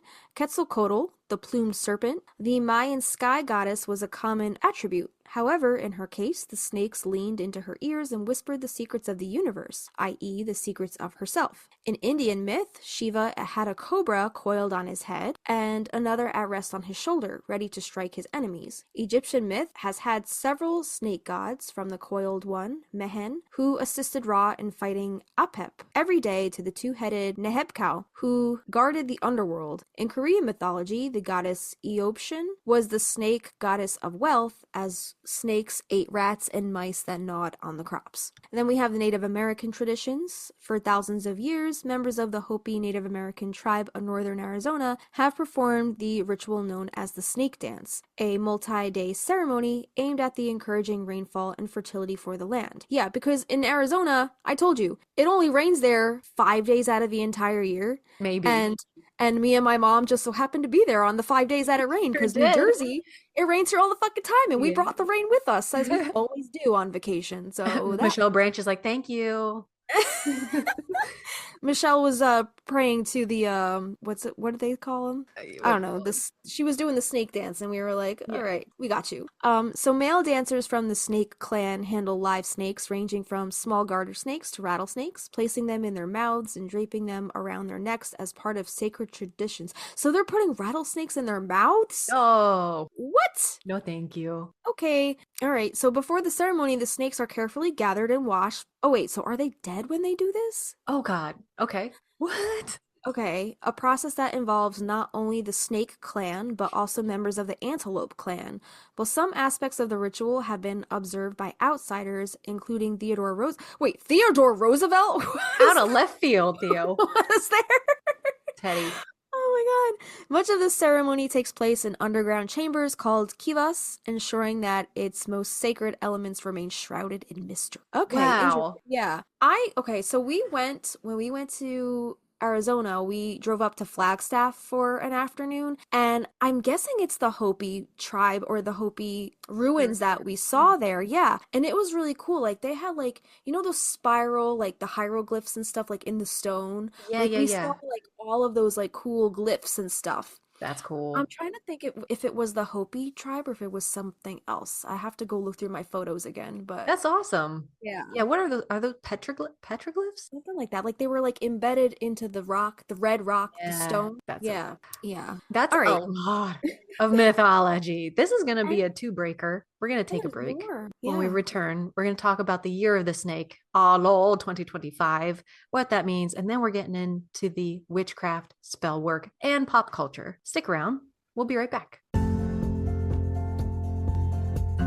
Hey, little witches! The Stinas here. If you've been listening to our podcast for a while, you would know how much we love using the Practical Magic Inner Witch Oracle deck by Grounded by the Moon. And now we want to share the magic of Grounded by the Moon with you, our listeners. Joseph Benitez Egerton, the creator behind Grounded by the Moon, would like to offer this very special 10% off discount to all who wish to experience the magic of his Practical Magic themed tarot and oracle decks. But that's not all. He also creates other divination tools candles like tarot workbooks, deck bags and altar cloths, pendulum kits, oil blends, cleansing sprays, smoke wands, teas, and ritual kits. And let's not forget about his custom handcrafted, all-natural soy candles, where every candle is hand-poured and personally infused and charged under the light of the moon. They even come with a crystal. And did we mention all of the ingredients in the candles are ethically sourced? All of Joseph's offerings are just so magical. So go visit groundedbythemoon.com and use the coupon code Magnolia Magic for 10% off your entire order at checkout. That's MAGNOLIA MAGIC. So get your discount today.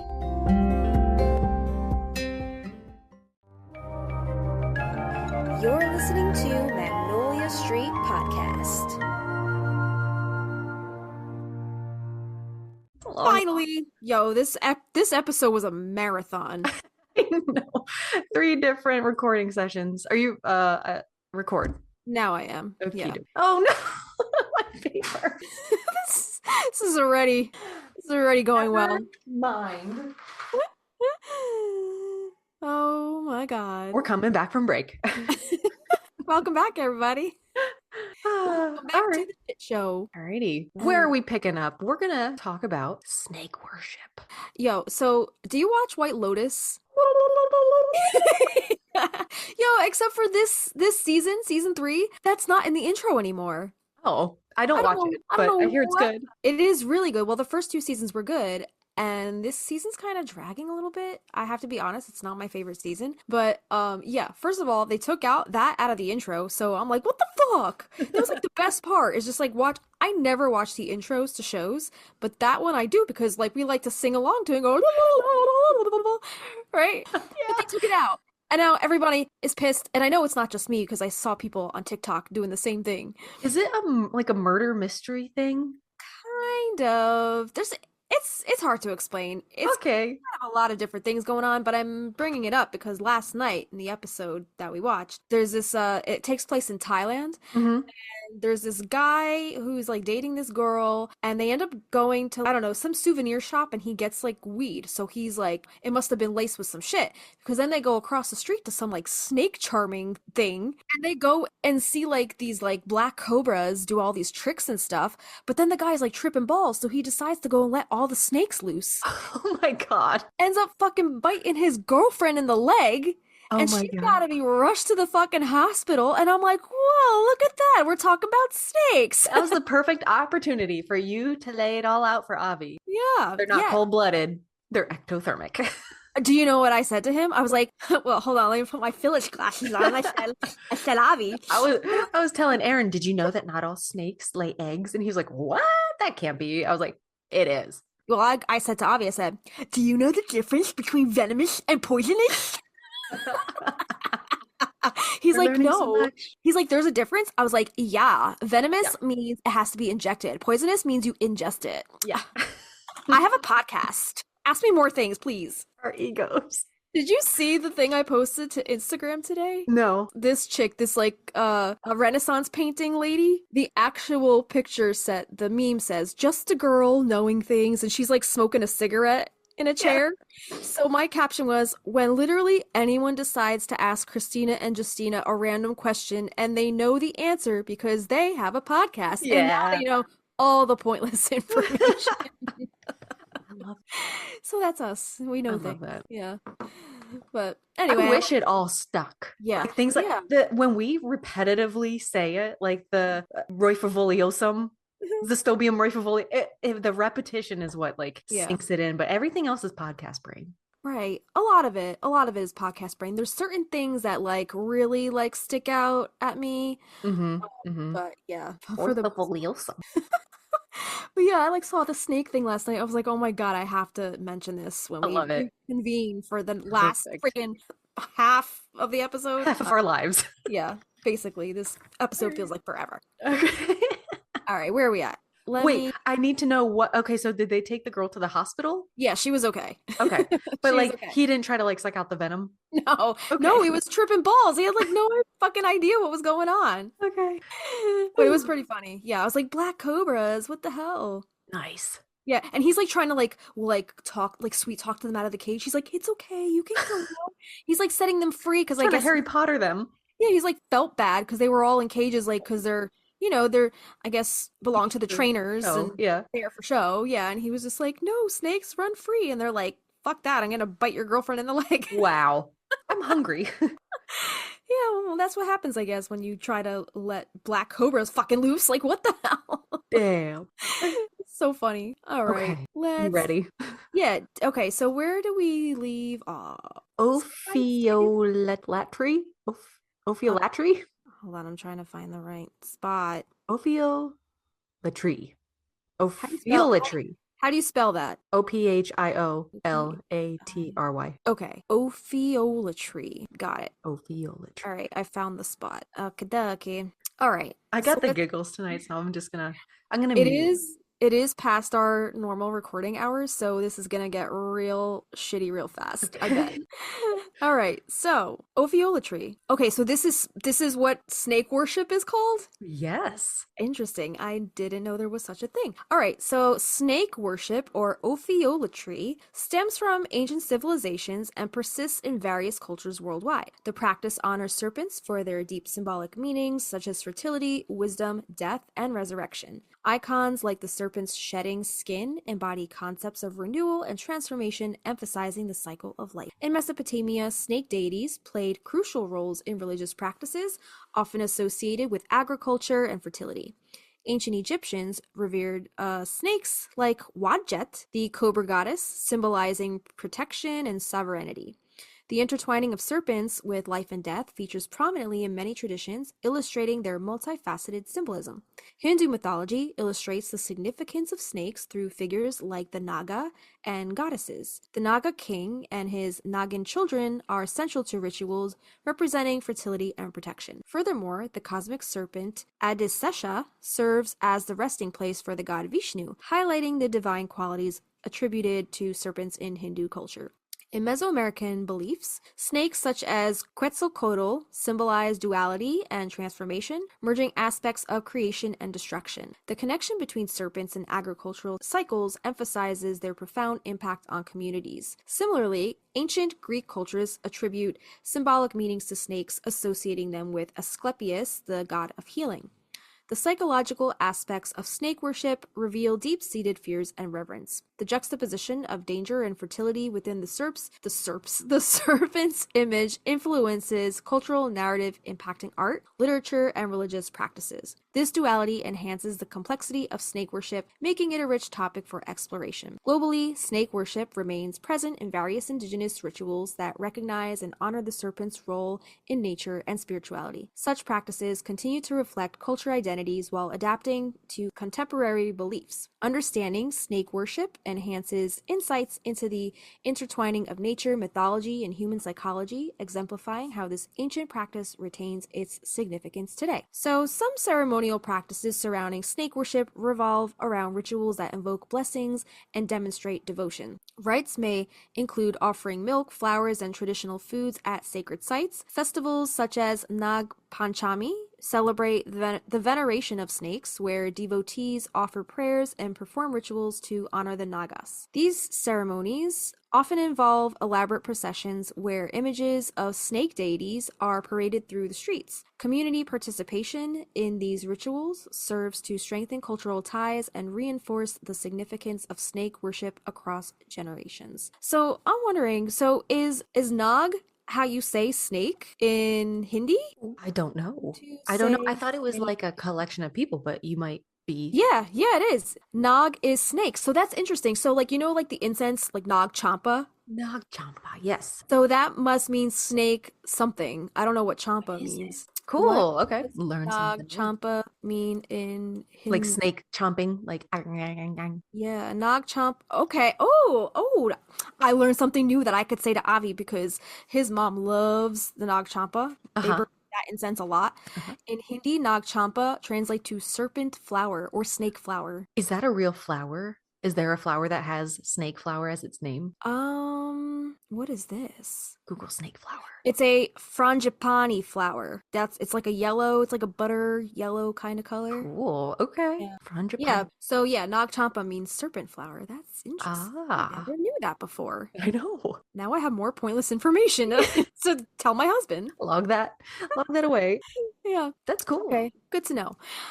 So snake worship significantly influences psychological and societal dynamics. Overarching fear associated with snakes manifests in common phobias despite infrequent encounters. Snake phobias rank as one of the most prevalent, often rooted in evolutionary responses. Humans associate snakes with danger, triggering fears linked to encounters with venomous species, as well as cultural narratives portraying snakes as malevolent beings. Yo, cue the bring out the olives! Bring out the snakes! Positive psychological responses also emerge from snake worship. For many cultures, snakes symbolize renewal and transformation. Practices involving sacred serpents promote community bonding and collective identity. Rituals centered on snake deities foster feelings of safety, faith, and connection to nature. These rituals incorporate communal participation, helping participants to experience unity and shared belief, thereby reinforcing cultural values. In Jungian psychology, snakes carry profound archetypal symbolism, which we talked a little bit about earlier. The serpent embodies dual qualities that inspire reverence and fear. It represents renewal, knowledge, and strength, but also embodies temptation and evil. The contrast between admiration and fear establishes an ambivalence that shapes cultural and personal attitudes towards snakes. This ongoing conflict significantly influences how societies interpret serpents in various forms, literature, and spiritual beliefs. And on the show last night on White Lotus, she does mention, she was like, why would you let the snakes out? Don't you know that snakes represent everything that's evil or something like that? Oh. And he's like, who says? And she was like, the Bible. Okay. Yeah. Okay, Yeah. lady. So she I got just real picture, with the snakes. Like not both sides of the coin, but like hoodoo, like very hoodoo practice, oriented, but also like aren't there like deep South Christian communities that are like, I like to dance around with snakes? They do? I'll look it up. All right. I've never heard I'm of that. picturing that scene in American Horror Story when you first meet Misty Day. Okay. And she's there at like an outside kind of ritual or outside service of some kind. I thought there was like some weird shit going on. Well, I mean, they're in like the deep South, like where all that voodoo stuff happens. That's true. Louisiana, right? It's like, yeah, that's true. That's like the homeland or like people down there. I know they're really into that stuff. So yeah. You know more about the South than I do, so you're in it. I know. I only know what I see on TV. Can you believe I've never been down that far? I have never been to Louisiana. I haven't been there either, but you've been to Savannah. Yeah, but I mean, it's not as far down. Like Louisiana, that's true. like that's like the the end of the. Have you been to Florida? Yeah, I've been to Florida. Okay. You've been down. Yeah, I guess. Yeah, but you've just not been to Louisiana. Not Louisiana. Yeah. Okay. Avi went there on his bachelor party, and I was so jealous that he went. That's cool. Aaron and I were talking last night, I think, about Savannah and what you and I discussed. That you guys, you used to go there to see your brother, and I was like, we should go. Yeah, it would be cool to meet up there. And our friend Danny lives in Georgia now, and he actually was just up for Avi's party, so we were just saying, we're like, oh, we want to come see you. I know, but ain't nobody flying right now. I know. So if we're gonna go, we're gonna have to drive. It's not the first time we've driven it. Well, not me and Avi, but like when I used to go see my brother, every time we went to see my brother, it was a drive. Yeah. That's fucking far. Okay, so did you know that 2025 is the year of the snake in the Chinese zodiac? I did not. And I don't even know how many different zodiacs they cycle through. Do you? No, because I guess the regular zodiac, it's like 13, right? 13 signs? I don't know if Chinese zodiac is the same type of deal. Maybe we'll find out. Yeah. So, but each, I guess, year has its different animal, and this year is the year of the snake. And wasn't the year of the snake the year you were born as well? It sure was. And apparently there's different snake types. Yeah. Like different elemental snake types, which I didn't know about. What? Yeah. Is that what we're going to talk about now? That's cool. Okay. All right. So in Chinese mythology, the woman-headed snake, Nuwa, made the first humans. She made humans one at a time with clay. Delighted, she made another figure, and another, and each came to life in the same way. Day in and day out, Nua amused herself making mud figures and watching them come to life. To conserve her energy, she dipped a rope in clay and flicked it so blobs of clay landed everywhere. Each blob of clay became an individual human. The first humans of hers became high class, but second ones became low class. Okay. That's specific. Very. So the snake is the sixth of the 12-year cycle of animals which appear in the Chinese zodiac, related to the Chinese calendar. The year of the snake is associated with the earthly branch symbol. Yeah, 89 is also earth snake. They have metal snake, water snake, wood snake, and fire snake. Wow. So it's cool. So it's like coming back around. We're in the earth snake year, Yeah. I think, and I'm an earth snake So baby. that's what. Okay. Yeah. All right. That's pretty cool. I didn't know that there were like all different elements I didn't either. for the snakes. I didn't either. That's fascinating. Earth They're like Pokemon. They're like, you gotta the evolution. collect them all. Yeah. All the different snakes. Mhm. So according to one legend, there is a reason for the order of the animals in the cycle. A race was held to cross a great river, and the order of the animals in the cycle was based upon their order in finishing the race. In this story, the snake compensated for not being the best swimmer by hitching a hidden ride on the horse's hoof. When the horse was about to cross the finish line, the snake jumped out, scaring the horse, and thus edging it out for sixth place. Okay. So- Wait a minute. Is this kind of like the Chinese version of like the rabbit, the tortoise, and the hare? That's kind of shady. All right, Uh-huh. snake. Is the snake's name Taylor Swift? It's a swift. It's like a snake. Like a Okay. swift, like a snake. So it sounds like there's 12. Okay, 12, a 12-year cycle of animals. Okay. Yeah. Yeah, so the same 12 animals are also used to symbolize the cycle of hours in the day, each being associated with a 2-hour time period. The hour of the snake is 9 to 11 a.m., the time when the sun warms up the earth and That's snakes. why I'm up so early. Ah, because he was snake. And snakes are said to slither out of their holes. Slithering out of my hole, sending you Because- Marcos at 5 And we're a.m. also Slytherin. Yes, we are. Harry Potter houses are Weird. Slytherin. Okay. All right. Yeah. The month of the snake is the 4th month of the Chinese lunar calendar, and it usually falls within the months of May through June, depending on the Chinese to Gregorian calendar conversion.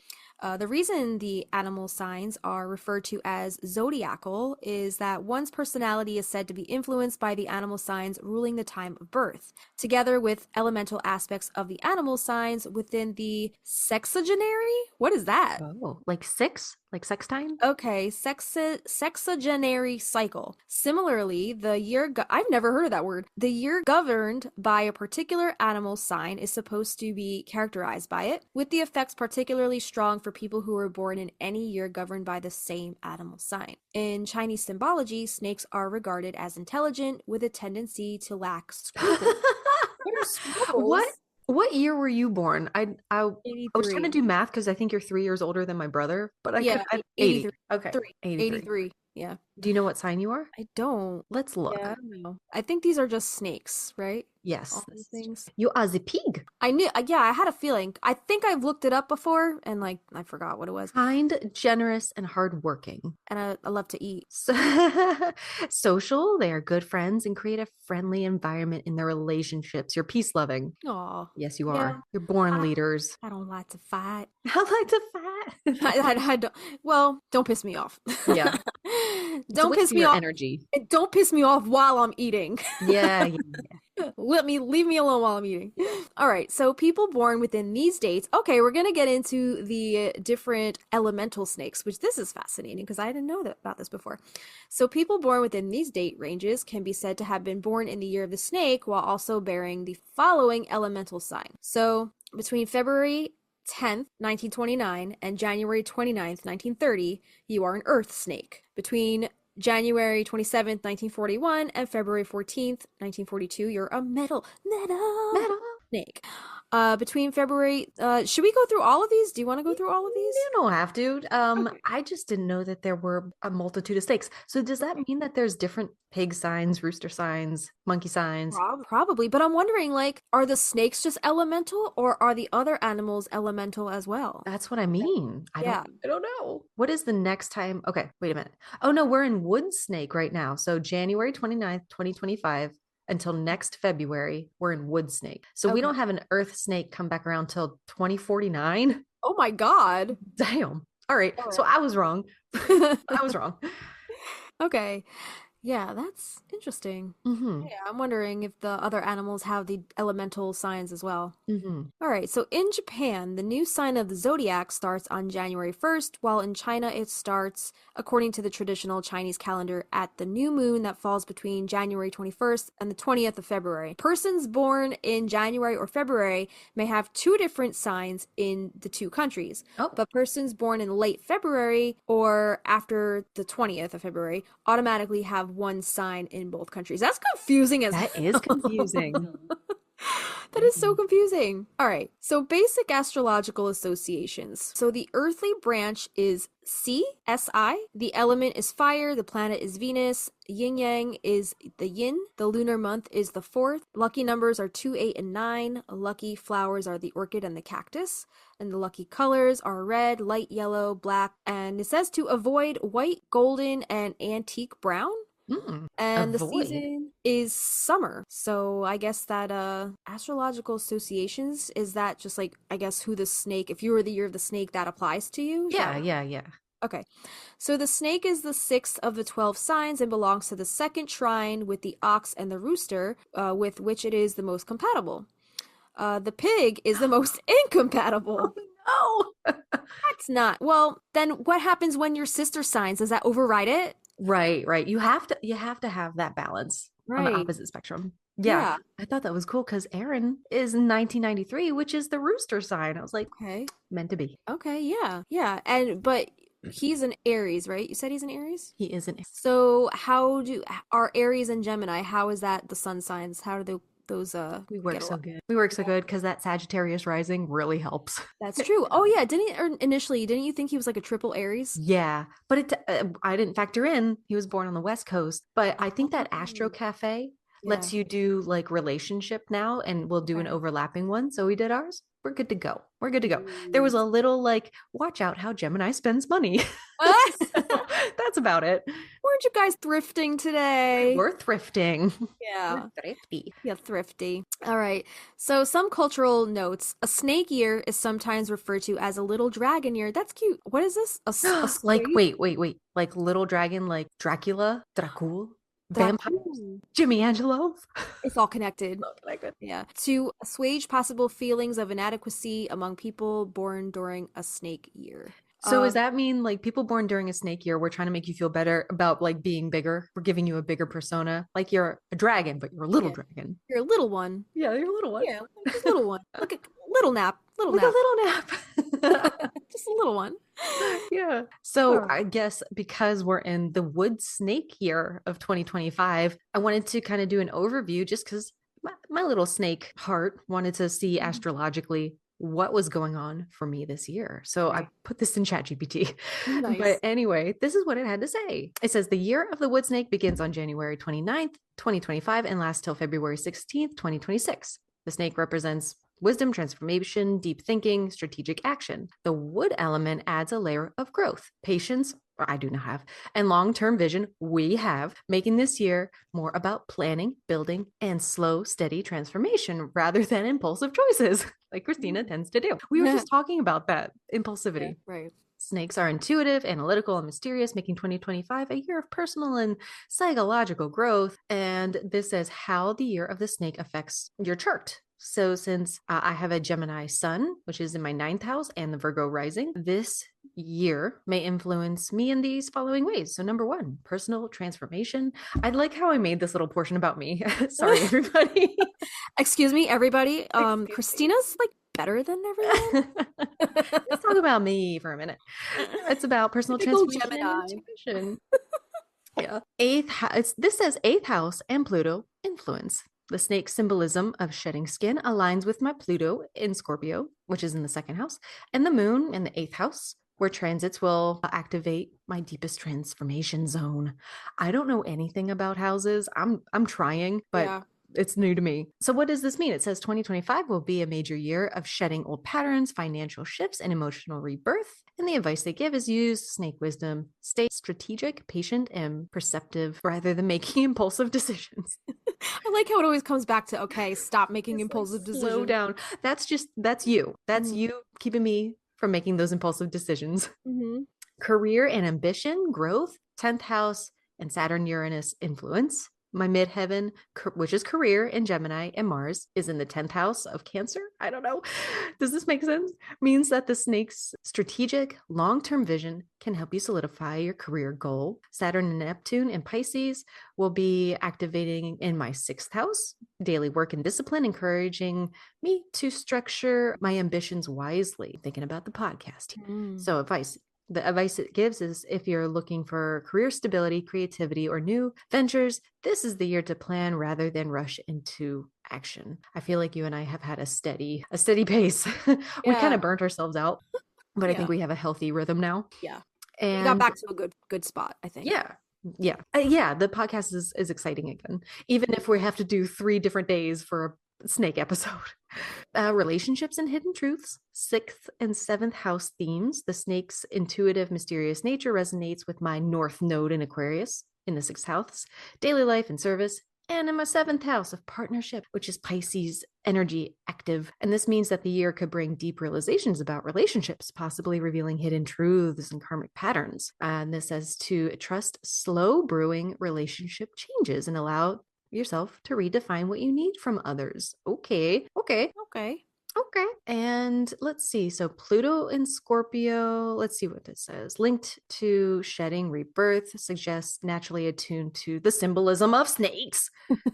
And Virgo in my chart, linked to herbalism, healing, and wisdom, all snake-like traits. And past life symbolism in esoteric astrology, snakes represent past life wisdom. And my South Node in Leo in the 10th house of karma suggests that I may have deeply ingrained survival knowledge and intuitive power that surface in mysterious ways. Oh, Okay, all right.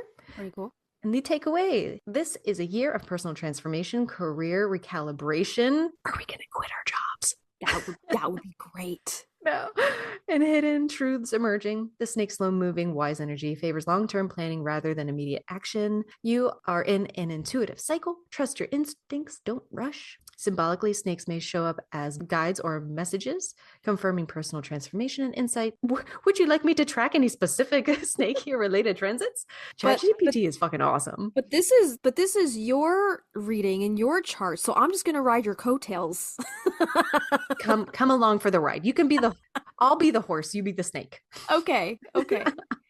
Yeah. All right. That's great. I thought that was cool. Yeah, that was really cool. I don't know if I'd ever have a snake for a pet. Same. Yeah. I think I'd like to maybe like have a close friend like I can have snake energy from that has a pet snake. But we wanted to talk about considering getting a snake for a pet. So in most places, reptiles are legal. However, some states and localities may have restrictions or bans on certain reptile breeds. This can include where and how you adopt. For example, you need to obtain a permit if you want to capture a wild reptile to keep as a pet. This might not be necessary though when adopting one from captivity, like your PetSmart or Petco. Keep in mind that it is never legal to release a reptile into the wild that is not native to your area. If you find that you cannot provide proper care for your pet, contact wildlife preserves to take care of your reptile. So if you're going to prepare for a purchase of a snake, first you want to decide what breed of snake you wish to adopt. Once you decide on the breed, consider how big your new pet will get so you can have appropriate housing in place for it. So make sure you understand the different breeds of snakes and stay away from those that are venomous. I don't think you can adopt a venomous snake, but not. If you come across one in the wild, nix the rattlesnake, copperheads, cottonmouths, water moccasins, and coral snakes. Yeah, and stay away from them black cobras. Yeah, They'll get you every bite ya. time. Especially when you're high. Common breeds that are considered domesticated include king snakes, which is, I think, what was in my house, the black snake. Okay. Rat snakes, garter snakes, corn snakes, pythons, and boa constrictors. Wait, I have a question. So is garter snake what people are saying when I think they're saying garden snake?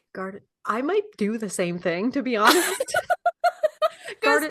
What did I say? Garter? Garden? Oh, you said, yeah, because it says garter. Yeah, you said it right. Because garter is what it says here on this list. But I'm thinking like if a common like snake is a garter snake, and all these years I've thought people were saying garden snake. Just ride it. Keep going with it.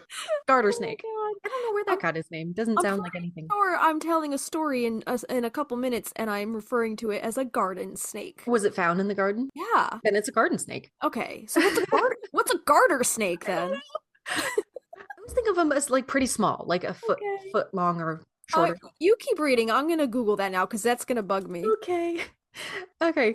If you've had pet dogs or cats, you're familiar with like pet proofing your house. It's also important to remember that snakes also require diligent preparation. For example, airborne toxins from chemical cleaners can cause damage to your snake's lungs and should only be used when your reptile is safely put away. So here's how you're going to prepare your home. Snakes are not always compatible with other animals as pets. They get hungry. If you got a small rabbit, if you got a little guinea pig, you probably won't after the first week if that snake gets out.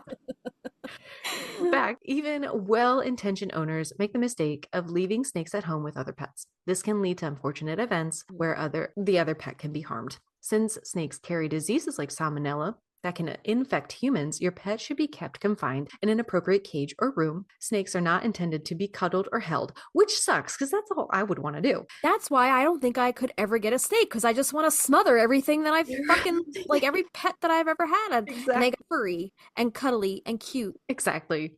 Yeah. If your snake spends time roaming around, plan to disinfect your home afterward to avoid cross-contamination. This is a high maintenance pet. Yeah, I don't like this. So, appropriate housing ensures that your pet feels safe and stress-free, leading to better health outcomes. Your snake's health is a direct reflection of its environment. Each breed has varying requirements, but there are some general guidelines you can expect to follow. Adequate space for the size of your snake, good ventilation for its cage or tank, clean, safe bedding and surroundings, fresh water, vitamin and mineral supplements, secure lid latches or clips to prevent snakes from escaping. Appropriate environments. Consider whether your snake prefers a warmer or cooler environment, or if it likes to climb. Some snakes need adequate humidity. Snakes primarily, they're carnivores, no matter what the breed, and you should feed snakes like thawed, like they sell frozen rodents. You may be tempted to provide a live rodent during mealtime, but that isn't humane for the rodent or safe for your snake. I guess, because rodents can fight back and may cause harm to your snake. Right. Additionally, you don't want, a disease-ridden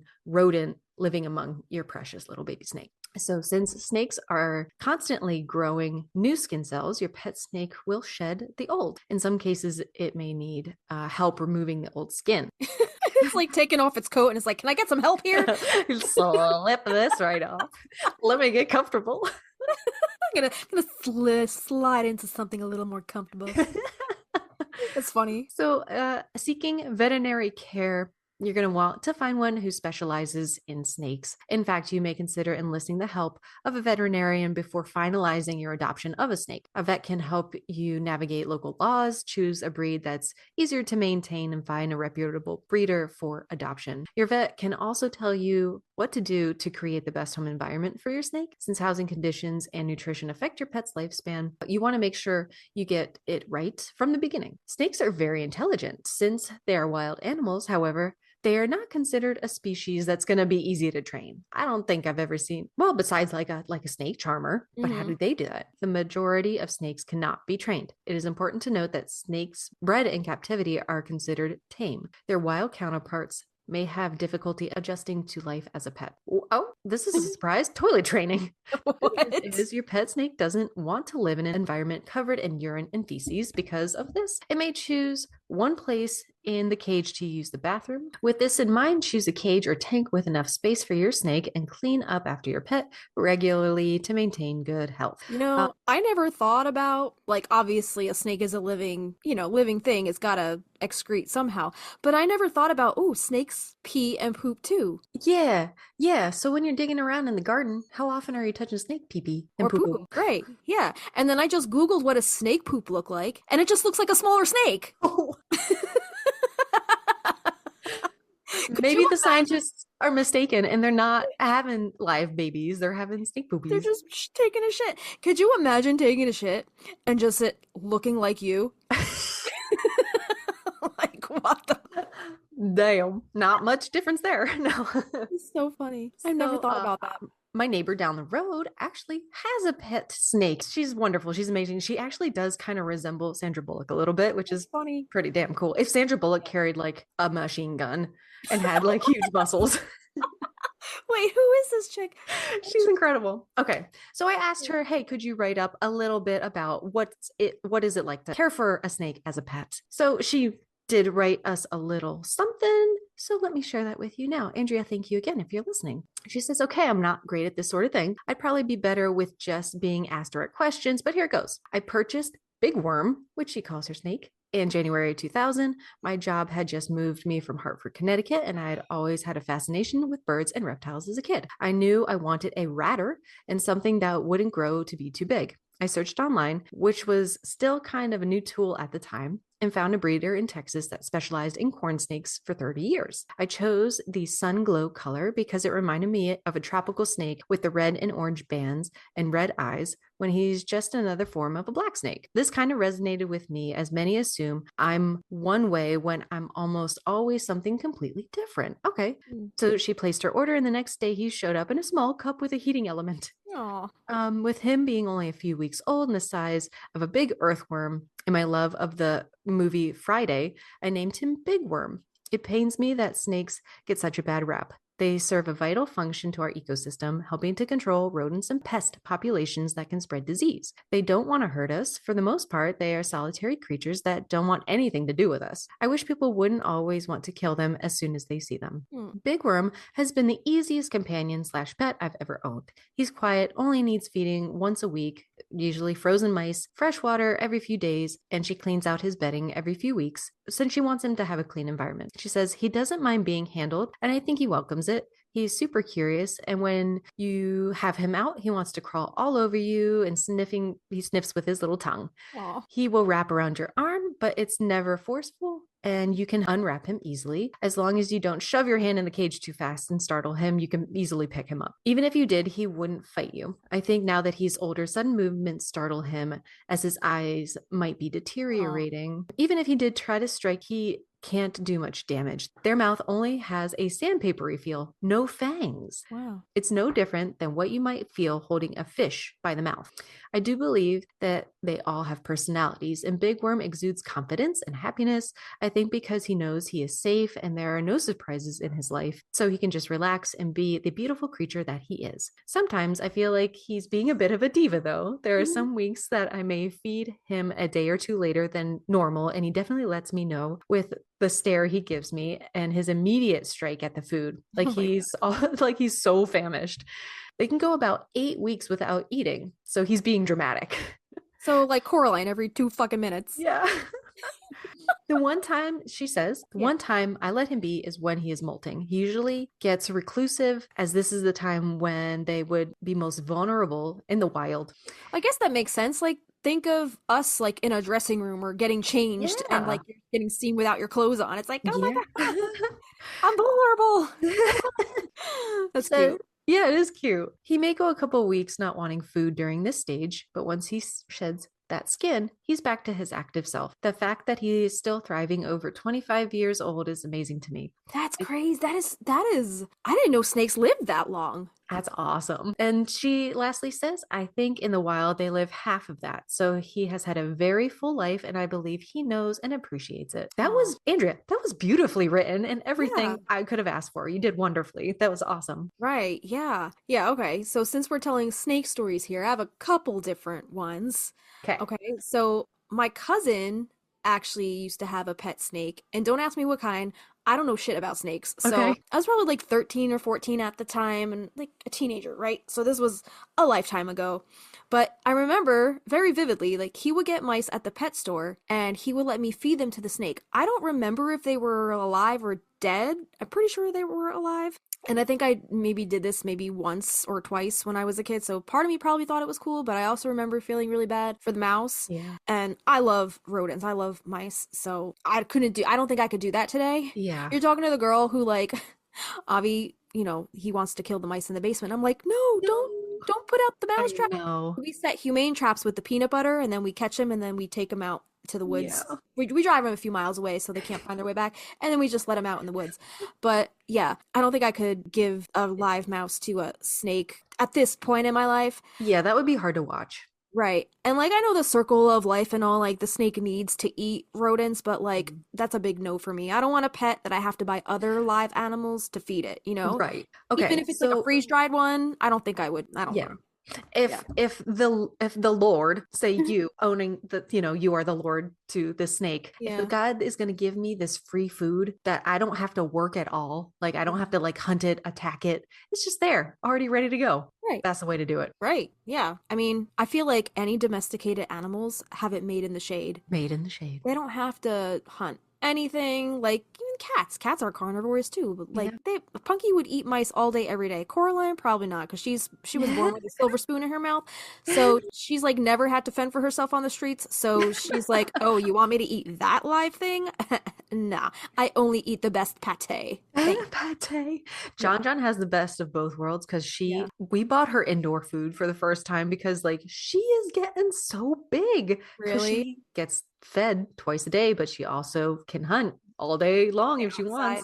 Animals. Are you ever like worried that she might pick up diseases from what she hunts outside? Yeah, she had her initial shots when I got her fixed, but I really hope she doesn't. Why'd you say that? I don't know, because it always like goes through my mind, like people that some people do have indoor outdoor cats, and that always like I don't think I could ever do that because that would plague my mind. I'm a nervous wreck with that stuff. She is like kind of white and she has kind of like what am I trying to say? Like blood stains like on her white on her face.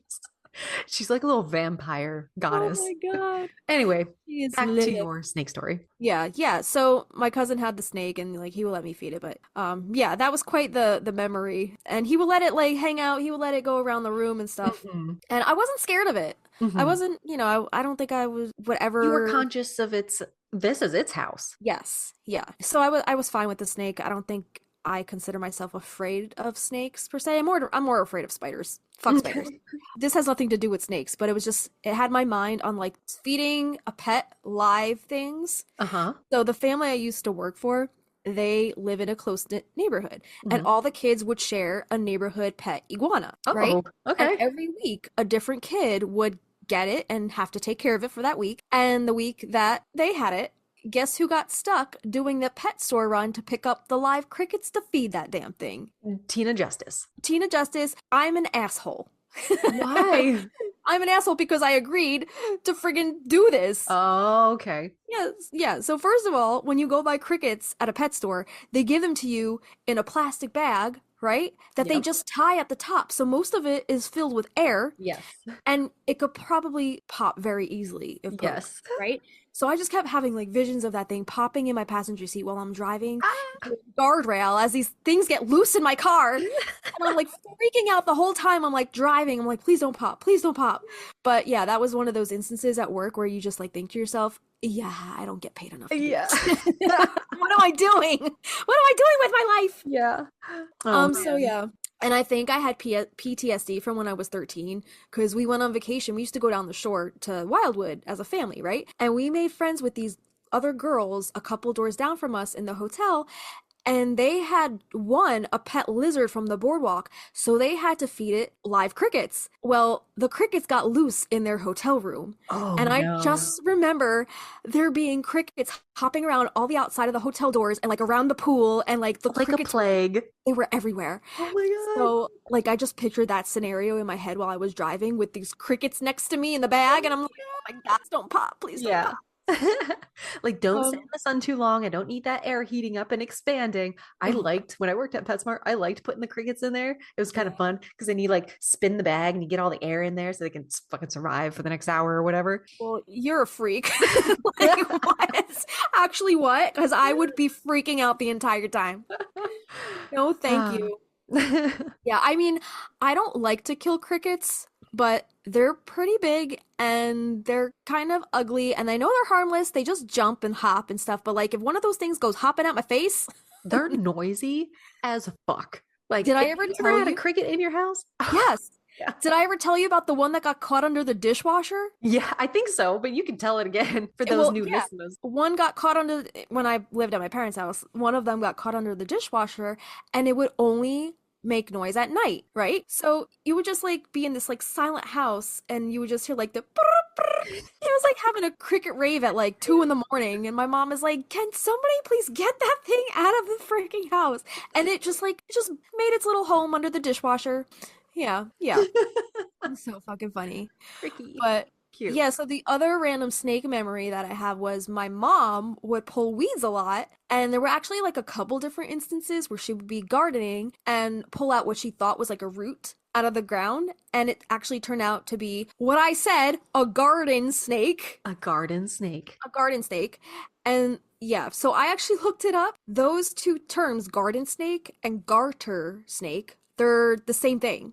Oh, perfect. So Okay. they're interchangeable. So yeah, some people say garden snake, some people say garter snake. They're typically found in the garden, so I guess that's why it's confused. So some people just call them the same thing. There you go. All So right. I wasn't too off. I wasn't just calling it the wrong thing my entire life. No. and learning about it now. Yeah. All right. We got the All right. garden snakes, we got the city snakes, we got the suburban snakes. Yeah. All the snakes. Snakes. All the elemental snakes. Who knew that Uh, each element had their own snake? I would have a heart attack. I like I said, I don't care if I know they're there. Yeah. That's fine. I don't want to suddenly grab or walk up on because they're fast. They're fucking fast. Yeah. And going back to not snakes, but eels. Okay. Mhm. Have you ever heard of a coolie loach? No. What? They're like domesticated little eel, like teeny tiny baby eel fish, right? LL Cooley Loach. LL Coolie.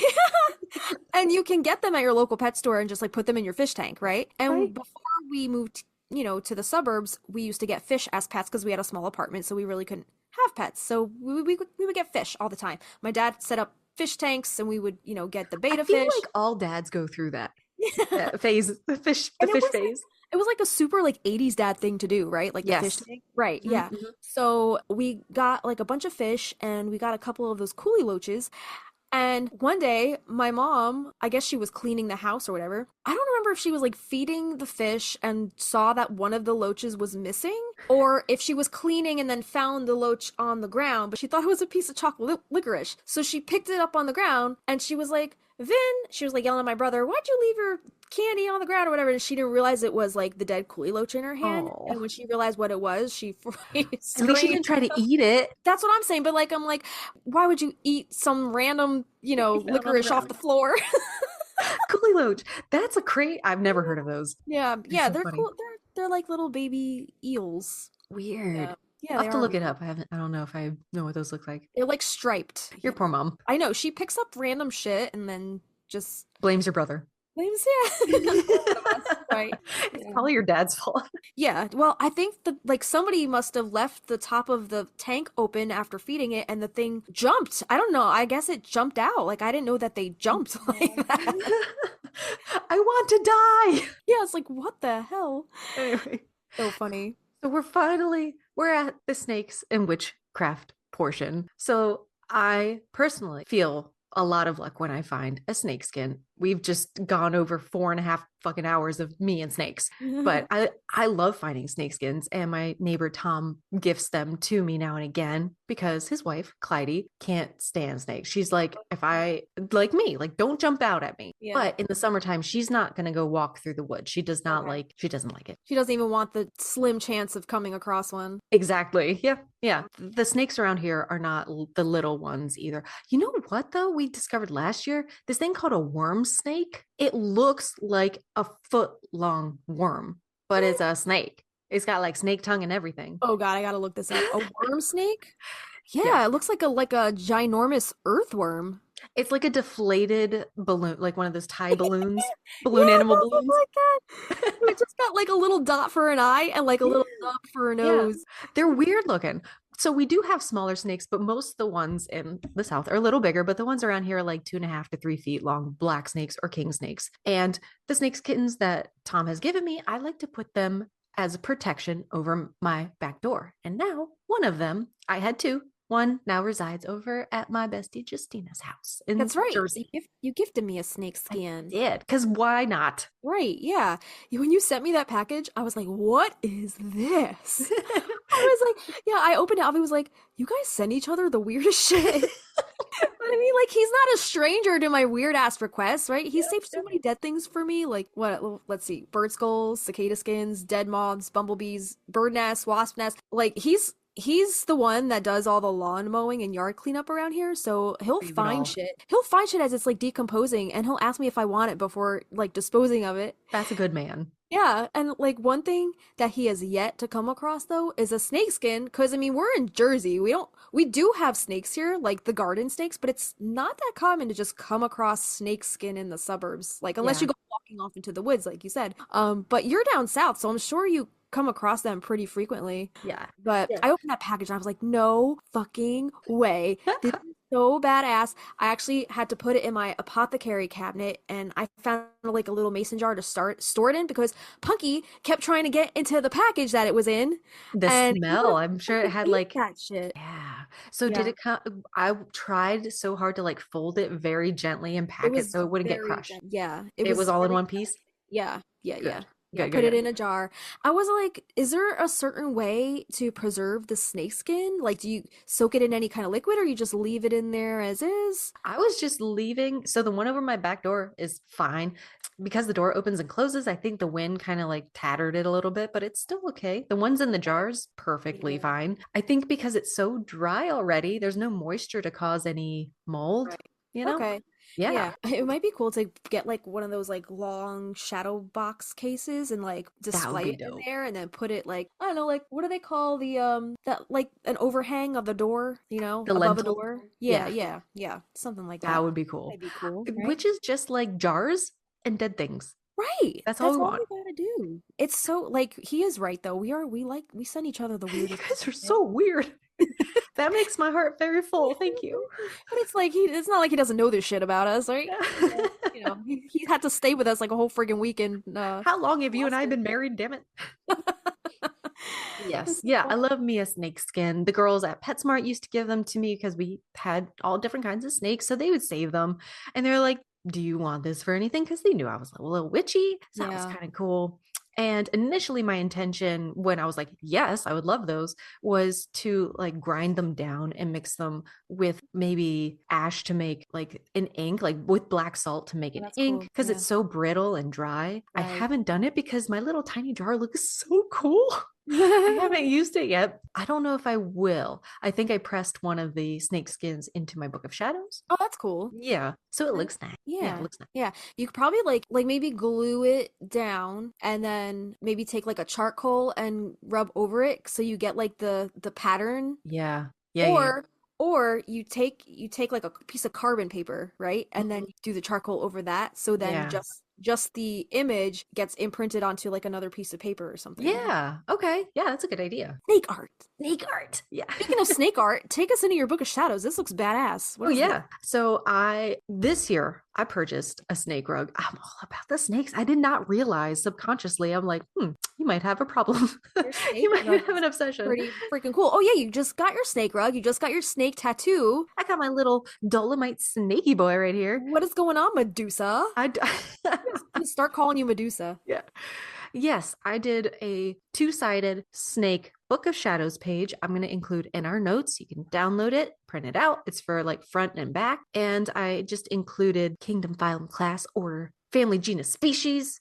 I Mhm. included just what it's connected with, all the things we talked about, as well as like a burnt edge, sepia, Adam and Eve in the garden, a watercolored snake that is featured on our listen now.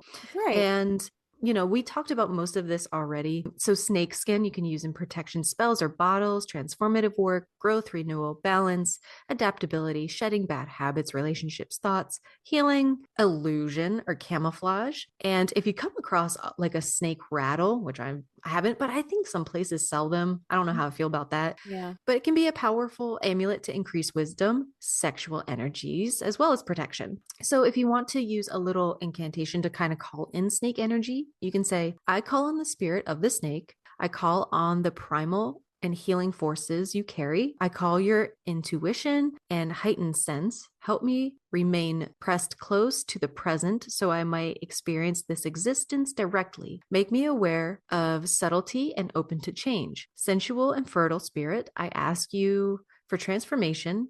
Help me shed that which I have outgrown. Now I call upon your power, speed, and precision within me so that I may harmonize with the invisible and swallow the whole wisdom I ask. Very I cool. don't know where I got that. I don't think I'm that poetic. The only other thing I wanted to add is you can watch this. I made a YouTube video about the process, but the one thing I wanted to point out in the video is a site that I came across. Yeah. I think it's called Chaos Tarot, and they have these different sigil makers. They're really cool. There's all I think there were maybe 5 or 6 different sigil makers. At the time, I think I was trying to practice further into like numerology and different pathways. So on the reverse side of this snake page, there are sigils that are generated by this website. Also, they have like music notes as well, like you would see on sheet music. So if you type something in, they'll put it in a sheet music form, which is kind of cool. That's pretty neat. And like that's kind of connecting with like snake charmer music energy. Ooh. So we'll post this. It also has the Ouroboros on it. I don't know what 319. I don't know why I put that. Does that mean like March 19th or like? I don't know. Yeah. Isn't At that crazy? how we Kristina do at the some time things? knew. Yeah, like we do things and then we like completely forget. Yeah.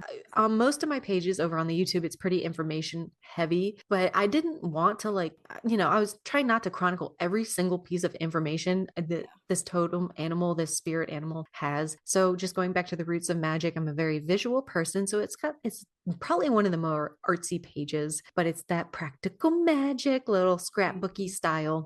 I say it all the time. I loved watching you create your Book of Shadows pages on your YouTube channel, and you always put such like relaxing music over it, and it's just cool watching your process. Thank you. Yeah. Will you be adding this page for our patrons over on the Patreon? Yes. Yep. It will be over there. I'm noticing now I put the rod of Asclepius back here. And I don't know if you noticed this in like the Owen's Book of Shadows. They don't have like outlined blacks images. I don't know. They tend to draw in like red or like stamped. So I tried to do a lot of red and sepia colors. That is really cool. That will be over there. The video is up, so that will be shared also. Patty Wingington from Learn Religions has some snakeskin magic for us. So she says, for many people, being an effective practitioner of magic includes the ability to think outside the box. By being a creative and imaginative thinker, you can find magical uses for non-magical things. There are plenty of unconventional ways to turn irregular items around the house into components of magical workings. If you happen to stumble across a snake skin while you're out and about, or if you're fortunate enough to have a snake of your own, you can use it in magic related to protection, transformation, and a number of other magical purposes. Historically, many spiritual traditions have used various animal parts in magic and ritual. From found bones and antlers to fur and skin, there's always some sort of magical use available for animal parts. Obviously, you want to make sure any parts you acquire are collected respectfully, ethically, and humanely. Fortunately, snakes shed their skin all on their own. If you encounter a snakeskin shed, it's because the snake left it behind, so you can feel free to use it as you wish. While a lot of people are afraid of snakes, it's important to remember that in many cultures, serpent mythology is strongly tied to the cycle of life, death, and rebirth. Because of these associations, it comes in handy in magic related to transformation, protection, and other themes. In some forms of hoodoo and folk magic, snakeskin is dried and then ground into a fine powder, sometimes referred to as snake dust. You can either do this or you can use a full piece of snakeskin. In the American South, it is believed that rubbing a bit of snakeskin on your hands can keep you from dropping things. Oh. Another legend is that if you carry it in your pocket, it will bring you luck. Artist and author Sarah Ann Lawless says, in European folk magic, snake sheds and other bits can be used in healing and fertility amulets, as well as any charms or tools having to do with otherworldly travel. Snakes are sacred to many deities, and they like to add powdered snake sheds to incense burnings to invoke these deities. Dambalha, Hecate, Hermes, Legba, Odin, Veles are some examples. Oh, and if you use it says they like to add powdered snake sheds to incense. So maybe like a Nag Champa incense. Yeah. Double down. Yeah. Yeah. You can try using the shed skin and spells relating to protection, such as they have like a protection witch bottle link here will include, particularly if someone you're having trouble with is afraid of snakes. You can place the skin around your property, guarding the perimeter to keep these people away. Consider using snake skin or a piece of one in a charm bag with crystals or stones for protection. If you really want to get creative, the skin is supple enough to make a charm bag out of the skin itself. You can associate snakes with change, transformation, since they shed their outer layers of skin to reveal a shiny new one. It seems very fitting to use for transformational spell work. Using spells or rituals to help you reinvent yourself into a new, better, stronger person. Some people use snakeskin and warding spells to keep rodents and other pests out of their larder or pantry. After all, snakes eat rodents. Make a small crocheted bag. You can make out of cotton thread and stuff it with protective stones and snakeskin. You can scatter several of these bags around in late summer or early fall when rodents are prone to be looking for a winter home. You might want to try using snakeskin in a spell to help you get over something, allowing you to move on from past mistakes or shed a bad relationship or unhealthy habit. You can make a poppet to represent yourself and fill it with little things that remind you of the baggage you're carrying with you. Letter clippings, wadded up photos, anything small enough to fit in there. Wrap the snake skin around the poppet as you focus on releasing and shedding the negative feelings. Do this every night for a week. And when the new moon rolls around, take the skin off again and bury it. In some cultures, the rattle of a snake is considered very powerful as an amulet used to increase wisdom and sexual power. Wear the rattle as a necklace and carry it in your pocket as a talisman. Snakes often lay in the sun, so like Kristina. So if the snake if the skin is durable enough, use it to make a charm bag for crystals or gemstones. Place the bag outside on a sunny day and allow the energy of the sun to cleanse the stone. You can even use snakeskin in a healing ritual. Make a couple of I don't know about this one. Make a couple of bath bags out of a light cloth, like muslin, and stuff it with healing herbs. Add the snakeskin to represent change and transformation toward good health and wellness. Light a blue candle to symbolize healing and visualize illness leaving your body. I would recommend maybe having this snakeskin close by. Right. Because, like, yes, it's dried, but it is still like, where has the snake been crawling through pesticides or like stuff? Well, you not don't even want in your bath. Not even that though. Like snakes carry like diseases like salmonella. Yeah. So that's probably in their skin, in their shedded skin as well. So Yes. I would probably also be a little wary of Yeah. including that in my actual bath, even if it's like in a muslin, like because like that stuff can still seep out. Yeah. So Skip that part. yeah, I did want to share real quick while we're on the topic of like crystals and stuff. This stone that I got in North Carolina, it looks like snakeskin, right? It does. All right, so this is called Septarian Palm Stone. And this is good for healing, protection, and understanding. This says, okay, I found this on a different website because I got this actually when I went to North Carolina, when I went to my cousin's cabins in Bryson City. They have like a lot of cabins there. There's this store there, this little witchy, cute little store. What is the name of it? It's called Snake Song. Oh, It's called Snake Song. And the symbol of this store is an Ouroboros. That's dope. That stone could crack a windshield. Oh my God. I know. I have to, I'm like trying to be careful not to drop it on my trackpad because I've broken my trackpad in the past dropping shit on it. So I'm like, oh my God, I can't drop this. But like, it's so cool. And you can't really see it on the looks camera. like sparkly. But it's got little flecks in it. Yeah, that's beautiful. Yeah. So I was like, what does this mean? Because like, you buy it in these little witchy shops. They're just sitting in a basket. They have a card on them to tell you what it is, but like they don't really explain like too much about it. So I found a little more on this website called califano.com, and I guess they sell other types of crystals and stuff. And apparently this stone is good. It benefits the lower chakras that ground us to the earth, which makes sense because, snakes of the earth. And it is known to have a calming effect by connecting one with nature and natural energies. And let's see, what else does it say? I think, it's very short and to the point. So yeah, if you're going to use this stone for anything, it's great for the lower chakras, and it looks like a little snake egg, right? It looks like it does look like an egg. I feel like that would be really nice if you're meditating and you tend to like lay down when you're meditating. Put that on like your guts.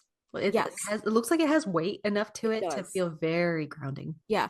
And it's like a nice palm stone. So like it fits in my palm like perfectly. That thing's huge. It is very The big. size of your fist. I have little palms. So, but like it's great to just like hold on to if you just like want to hold on to a stone and Yeah. meditate, and just like it feels really good in the palm. It's So beautiful. yeah, I'll have to post a picture of this over on the Patreon for anybody who wants to see what this looks like. It's really hard to explain what it looks like. It looks like snake scales. It looks like an egg with snake scales on it, but it's a crystal. And yeah, Septarian, what'd I say? Septarian jasper or something like that? But there is a stone called serpentine, isn't there? Yes, yes. Yeah, there is. Yeah, I don't know if this is a type of jasper. It just says Septarian palm stone. So it was $9. Okay. Good money spent. Yeah. Oh my God. I Well spent spent. so much money in that store. I think I spent like at least a couple $100s because I was like, I don't know the next time I'm coming back here. Wow. And they Okay. got a lot of cool stuff. So I even Awesome. bought a shirt, a little green shirt from, it says Snake Song on it and has the Ouroboros on it. Where is the shirt? Why didn't It's- you wear the shirt? I forgot. I totally forgot until I was like, oh my God, that stone, I have it sitting right over here on my altar, like staring at me in the face. And I was like, I totally forgot that the symbol or the logo to the store is the actual Ouroboros. I was like, That's oh my so God. cool. How about that? It's all connected. I'll have to send you that. If you're ever in the Asheville, like Bryson City area, Yeah, check it's the store close. out. Cool. It's very cute. You would love it. They had so many cool like crystals and stuff that I've never seen or heard of before. Like I've never heard of this Septarian palm stone. Yeah, that is so cool. Had a whole like I love the symbol. Have I told you enough how much of a fan of snakes I am? I don't know why I completely forgot to throw that on here. I was like not even thinking about it. We talked about this ophidophobia already, right? We Did talked this about snake worship. Okay. So we're talking about the opposite. Got it. All right. So this is when you're afraid of snakes. This is ophidiophobia. Right. And that is an extreme, overwhelming fear of snakes. Insert the olives. Bring out the olives. Bring out the olive. So the condition is called a specific phobia or fear, which is a type of anxiety disorder. Ophidiophobia may be associated with herpetophobia, which is a fear of all reptiles. Many people are somewhat fearful of snakes, but ophidiophobia is so extreme that it interferes with a person's life, well-being, or sense of safety. So how common is an intense fear of snakes? Snakes can be harmful to people, and stories often depict snakes as threatening and dangerous. So, a generalized fear of snakes is very common. 1 in about 10 American adults and 1 in 5 teenagers will deal with a specific phobia disorder at some point in their lives. And ophidiophobia is one of the most common specific phobias.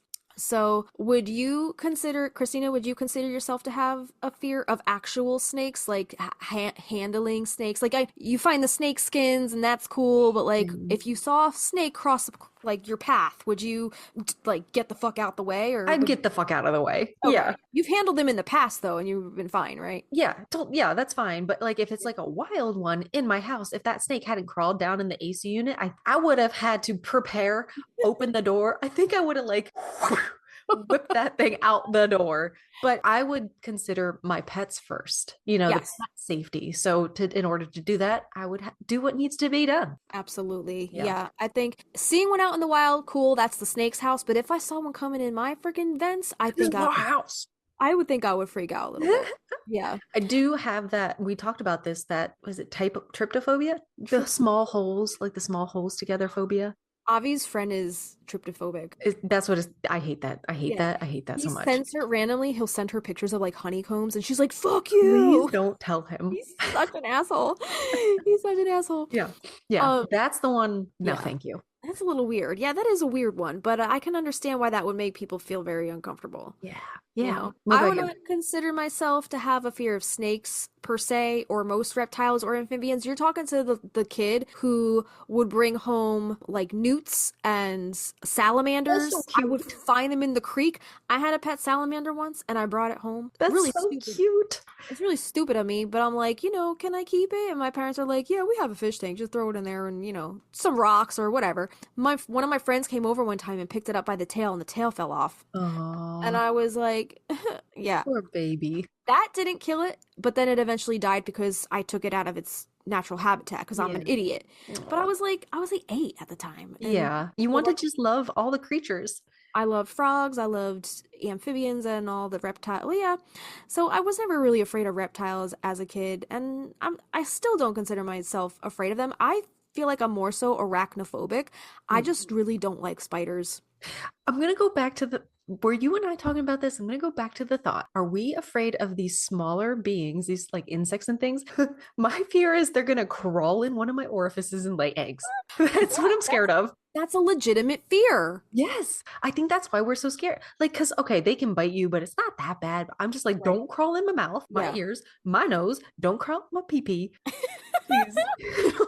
my butt or my vajayjay. We talked about walking to, going to the bathroom at night. Yeah. Not turning on the light. What if there's a spider in there and it crawls up your butt? I told you about the one time we had an earwig infestation like a few summers ago when we just started the garden, and I guess like it was like a really damp summer, like humid, so they were just running rampant, and they would sneak. I guess they would get in through the cracks in like the back door or like the deck. And we would randomly find them in the bathroom, like in our towels, like randomly find them. I was going to the bathroom one night and I had a roll of toilet paper on the back of the toilet because I can't have them on the actual roll because Coraline, she likes to sit there and spin all the toilet paper off the roll. So I leave it on the back of the toilet. And then I just do grab the whole roll and roll it around my hand until I have a nice handful and wipe. Yeah. Well, I went to grab the roll and there was a fucking earwig inside the toilet paper roll, crawled out of my fucking hand, and it was like 3 a.m. I'll be sleeping and I'm screaming my head off because the earwigs crawl up my arm while I'm trying to wipe my cooch. We talked about this. Yeah, I remember saying that happened with the spider. What episode would that have been? I feel like it was like, was it our Southwest one, Saguaro? I think it was the Saguaro one because we were talking about scorpions. You might be right. And I think that was it. No, thank you, ma'am. I don't like any of the creepy crawlies. Yeah. I could do snakes if I'm prepared.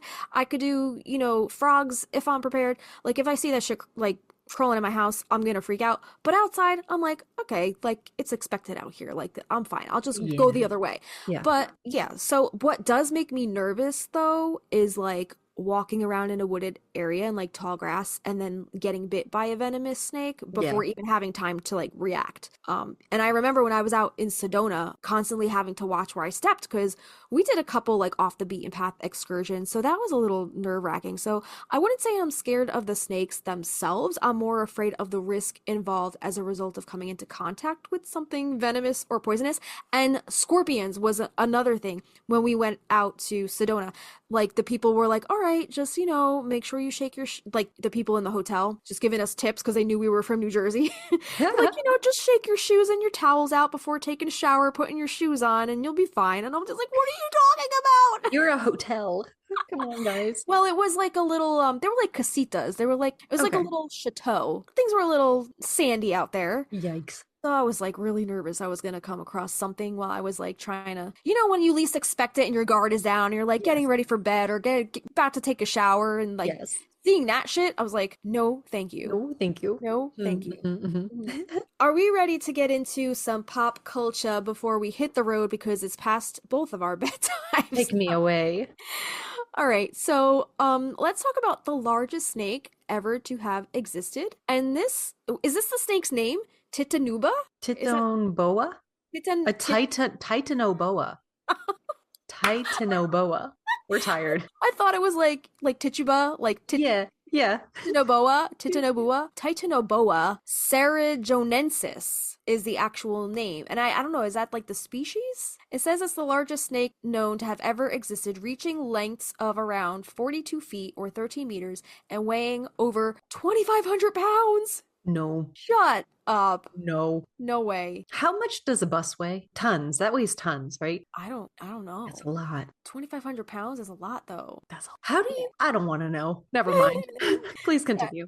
So it says this size makes it not only the largest snake ever recorded, but also one of the largest terrestrial predators of its time. Discovered in Colombia's Cerrejón coal mines, this massive constrictor, okay, so is this it's a boa. So like those are the largest types of snakes, right? Like a boa constrictor. They're huge. This was found in a coal mine? That is a horror story. Oh my God. Like The Descent? Yeah. Oh my God. Yo, fuck that movie. So it says this massive constrictor lived approximately 60 million years ago. All right, so 60 million years ago, who's finding this shit? Okay, wait. Is this a skeleton?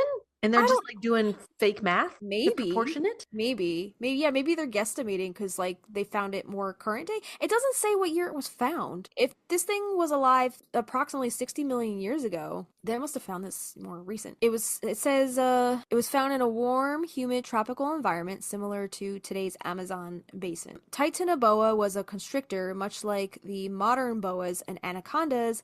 Anaconda against you unless you got one. Look at those jeans she's wearing.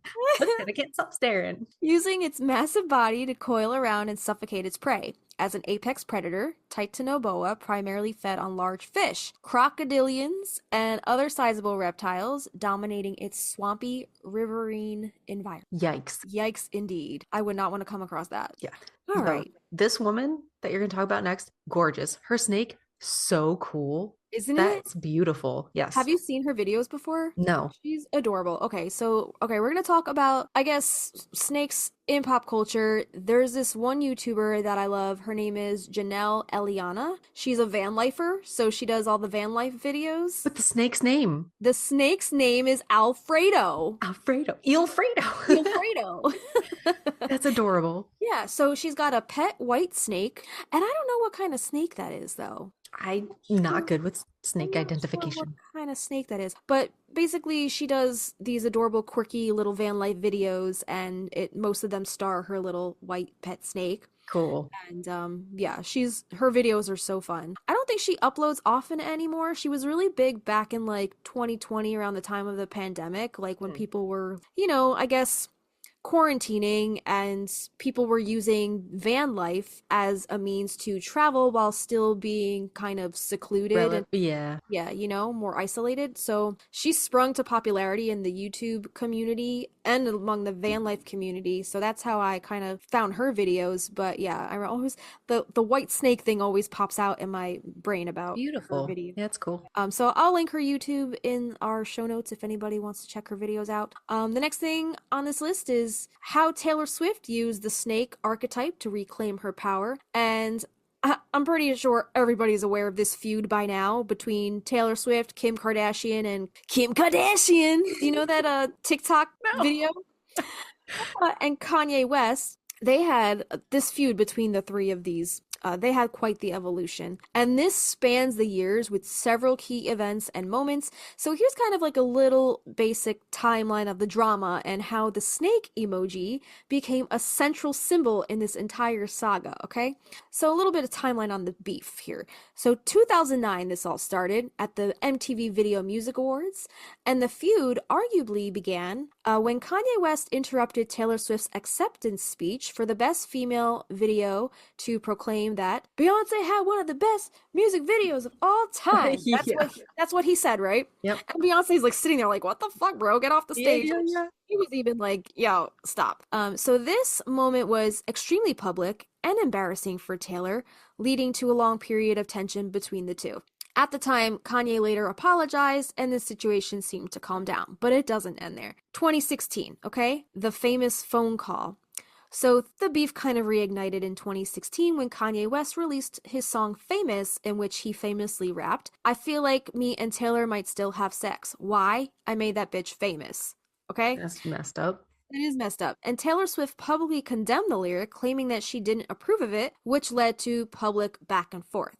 However, Kanye's wife, Kim Kardashian, soon entered the picture. Kim released a series of Snapchat videos that seemingly showed Taylor approving the lyric in a phone call with Kanye before the song was released. This made it appear as though Taylor had lied about the situation. Taylor quickly responded, saying that she was never made aware of the specific line and felt manipulated. So here's kind of where the snake emoji drama kind of happened. So Kim Kardashian capitalized on this entire situation by using the snake emoji to mock Taylor. Kim tweeted a series of posts in support of Kanye, including a snake emoji in reference to Taylor, insinuating that she was a, quote, snake for lying and being manipulative. Kim's followers followed suit, often using the snake emoji to insult Taylor. And Taylor, already dealing with the backlash from the public, was subjected to a lot of online bullying, with many calling her a snake. And this was a significant turning point, as Taylor had built a reputation as being a very public good girl in the music industry.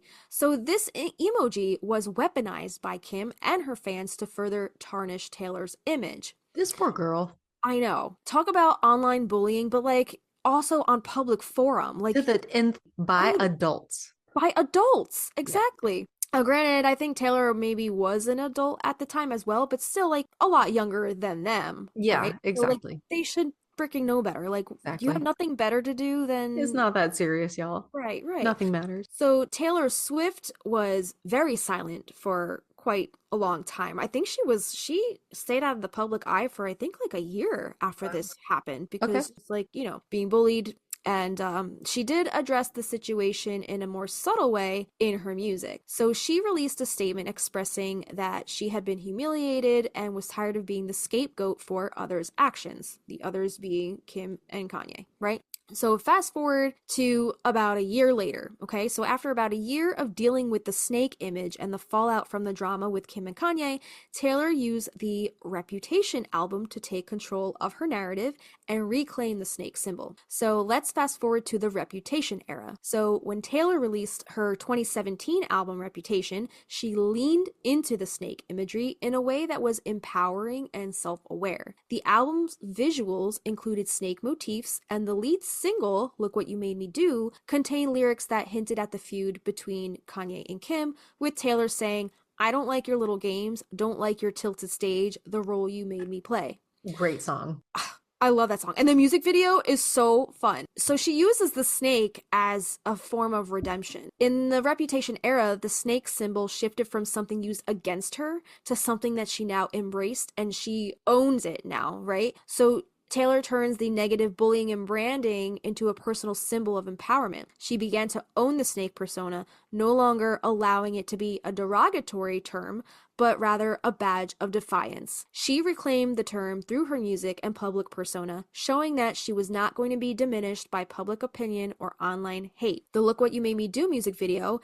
In the video, Taylor literally rises from a pile of snakes, a clear symbolic reclamation of the image. And the album's themes were all about rebirth, revenge, reclaiming power, with Taylor's using the public's attempts to destroy her to fuel her transformation. And look at these stills from the Look What You Made Me Do music video. She's literally sitting on a throne between two snake pillars. It's giving very high priestess energy. She's fucking powerful looking. She is not fucking around anymore. So, like, she literally took this traumatic situation where people were bullying her, calling her a snake, using this as a derogatory term, and then turning it around on them. And it's like, oh, you want to call me a snake? Well, yeah, I am the fucking snake now. What are you gonna do about it? And the entire Reputation era was her being like, I am no longer the good girl. That image is gone. I'm not playing Mr. Nice anymore. If you have beef with me, we're gonna fight it out. So yeah. So in summary, Kim Kardashian's use of the snake emoji to bully Taylor in 2016, that symbolized a turning point where Taylor was publicly attacked and her image as the good girl was completely undermined. In response, Taylor turned the symbol of the snake into a tool for her own personal empowerment in her Reputation era, and through the album and its imagery, she reframed the narrative, demonstrating that she could take control of the story and use the insults thrown at her as a foundation for her musical evolution. And I still think that's one of her best albums to this day. She's like the most powerful woman in music. Like, Right. why would you even tempt her? Like, tempt Right. fate Yeah. going against her. And so this Reputation album, it was not just a musical project, it was more of a form of redemption for Taylor. Good So for her. go Taylor. I'm not a Swiftie. She is very impressive with like how huge she has come. And I think she's got a great talent for songwriting, but like to still see how many people want to tear down like a very successful woman, even when they are successful themselves, is crazy. It's Isn't just it? unreal. It is unreal. Yeah, I wouldn't consider myself a Swiftie to the extent like I love all of her albums, I love all the music, but like I've never been to one of her concerts. I wouldn't say I know every single word to every single song on every single album. I would call myself a Swiftie to a certain extent, but I know there's people way more Oh, into yeah. her Oh, shit yeah. than I am. But yeah, go T Swift. Go She's got T-Swift. her thing going on, and as a fellow songwriter, I can not relate because like she's at a whole other level. I admire what she's been able to do with her music, and that's anybody can aspire to do the same with their own. You know, Yeah, totally. I absolutely love what she's doing. So we talked about Whitesnake the band before. Mm-hmm. In other music news, in a 2009 interview with Metro, David Coverdale, the lead singer of the 80s hair metal band Whitesnake, jokingly stated that the name Whitesnake was a euphemism for his pee-pee. Oh, okay. Didn't know that. Yeah, in Okay. fact, that where the name actually came from, it was the name of his first solo album. So they were famous for their hits Here I Go Again and Is This Love, and even had an album titled Snakebite. I could have gone my whole life without needing to To know that? trivia. Yeah. I was like, Amazing. what? Okay. All right. Cool. I always, whenever I think of Whitesnake, I always think of was it Rock Band? Guitar Hero. Guitar Hero. Mhm. Guitar Hero. That what's that guitar solo? Yeah, we used to play that song. That song had the best guitar solo. So snakes have also appeared in many works of pop culture, including books and movies. One of the ones that sticks out in my mind is always Indiana Jones, Yes. because snakes are basically Indiana Jones's kryptonite, right? Yes. Yep. Deathly afraid of snakes. According to the movie lore, he had a traumatic experience as a child where he fell into a crate of snakes while trying to escape from someone, solidifying a deep-seated fear of them throughout his life. I don't remember that bit of lore, and I don't remember what movie that lore is in. I think in Raiders of the Lost Ark they do Is a it? flashback. Okay, all Yeah. right. Yeah, I don't remember that. This incident is often referenced as happening during his time with a circus train as a young boy. Raiders of the Lost Ark was not my favorite one. I always No. veer toward Temple of Doom. Yes. That Okay. one was fantastic. It was my favorite. And I just saw this on a TikTok. I don't remember the leading ladies' names, Yeah. but the leading lady in Raiders of the Lost Ark, when we first are introduced to her, she's very like take charge. She's out drinking the guys at the bar. She's beating people up. But by the end, Indy is having to like save her. Whereas in Temple of Doom, what the hell's her name? Billy? Billy, yeah, her name in the movie, it's Billy. Billy. Yeah. She's feminine. She's very in touch with her sexuality. Yeah. But she is like, she saves Short Round. Like she's an active participant by the end of the movie. So their character arcs are interesting with those two movies. That's Did all. you see the newest one that came out? Like last year or so? Oh no. I saw the alien. That one was so Skull? stupid. The Crystal one with Skull? Shia LaBeouf. Oh, that one was the worst one. The Crystal Skull. Yeah, that bullshit. What I one hate came out last year? is basically Harrison Ford at his age now, which is like, what is he in his like 70s or 80s at this point? Yeah. They had to AI his face because face. they did a flashback of him at when he was younger, and it was a younger actor's body, but they had to put his face on it. But the woman who the Raiders of the Lost Ark character, I guess it's disclosed in the latest one what happens over the course of time. That was his wife or his baby mama, and they have a child together, but Yes. they're like estranged. Yes. And so her character kind of carries over into the newest one that came out. Gotcha. Yeah. I think I remember seeing her. Yeah. Seeing her in Yeah. that. So the newest one, really good. Go see Okay. The Crystal Skull. I Fuck hate that that movie. One. It was the worst one. Yeah. So some key points about Indiana Jones' snake phobia, and it's kind of like a reoccurring comedic element whenever he like has this like dangerous situation. They always seem to pop up, and it has this impact on his character because his snake phobia adds like a layer of vulnerability to his otherwise adventurous, brave persona, making him relatable, and it highlights his human flaws more For so, sure. right? Because like, he's a hero, but to a certain extent, he's still human. Exactly. Right. So snakes appear in several scenes in the Indiana Jones movie, including Raiders of the Lost Ark and Indiana Jones and the Last Crusade. In Raiders of the Lost Ark, they're in the opening sequence. Do you remember when he's like in that plane and there's like that Burmese python that's like crawling in his lap? Yeah. Yeah. And I'm like, how does that snake get into an airplane? Snakes on a plane. Snakes on a plane. Duh. Perfect response, Kristina. And then there's another scene in a snake pit where he like encounters like a pit full of snakes while searching for the Ark of the Covenant in the Well of the Souls temple. And then there's some boa constrictors that he sees when he's in Egypt. So random points throughout that movie. The ones that I love are in the Temple of Doom movie, when he descends into the temple altar and retrieves the Sankara stones. He's startled by a statue of a snake just above him, and then he's like has to take a second to just like adjust his hat. I guess it catches him off guard. And one of the funniest parts of the Indiana Jones Temple of Doom. Do you remember the campfire scene when they're doing the journey across the Pankot Palace, and Kate Catshaw is the one who plays not Billy, Willie Scott, right? Yeah. So Willie, the character, she I guess is terrorized by numerous animals in the jungle, and the film hilariously cross-cuts to an uninterested Indy and Short Round, and they're playing a card game, and they're not sure which one of them is cheating, and Willie sits down and tells Indy that she'd be better off sleeping with a snake, and just then a huge snake slithers around her neck from a tree branch above, and she thinks it's the elephant's trunk because the elephant kept slapping her before, so she's like, knock it off, and she grabs it and she throws it, not realizing that it's a snake. Is this D? Is it D? Exactly. That was exactly like my mother's reaction when she was battling off the garden snake. We gotta watch this movie together. I love this movie. I love Temple of Doom so much. It's my favorite Indiana Jones movie. Yeah. So good. So Indy sees her throw the snake, and he kind of just like, what the hell? Right? So he sees he's snake. Flabbergasted. Yeah.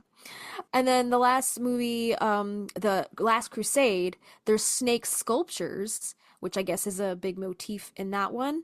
This includes a switch that reveals a secret passage. And then we have a giant fanged snake that Indiana Jones encounters, and it says this may have been created using special effects. So I'm not even sure if that one's like an actual set piece.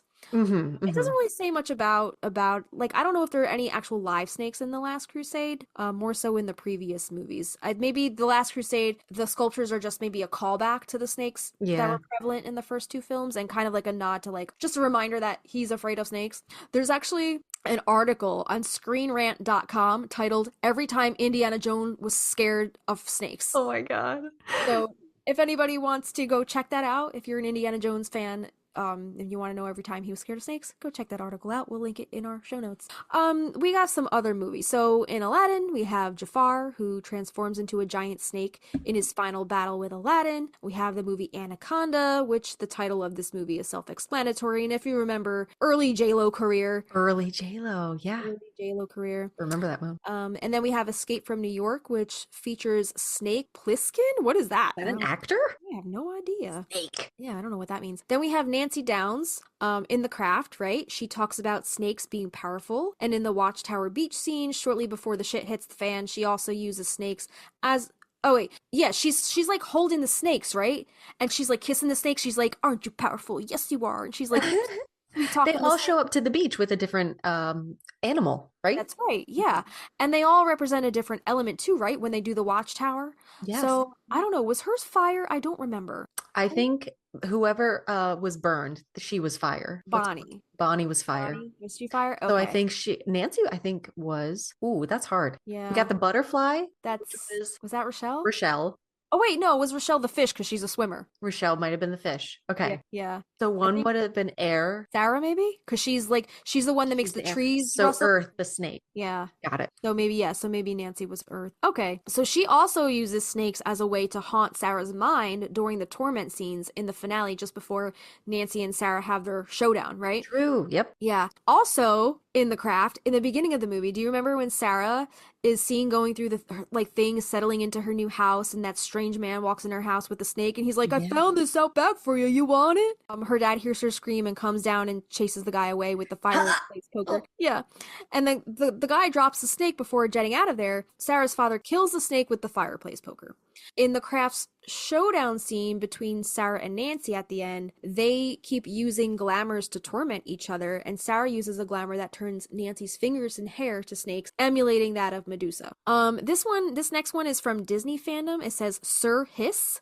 Sir I don't- Hiss, the Robin Hood remake where Robin Hood's like a fox. Sir Hiss is like the king, the Yes. Lion King's henchman, Yes, yes, yes. his Wait. sheriff or something. I don't know. So we have Sir Hiss, then we have the Orin in the Neverending Story, and the Atreyu wears the Orin. That's the necklace, right? Yeah. Yeah. So the Orin appears on the cover of the Book of the Neverending Story, and in the movie, the Orin is a mystical necklace that is referred to as the Gem, the Glory. It represents duality and the eternal cycle of destruction and rebirth and the power of wishes, and it is inscribed with the words "Do what you wish." And in the movie, the inscription is "Do what you dream." So I guess it's different than the book a little bit. Okay. The Orin is a powerful medallion that protects its wearer from harm, and it also makes the wearer representative of the childlike empress. This picture of Pee Wee Herman is cracking me up. Yo, this is my favorite. One of my favorite movie scenes is Pee Wee's Big Adventure. That scene when that pet shop was on fire,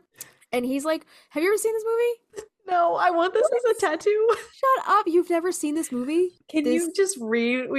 Just go. This is. Okay. I gotta scroll past him because I'm gonna lose my mind. So yeah, so there's this pet shop that's on fire, right? And he's like running in and out, saving all the cute little furry animals. And each time he goes in, he passes by the snake tank, and then you see like the anxiety rush over him because like clearly he's afraid of snakes, and he moves on to the next furry animal. And he keeps doing this until all the cutesy animals have already been saved. But then what Pee-wee does next, I think it really speaks to his character because he's petty in a lot of ways, right? But ultimately, he pushes past his fear because he couldn't bear to see a living thing die. So he saves the snakes, but his fear is so great that once he gets the 2 handful of snakes, he gets them outside to safety, outside of the burning building, he just collapses and passes out until the police arrive because he's so scared of the snakes.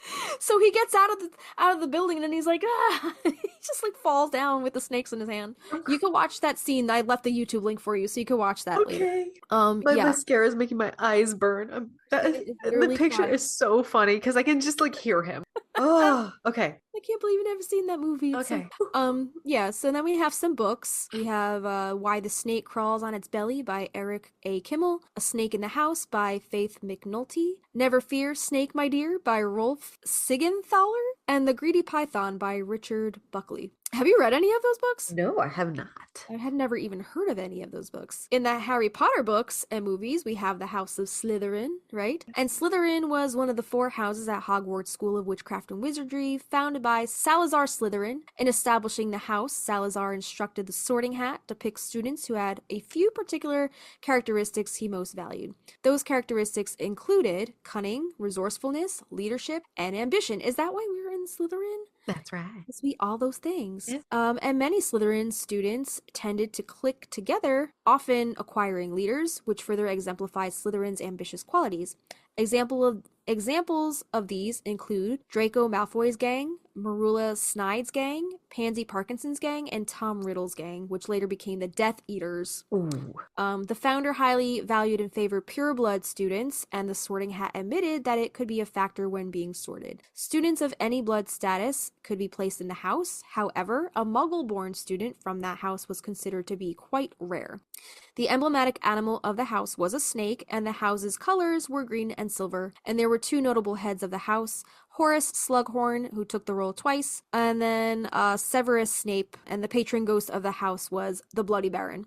And Slytherin corresponded roughly with the element of water due to serpents being commonly associated with the sea and lochs in Western European mythology, which we never got to into the Loch Ness Monster on this episode, right? God. So serpents are physically fluid and flexible animals. The colors also corresponded with waters around lakes and lochs often being green, and silver being often associated with gray rainwater. So yeah, there's so much lore on the Sorting House that, you know, that's in Harry Potter. That's only really scratching the surface. If you guys go to harrypotter.fandom.com, it goes a lot deeper into the house rivalries and the deeper history and all. So I'll link that in our show notes if anyone does want to go down that Harry Potter rabbit hole. But we both did that Sorting Hat ritual on the Hogwarts site, and I think we're both Slytherin. That's right. Yeah, it's all that cunning, resourcefulness, leadership, and I want to look at your chart. I just need your birth time. 11 p.m. You don't share that with just anybody because they can use it against you. All right, well, I edit believe that. Yeah. Yeah. How could they use it against me? I don't know. They'll know your weaknesses. Okay, so here's some fictional snakes. We have Nagini, the snake from the Harry Potter series that was once a human woman who was cursed to be a snake. I don't remember that one. I remember the snake in the Harry Potter films where he goes to like that museum or the zoo and it comes through the glass wall. That's the one that I remember. Yeah, Voldemort has this huge snake that he Yeah. takes to like his meetings, his board Okay. meetings, and it like Alright. strikes people to kill him. All right, then we have Ka, a snake from the Jungle Book. We have Vicky, a snake from The Good Place, and Snake/Jailbird, a snake from The Simpsons. Oh. And snakes have been featured in much folklore, such as the snow snake and the hoop snake. And I've never heard of either one of those. I think they're Native American dances. Okay. Ritual. Okay. Because I tried to look more into this, but I was like, oh my god, we have so much. Yeah. Tell us what snakes mean in dreams, according to Brasidia Ryan. Okay. She's got 2 pages of snakes, so I'll just read the main. Holy shit. Because she also has baby snake, black snake, rattlesnake, snake bite, Wow. snake about to strike, to kill a snake, green snake, run from snake, unusual colors, snake hiss. Okay, so Wow. you will be selected to represent an older person. This person is no longer able to care for themselves for health reasons. Processes will be lengthy because you have to deal with public social service agencies. What? Be relentless and patient and do the right thing. Okay. Random. But more being patient, more like Yeah. you need to be patient. Okay. I love her randomness. All right, Brasidia. We did it. Oh my god, this episode literally was a week long. It's gonna be a long one. Yeah. And it goes out to Brittany Rose. And we still never never dove down the Loch Ness monster Can rabbit that be hole. its own episode? Yeah, I think we can make that be its own episode. All right. That is all we have for you guys today. Just a reminder, you can check out all of the sources pertaining to today's episode via our hero page. The link is in our show notes. And thanks again to our patron and Palmiers for creating this app and keeping creators like us organized. If you guys do want to support the podcast on Patreon, you can support us for as little as $1 a month. That's our seedling tier, and that gets you access to our patron-only polls where you get to weigh in on what topics you would like us to talk about next. It also gets you our monthly calendar so you can see what topics we have coming up for the month, and it also gets you a welcome shout out on the show. Our $3 Lavender Bud tier gets you our show notes for each episode in an aesthetically pleasing PDF, our after hours posts, if there's any extra tidbits or behind the scenes info pertaining to any of our episodes, we'll post those along with a blog post or extra photos, and access to our specially curated Spotify playlists. We have created playlists for our WMSR episodes as well as Production Dream playlists for each song episode, and more. Our $5 Lilac tier gets you access to our private Facebook community where we host a monthly live stream. Plus, you'll get access to our Discord server where we host our monthly watch parties. And also on the Discord, you can join in on the discussion with other Magnolia Street neighbors via the various interesting channels and threads. And then here's the $8 Rose tier. This gets you access to extra audio-visual content such as a once a month full-length video episode, unlimited bonus videos, uncut footage, cutting room floor footage, bloopers, outtakes, meditations, exclusive interviews, and old home videos from the vault, or spell or ritual videos, and more. It also gets you bonus content to coincide with our song-episodes, such as full-length demo streams of our original Practical Magic inspired music, plus lyric sheets, guitar chords, and original scratch demos, or bonus video performances of our songs and more. Lastly, we have our $15 Wisteria Vine tier. Just like a twisting Wisteria Vine, there's a way for you to stay connected with us, the Stinas. In this tier, we invite you to join our private Marco Polo video messaging app. The app is totally free for both Android and iOS. Sign up with your phone number or email, and we will help you do the rest. This is a great way to chat with each other in a more intimate group setting, face-to-face via video recording. We love to show each other our pets, our gardens, or anything else you'd like to share. And just a reminder that the higher the tier you sign up under, the more rewards you get, because you get all of the rewards of the tiers below it. You can upgrade or downgrade or even cancel at any time. So to support the podcast, head to patreon.com/Magnolia Street Podcast. Yeah, and there are additional ways to support us and our podcast that don't cost you any money. If you do listen on Spotify, please give us a star rating. If you listen to us on Apple Podcasts, please give us a written review. We love sharing those on our Instagram. And if you're on Instagram, we would really appreciate any reposts or blurbs about our podcast.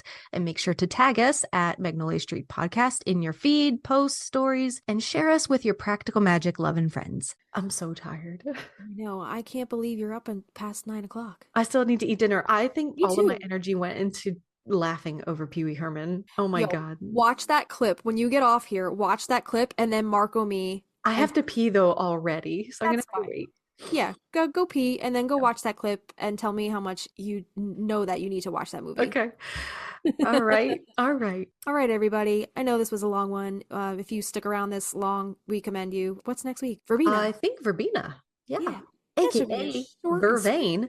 Who knew? Yeah, I didn't know that was the same thing. All right, everybody. I think that's all we have for you for today. I'm Justina, I'm Kristina. and we'll snake you next time. Snake. Snake. At the house on Magnolia Street, would you go down to Magnolia Street when the wisteria roll out?